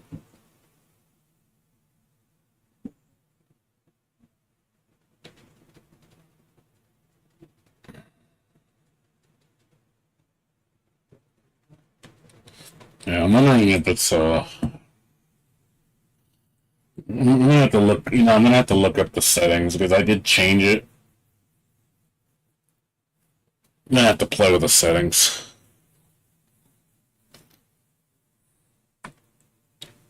Oh, I know. I'm just wondering because you're getting kind of a mixed bag, where some people aren't having the problem and some people are.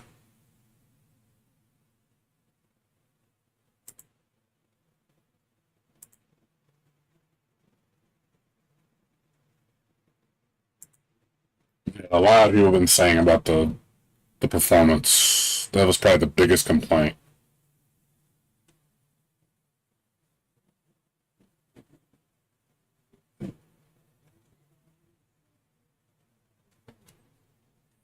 We'll see. It'll come out. It comes out in 3 weeks, so I'll have it. I'm gonna probably get a copy from work. Pretty sure I will. I don't see why I wouldn't. I'll ask. And if for some reason they don't, I'll ask. I'm like, hey, can I get a copy? Sometimes I have to special request it to see if they'll give it to us. Yeah, 3 weeks, dude. Comes out in 3 weeks. The 27th, I think. Sorry, 29th. So yeah, 3.5 weeks. 3.5 weeks. So pretty soon.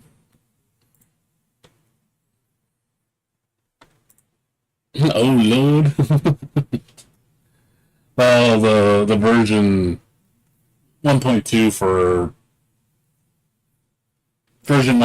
for the Wuthering Waves, I think, comes out in a week and a half. So at least at least it doesn't conflict with that. So I'll probably, because I know, like I said, I'm probably going to be on standby for 1.3, 1.2 on Wuthering Waves. I'm probably not going to pull any characters. I saw the 1.3 character. I don't know if you saw the next character.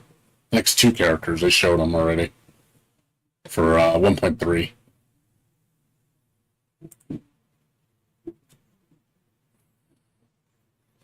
They showed, what was it? What was the name of the character? Yeah, we are. We're getting a free 5-star. Let me see. I'll show you it. There's 2. We're getting a new 4-star and a new 5-star.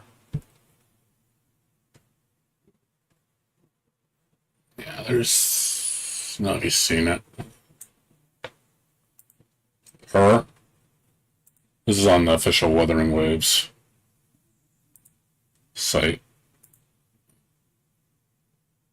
So new 5-star. She's a 4-star hand-to-hand Glacio healer, I think.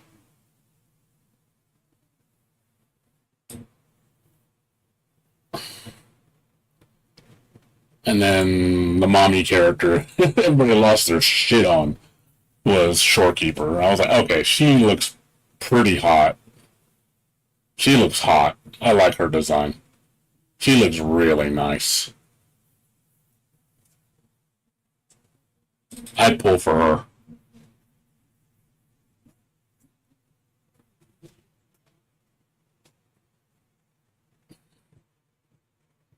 So, God, I'm gonna be so pissed if it's Shorekeeper and Camellia on the same 1.3. I'm gonna be pissed. I'll be like, no, don't make me have to pull 2 5-stars. Like, no, you're gonna kill me. You're killing me, Smalls. You're killing me. That's gonna, oh god, I hope that isn't the case. That's gonna piss me off. Just both of them in the same version update. We're like, oh, please, no, please don't do this to me.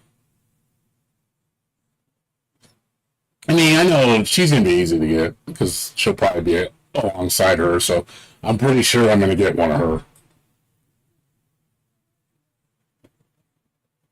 Yeah, just like, oh god, it pisses me off. But yeah, I saw that. I was like, okay, pissing me off. Yeah, but, hey, dude, all it takes is one bad pull, man.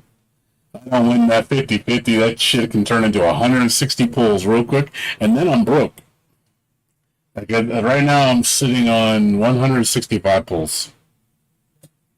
So I'm trying to keep that lead for a while, hoping to keep it growing, because I'm gonna be spending at least 7 weeks saving, 7 to 8 weeks saving. So hopefully that's another, like 10,000 plus asteroids plus pulls.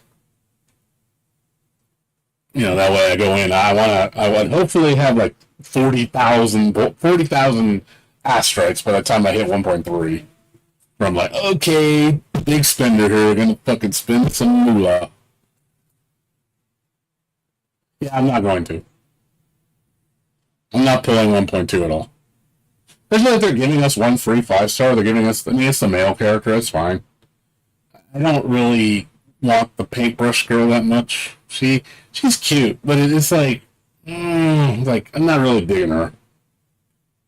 She doesn't look like, I don't know, just like I'm not digging her. She's cool though. I mean I like her. It's just I'm okay. But yeah, I would like some more 4 stars. That's what we need. They don't have enough 4 stars. I think the 4-star variety is pretty crap. That's one thing. They need to give more 4 stars. I really think they need to put more emphasis on 4 stars. I want to see at least like 3 or 4 more 4 stars. We've been just bombarded with 5 stars. I'm like, where are the fucking 4 stars? Like, not everybody just wants nothing but 5 stars. You know, I'd like to get a couple 4 stars. What's your complaint? Well, I got a couple complaints. A couple. Most of them have been addressed, though, but I do have a couple still. Yeah. I don't like the 4-star weapons in the shop. I think those things suck. And those things are way too expensive. Like, I have no desire to make those weapons in the shop. They give you so much materials when you do bosses for them. I'm like, they cost a lot of money. And you need a ton of fucking ores. I'm like, who's gonna make this crap? Yeah, the 4 stars are definitely crap compared to the 5. I mean, you gotta use the 4 stars because you're not gonna get that many 5s. But I wish the 4 stars should be better. I do think the ones in the shop need to be cheaper too. They cost way too much. That shit was pathetic, dude. Even I was kind of pissed. I was like, dude, a 3 fucking star, a 3-star on a fucking event weapon. That is pathetic. That should have been a 4-star with an upgrade to a 4-star C6. It should have been that. It should have been a 4-star off the bat, and then you do a quest line to get it all the way up to max. It should have been that way. I don't know why they made it a 3-star. It's completely useless. I was kind of pissed at that. I was like, wow. I said, that was a major fail. Like, everything about that update was good except that one thing. That was just fail sauce. So hard. I was legit pretty upset.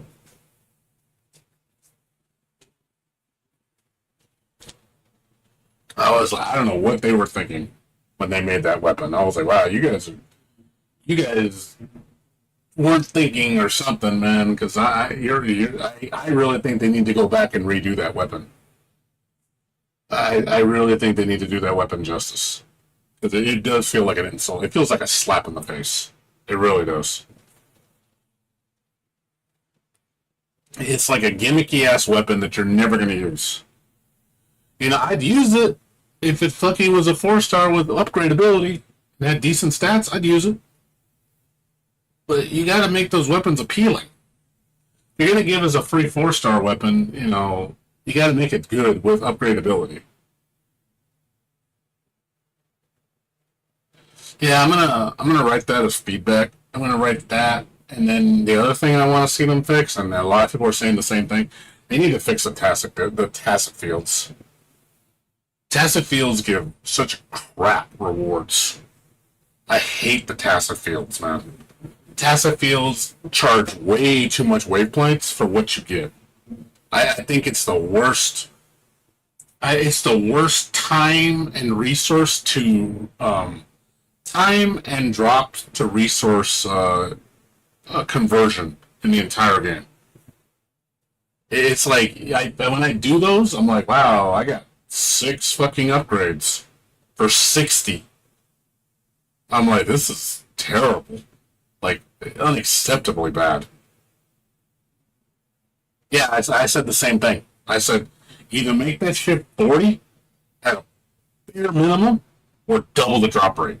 The event should be standard for 60. You should have double drops for 60. I'd be okay with that, or make it 20 cheaper. One of the two. I prefer the double drop rate because you're going to get more out of that. But one or the other, at a bare minimum, because it feels so lackluster. Like, it really does. Like, farming echo material sucks. For something you're going to be doing the most of, you get the least of it. Everything else feels like proportionate. It feels very unproportionate. Because especially how many times you're going to have to re-roll. Because you're never going to get those perfect augments. So that means you're going to spend a lot of time. Like, I'm lucky I get 1 or 2 done with farming 240 weight plates. I'm lucky if I get 1 done. Maybe 1. Like, wow, this is crap.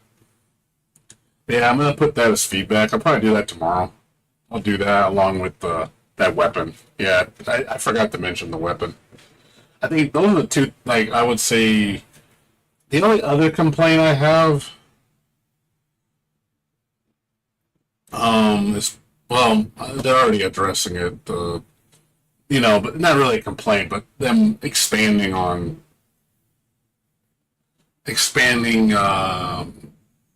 do you call it, the multiplayer co-op, improving it, because I want to see the redesign. Because I really want to see them flesh out the co-op. I think that's going to be a big plus when they do that. But I'm giving them time to cook. Maybe that'll be like a 1.3 or 1.4 thing, or maybe a 2.0 thing. But it says it's in testing, so maybe in a couple versions we might get it.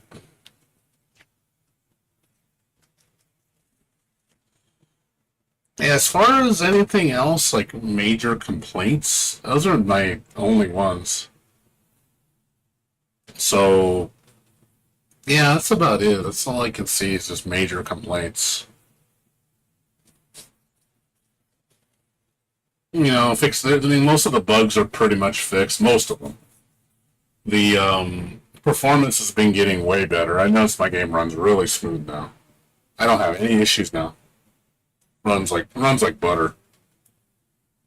So they definitely got the performance fixed. So I know that they're focusing probably on content because they got to get the next big updates coming out. So that's why they've been kind of quiet, because they're cooking. They're like, hey, we got to make sure, because I don't know, 1.2 sounds like it's just going to be filler. I don't think we're going to get anything new. I think it's just going to be events, the 2 characters, and like the character stories. I don't think we're going to get anything else. Yeah, the PS5 version too, which they showed and people said it ran pretty good for a beta. So, but the PS5 version, I'm sure, is taking some of their development time. And I'm pretty sure they want to get that ready probably by the next couple versions. I wouldn't be surprised if they release it at 1.3 or even 1.4. I don't think it's going to come out 1.2. I think it'll probably be at least 2-3 months before they get the PS5 version out. And then that's going to draw in a whole new player base. Oh yeah, they're trying to cater to more people. I mean, they're going to get millions of customers. So yeah, and I know a lot of the guys that we know are waiting for the PS5 version, like what's his name, Artemis and stuff. A lot of them are like saying, yeah, I want. They don't have a computer, so they want to play it on a PS5. Like, well, your wish came true. It's coming.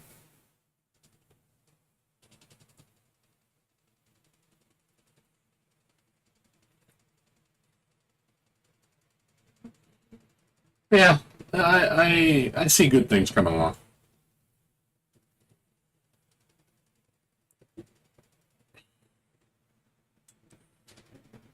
Yeah, hopefully I'm sure the PS5 version will be in good hands. Yeah, I mean, I'm giving it a chance. I'm not mad. I'll be honest. I think a lot of people that are playing Wuthering Waves feel the same way.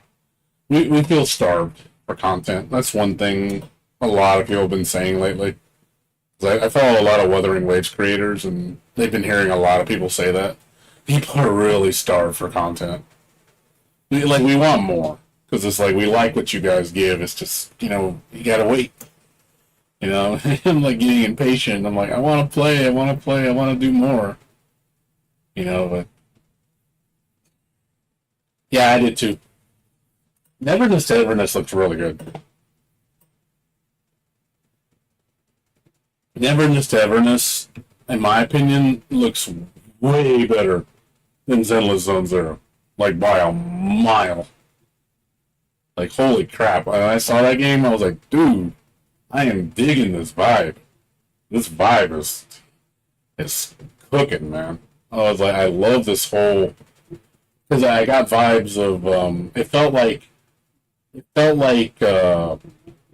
Ghostwire Tokyo meets like Control meets Persona. I was like, okay, you got me really interested now, because the whole aesthetic, the whole like the shadow world kind of thing going on with like the two worlds melding together into different realities. I was like, okay, I'm liking this shit. I love the transitions. It looks so good. It's like, damn, this looks fucking amazing. The combat's probably the one thing I want to see more of, because it doesn't look like it's that deep. I hope I'm wrong. Yes. Yeah, I saw Project Mugen. That game's like been kind of quiet though. Yeah, it's GTA. Yeah, it does have. Yeah, I like the fact that you can modify your car. You can actually, pimp out your ride, which is pretty awesome. Yeah, Project Mugen. Yeah, is basically Spider-Man, anime Spider-Man. Looked really good. But it's been. I don't think there's any word on when it's coming out. It's kind of been on it's just cooking. So I wouldn't be surprised if it doesn't come out till next year at soonest. It's been in development for a while. Yeah, Neverness to Everness supposedly is going to get his first beta at the end of the year. That's what I heard. Probably like November. Again, this is just. I know they're doing the pre-reg, so I think within the next 3 months we'll probably get a beta.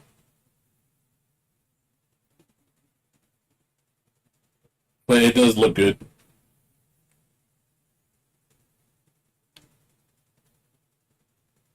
The only thing is I'm skeptical about the game because it's from the people that made Tower of Fantasy, and Tower of Fantasy didn't do very well. Like that game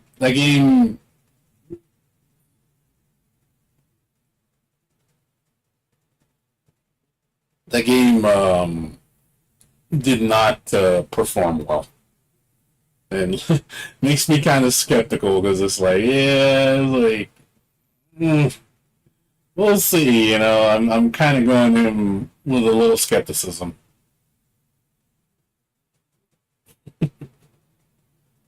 Gao 2. Tuyo wants me to play fighting games again. He knows I don't play them anymore, though. I'm retired from fighting games, too. No fighting games on this channel anymore. No more fighting games. Not until, like I say, when I see the PC version or console version of Chaos Code Next come out, then call me. Then I'll be on speed dial. Outside of that, yeah, I'm pretty much done. The H Galleon you knew is no more. No more fighting games. That guy died. He died a horrible death.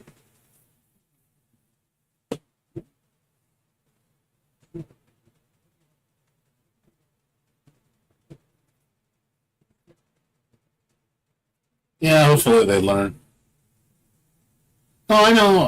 Gacha scene's been surprisingly very good lately. Like Gacha's been stepping up their game. I'll tell you that much. Like noticeably stepping it up. I mean, the fact that I've been excited over 2 Gacha games is like tells you something. Like I'm more excited about Gacha games than I am retail games. And it's like, dude, it's like, they're cooking, man. They're cooking. Like, I usually don't tell people go to a gacha game, but I'm like, damn, I might be playing 2 gacha games. It's possible. I'm obviously not going to spend on them, but I'll probably just do the $5 thing at most. That'll be it. But the fact that, it's like, hey, man, they're cooking, dude. They are really cooking. And I'm giving them props. I really am. It's nice of them to stir up the industry and actually kind of make better games instead of just making the same old fucking shit all the time. Not trying to push the envelope. I get sick of seeing gacha games that just, you can tell they're just cash grabs. That's why I couldn't get into,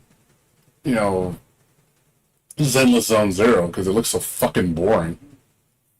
It's literally just a story game with barely any combat in it. I'm like, oh god, this game looks so fucking slow-paced and boring. I was like, god, dude, it's hard sitting through that game. It really is. The pacing is so bad. No, it's like, it's purist. Like, purist gacha. Like, old school OG gacha. Like, yeah, it's not for me. It has no gameplay. The gameplay sucks. The gameplay is the most shallow thing in the game. Like, you got everything else knocked out of the park. You got the visuals, you got the characters, you got the, the animations, the music. But man, you fucking dropped the ball hard in the gameplay. It's the most bare bones gameplay, and it's not engaging.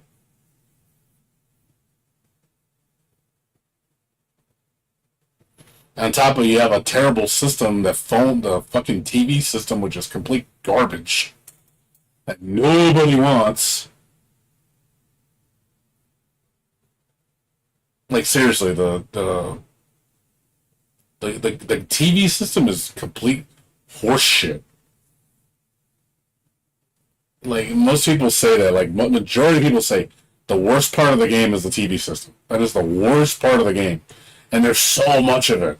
That's what sucks. It's your central hub, in a sense, for exploration. And it sucks. And I'm like, oh god, I do not want to play a fucking boring ass Bomberman light game just so I can quote unquote explore. It's just like, ugh. It's so bad. I guess, man. It's for those guys. I guess, man. You have had a hoss, I guess. That's for you. Not for me. Yeah, for people that... Basically, it's a game, like a lot of people admit. They say... I've heard people say this. It's a game where you can just turn your brain off. You can literally just turn your brain off and just do everything. There's like little to no thinking. And that's what I don't like. It shuts my brain off so fucking much that it's just, ugh, God. That's what it seems like. It's just a game where you literally completely turn your brain off.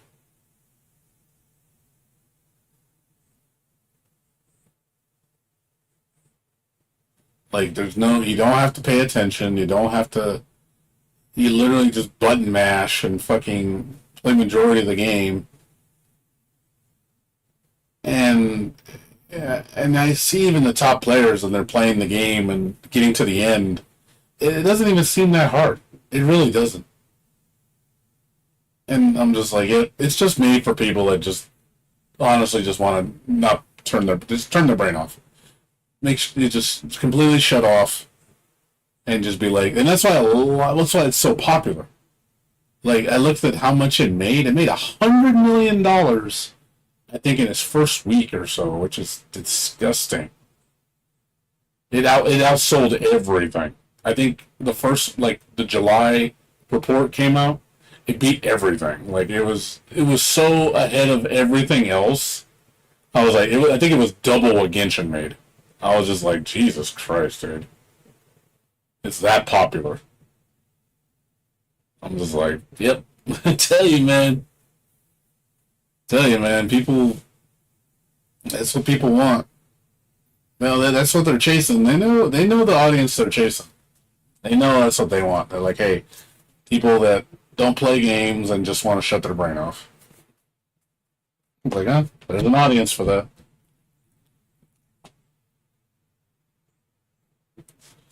Well, seems pretty brain dead to me.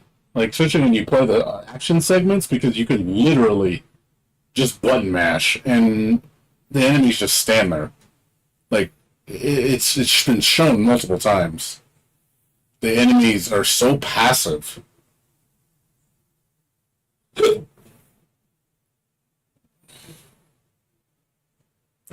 Yeah, that's true. The PC definitely gives you an advantage. You are right about that. The PC definitely is a different experience over a mobile phone, that's for sure. But at the same time, if you have a top-end phone with controller support, it's the same thing. The mobile phones can run as good as PCs, but you need a top-end phone. And they are implementing controller support. So if you do have a controller for those things, hook in your PS5 controller, it has drivers for it, you're set.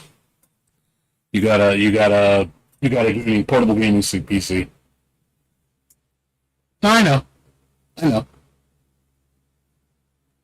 know. It's for people that it's for gamers that don't game.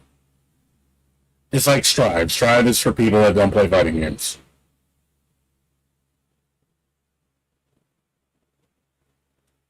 It's just made for that demographic, so I get it. We're kind of like the minority. It's like games like Wuthering Waves will never be as popular because those games require more attention, I think. Well, I mean, Wuthering Waves, they're all gacha games, but to be honest, are phone games. Wuthering Waves can be played on a phone. But I will say it's not very phone-friendly. It's definitely meant for a controller. I would say it's meant for a controller. That game is meant for a controller.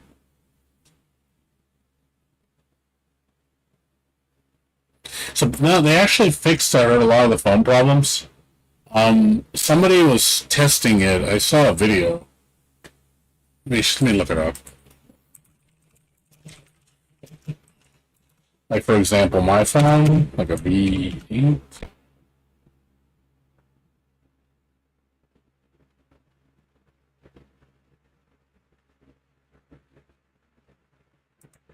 And let me show you.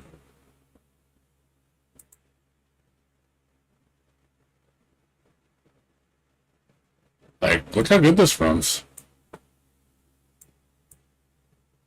This is my phone, by the way.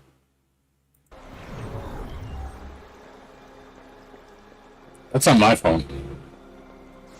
I don't have a top-end phone. Mine's a 2021, dude. Like, it was flagship at the time, but it's cheap. That's running pretty smooth.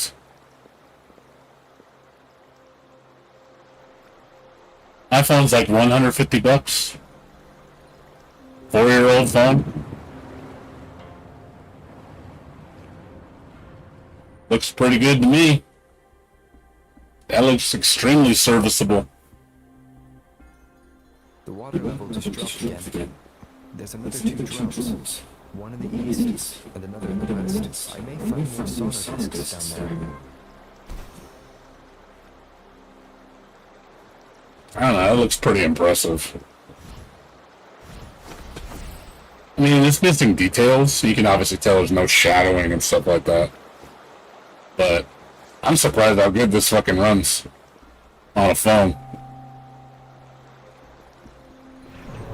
So this is the right way to go.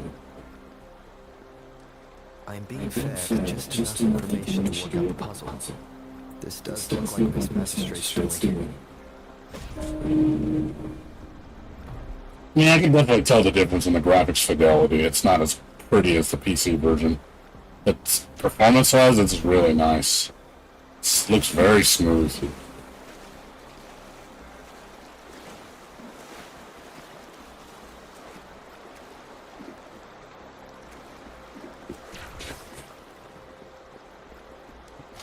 A contented mind is perpetually feast.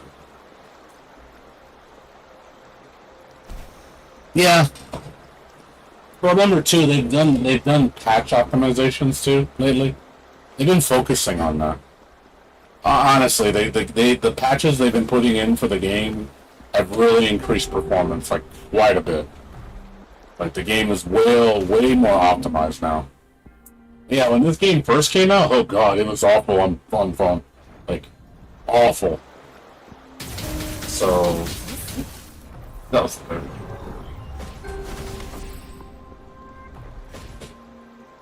So they're definitely doing things right.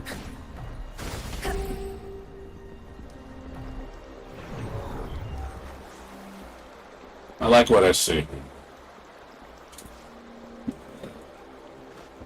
So they care. I mean, they have to. If they want the game to become profitable, they can't just make it run like shit on the phone. Just to be safe. And they're gonna. And they said they said controller support for the mobile version is coming, which is another huge plus. Yeah, high settings. It's on high with high frame rate. The music I just heard. It must be the song of So, but I can definitely tell it's compromised though. It doesn't look as pretty as the PC version. PC version looks way better. This is probably like low detail. Time to deal with the guards. My guess low or medium at best. Because a lot of effects are missing. Considering how I just took all those guards, this place is oddly unprotected. If my guess is correct, the magistrate may have other plans for me. Anyway, I'll keep going. I've retrieved the third sonar disc. Time to head back. It looks pretty good though.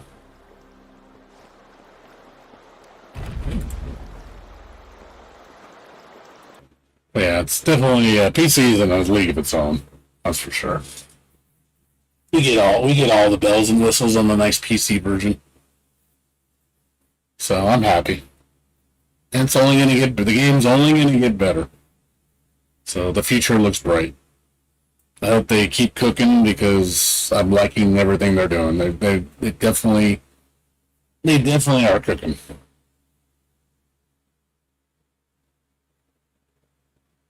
Just keep improving the game, keep adding stuff to it, keep making fixes, make quality of life adjustments. Just keep improving. Just keep aiming for the stars. Don't get complacent. Don't be like Monohoyo and just be like, we don't care what you say and we're just gonna give you the same shit every fucking month. Because we can do that because you'll give us money no matter what. As long as they don't get in that mindset, please don't get in that mindset. That's gonna piss me off. I hope they don't turn 180 and turn into Moyo.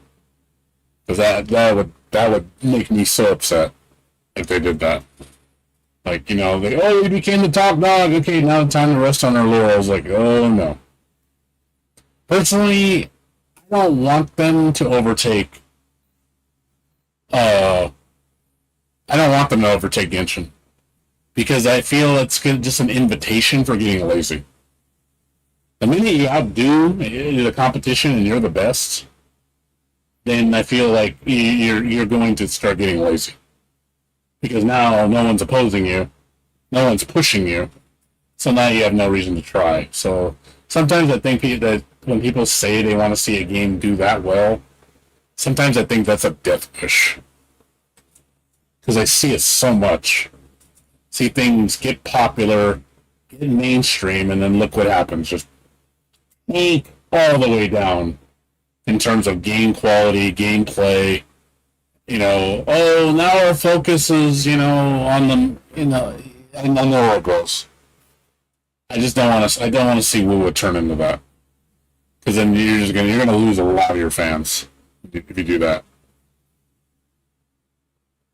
So that's what I see when I see Genshin. Oh look, Genshin, #1 gacha game to this day for 5 years straight, and nothing changes. It's like, yep, that's what happens when you're the top dog. You don't gotta do shit. Just do the bare minimum. And people eat that shit. Like, I remember, what's his name? Tone was, he said, he hit the nail on the head, man, when he said, I know the guy's an asshole, but, man, he said that one line that made me laugh. He was like, you know, you and you Genshin lovers. I said, man, you guys are like pigs at the trough, man. You just eat that shit up. Say the best game ever, thousands of blah, blah, blah, blah, blah, blah. And I was just laughing my ass off. I was like, truth, the truth. Oh, God, I'm sorry. That whole pig trough line was great. I was like, that is the best analogy for Genshin players. Just eat that fucking shit up and say it's the best shit ever. I'm like, oh, God. Oh, I laughed so hard when I saw it. I was crying. It was too funny. I was like, yep, I used to be like you. I used to be like them guys, and then I left. People to this day still eating that game alive and saying it's the best gacha game still to this day. I'm just like, dude, get your head out of your ass. Even people see that game as dated as hell already. Like, they're looking at it like, man, this game, it feels behind already. Like, there's other games that outdo it. Like, there's other games that are showing it up. It's like, we can do better than you. And you're seeing it. You know, like I said, Wuthering Waves just said, let me show you how to shake things up. And then Neverness to Everness, I was like, damn, let's show you how to shake it up. It's like, which is good. I'm glad I'm seeing games like that kind of give them a sucker punch. Like, just like, hey, don't sleep on us.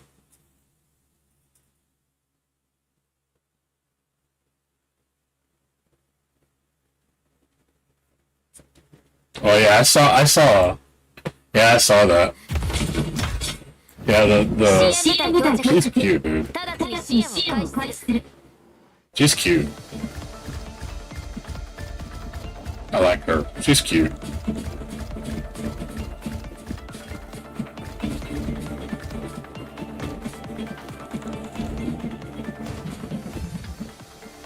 Characters are good design in Punishing Great Raven. They've gotten so much better. Like, Kuro's really been getting a lot better. That's so fucking cool. Like, the animations look so good.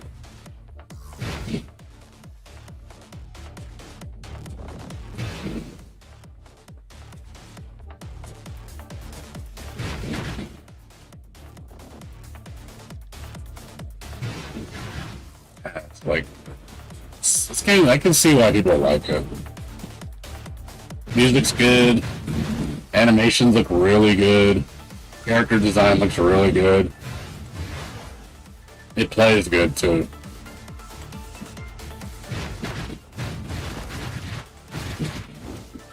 Yeah, she's cool. I like her.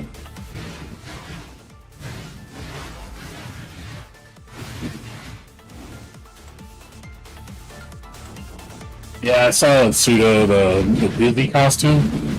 Man, what a tragedy, dude. Disney looks so boring now. Just like the game.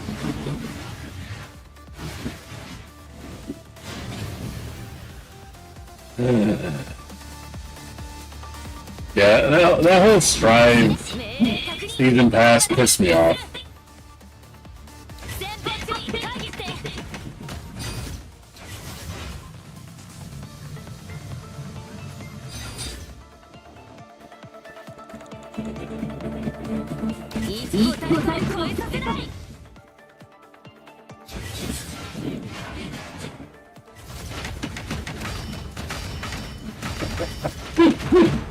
I guess she kicks it. That's pretty funny. She got legs.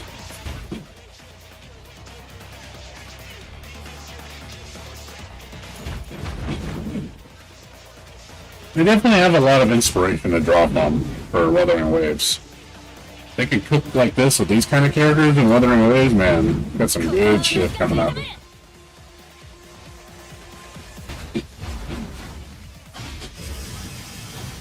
That's cool.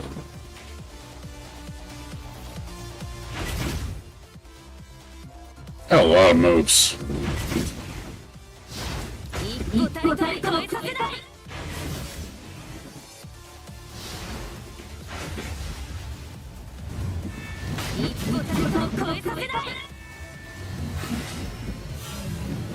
Oh yeah, Chainley was amazing. I really like Chainley's design.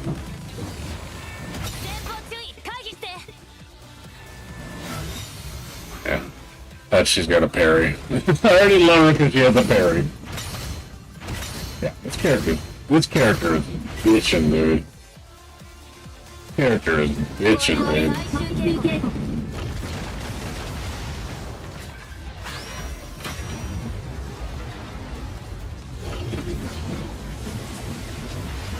Yeah, this character's lit, man. Her toolkit's I love how she guards and parries. It looks so fucking badass.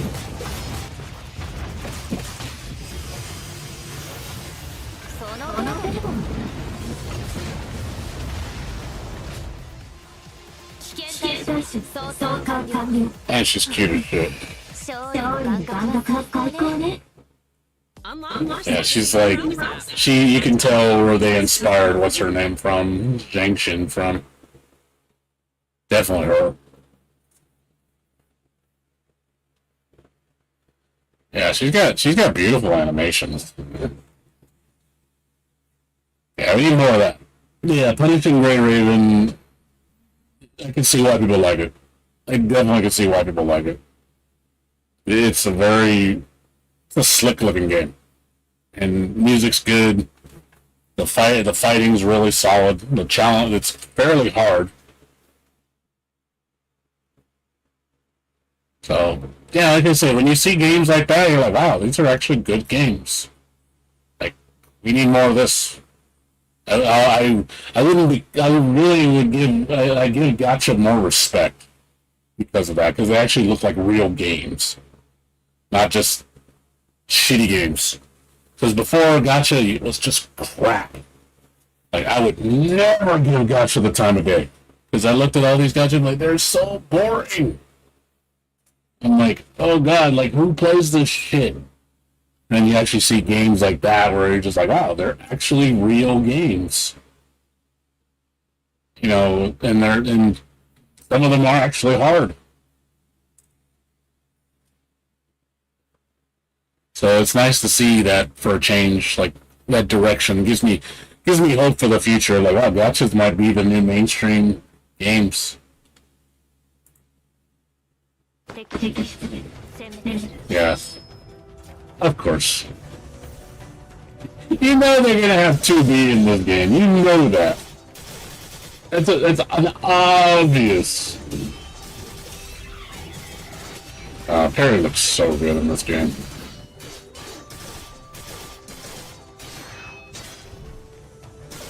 Yeah, the movement feels really good. I love the parry though. Yeah, the parry looks solid. Like, it's solid parrying, dude.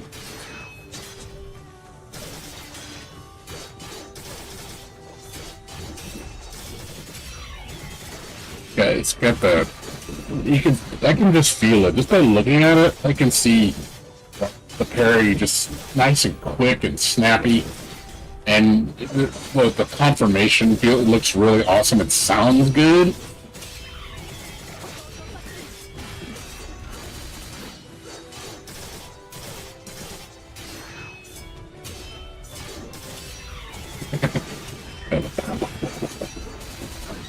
I love that shit, dude. It's so good. It's so fucking good.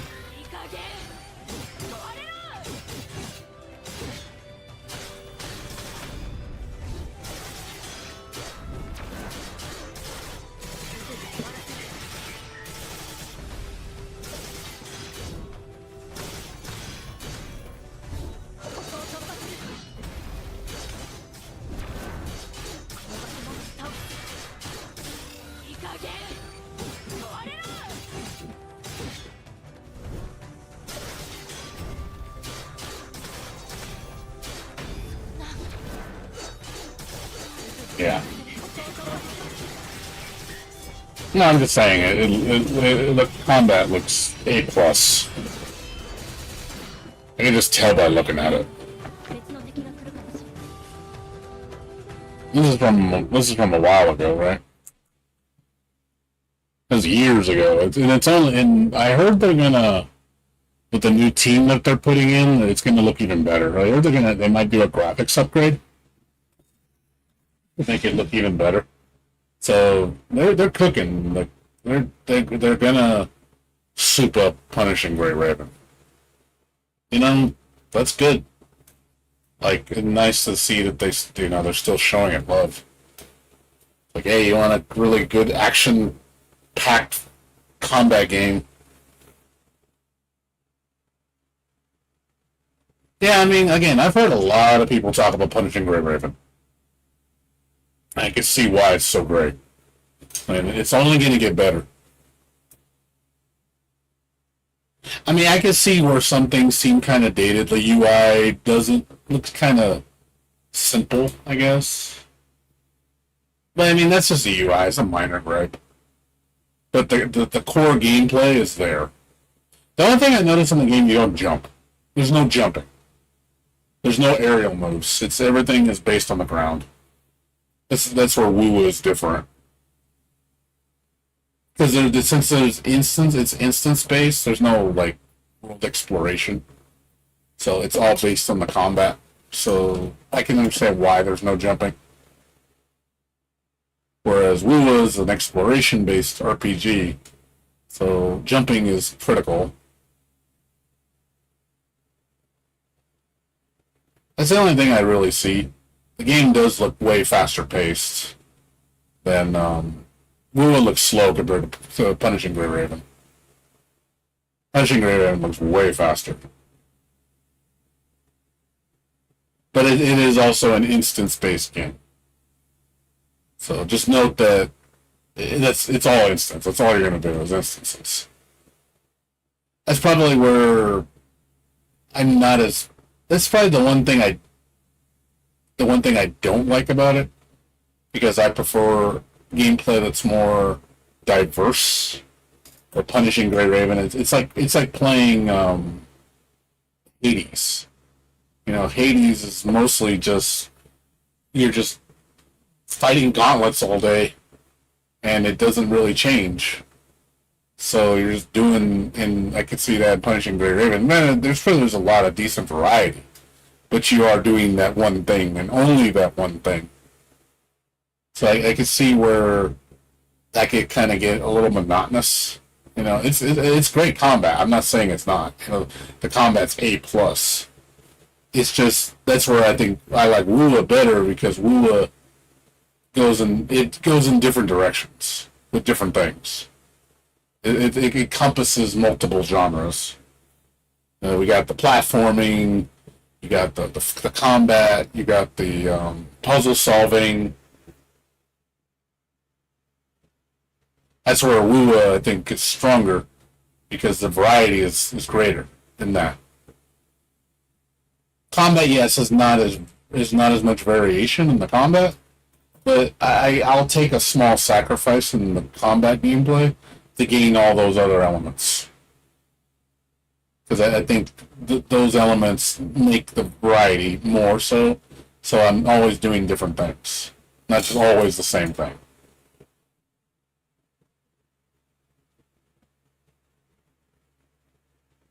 That's all.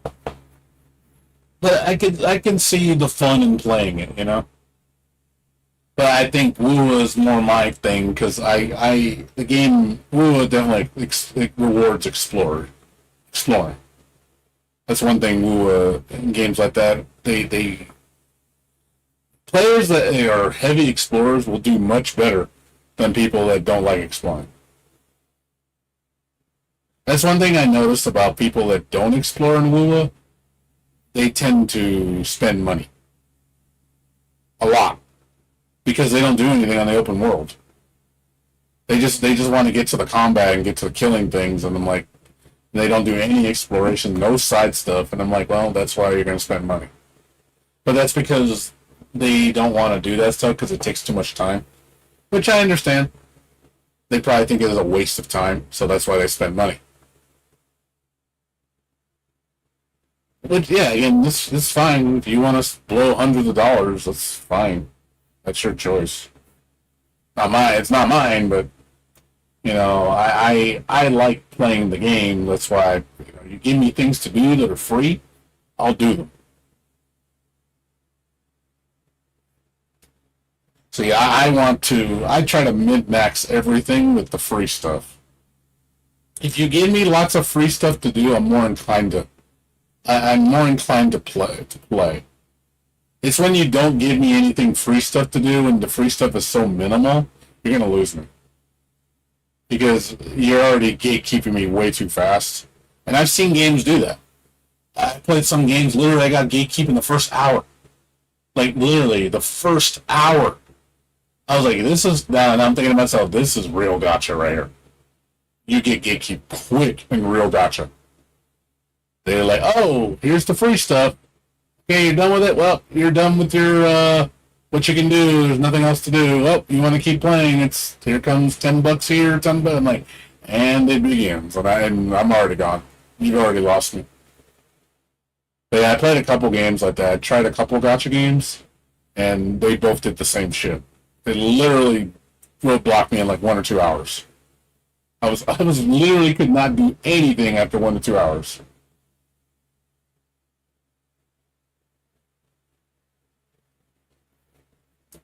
So I was like, yeah, the fact that, well,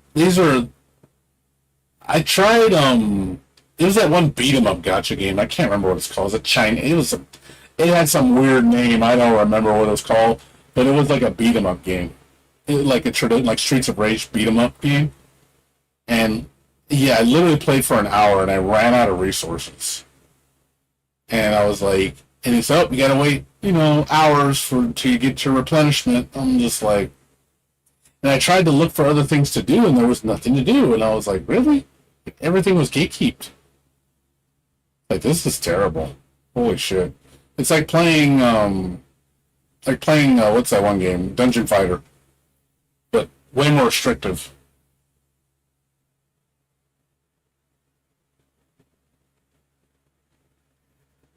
I know Run Dungeon Fighter's got plenty to do, so you wouldn't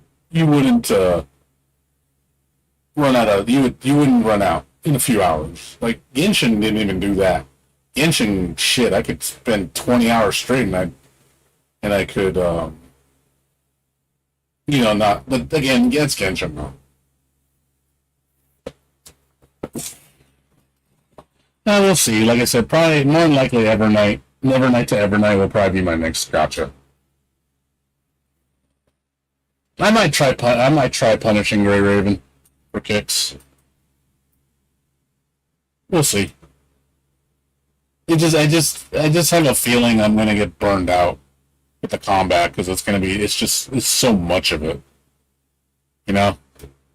It's like the diversity in the gameplay is only restricted to that, and that's where that's why I don't like roguelike games very much. Like, roguelike games are just way too repetitive. I don't mind a roguelike mode. Now, the way Wuthering Waves does it is perfect. I love coming in, give me an in-game event that's just that. That's fine. But it's not the entire game. That's why I really don't like roguelike. Because because it gets repetitive as fuck, man.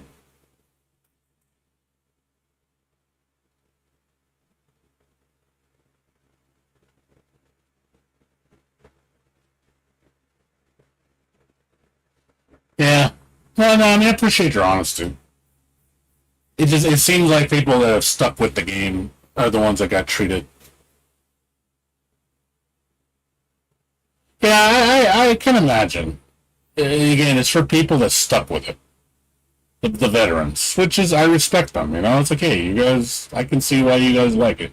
But if it's a slog to get through, yeah, that's gonna kind of turn me off.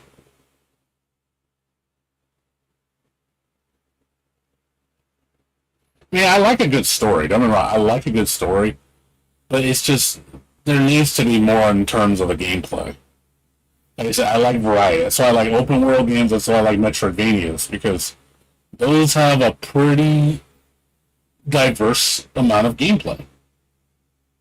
They encompass so many different genres.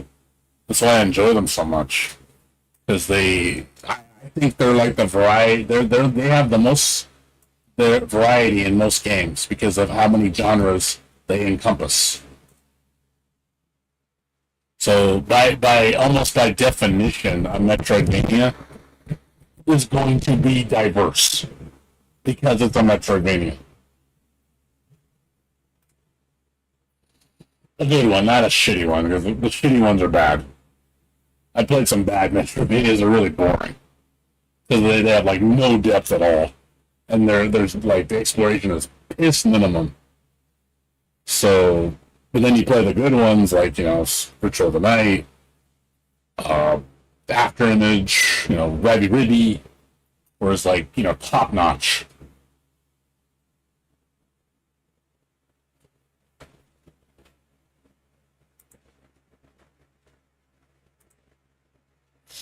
But anyways, yeah, like I said, I'll keep an eye on Lua. Like I said, I'll keep playing Lua. But yeah, for now, I'm kind of just on. I mean, I like Ritual of the Night. I liked it. I beat it 3 times, dude. I beat that game 3 times. I like it. I like it a lot. It's not perfect, but I still think it's a solid game. I did too. 100% of it. Twice. I thought it was pretty content rich.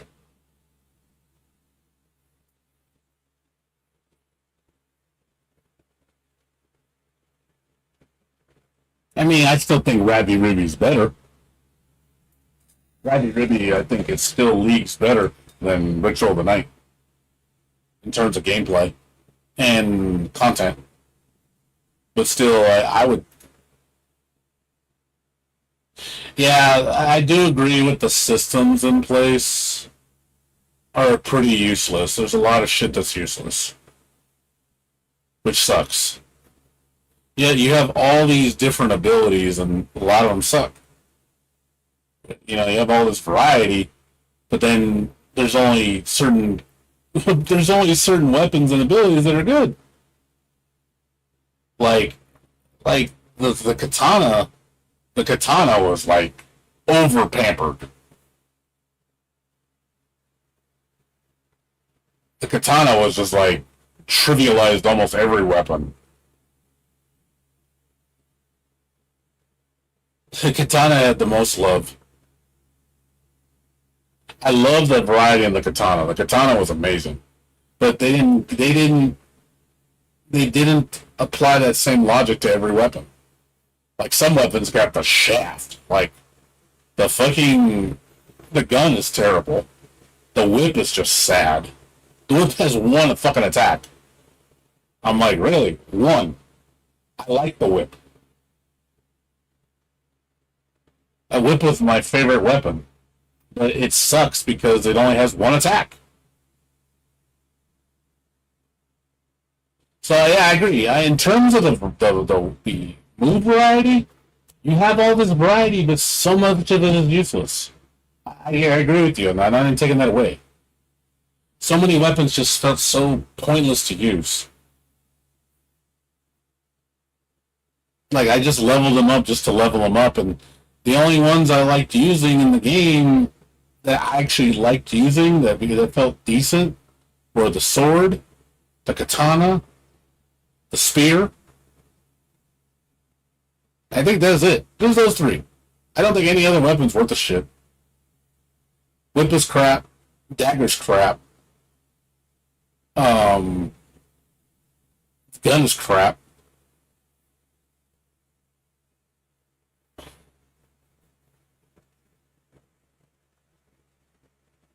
Spear has a lot of range. Short hop spear is so good. That shit has so much godly range. And does pretty damn good damage.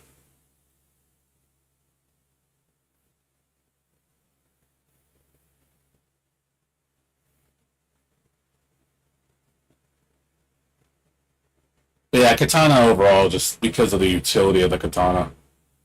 It's got so many tools that it had, all like 7 special moves or some shit. So, and they do so much damage. Yeah, the only one I used as much as the katana was the sword. They are. It's gonna. Tudo was talking about it. They said they're gonna announce it. Supposedly they're gonna announce it at Tokyo Game Show. They're gonna show it off. I hope not either. I hope they take into account. Yeah, I agree. I do want to see improvements on that. I hope they improve on it. Like, even if it's just less weapons, just to make the weapons more diverse, more useful, more utility. Like, honestly, if you're gonna have like 70 weapons, they need to be good. But if honestly making 5 weapons is better, make 5 weapons. I'd rather have 5 damn good weapons than 10 shitty ones.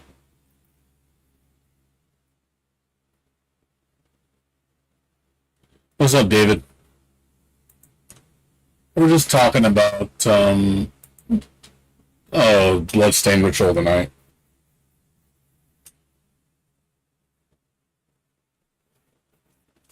But yeah, hopefully, I mean, we'll see. I'll give Iga. I think Iga's gonna cook. I don't think he's gonna disappoint his fans, because I'm sure his fans are expecting a lot. So yeah, it's 6. I'm gonna go to sleep too, dude. I should have been in bed already. Good talking to you though. I won't be on until next weekend, so pretty much on standby for Wuthering Waves. Thanks for watching, David, Jay, and Chudo. Yeah, he did. Well, he's got more time. So, anywho's, I'm gonna go to sleep too. So, thanks for watching, guys. I will see you guys next week. We'll do more Wuthering Waves. I'll probably finish up that Kitsune game next time, just to beat it and kind of just be done with it. Because I don't see myself going back to that game. It's cute, but it's kind of whatever. It's okay. It's okay. Anyways, you guys have a good one. I'll see you guys later. Let's take care. Have a good night. Peace out.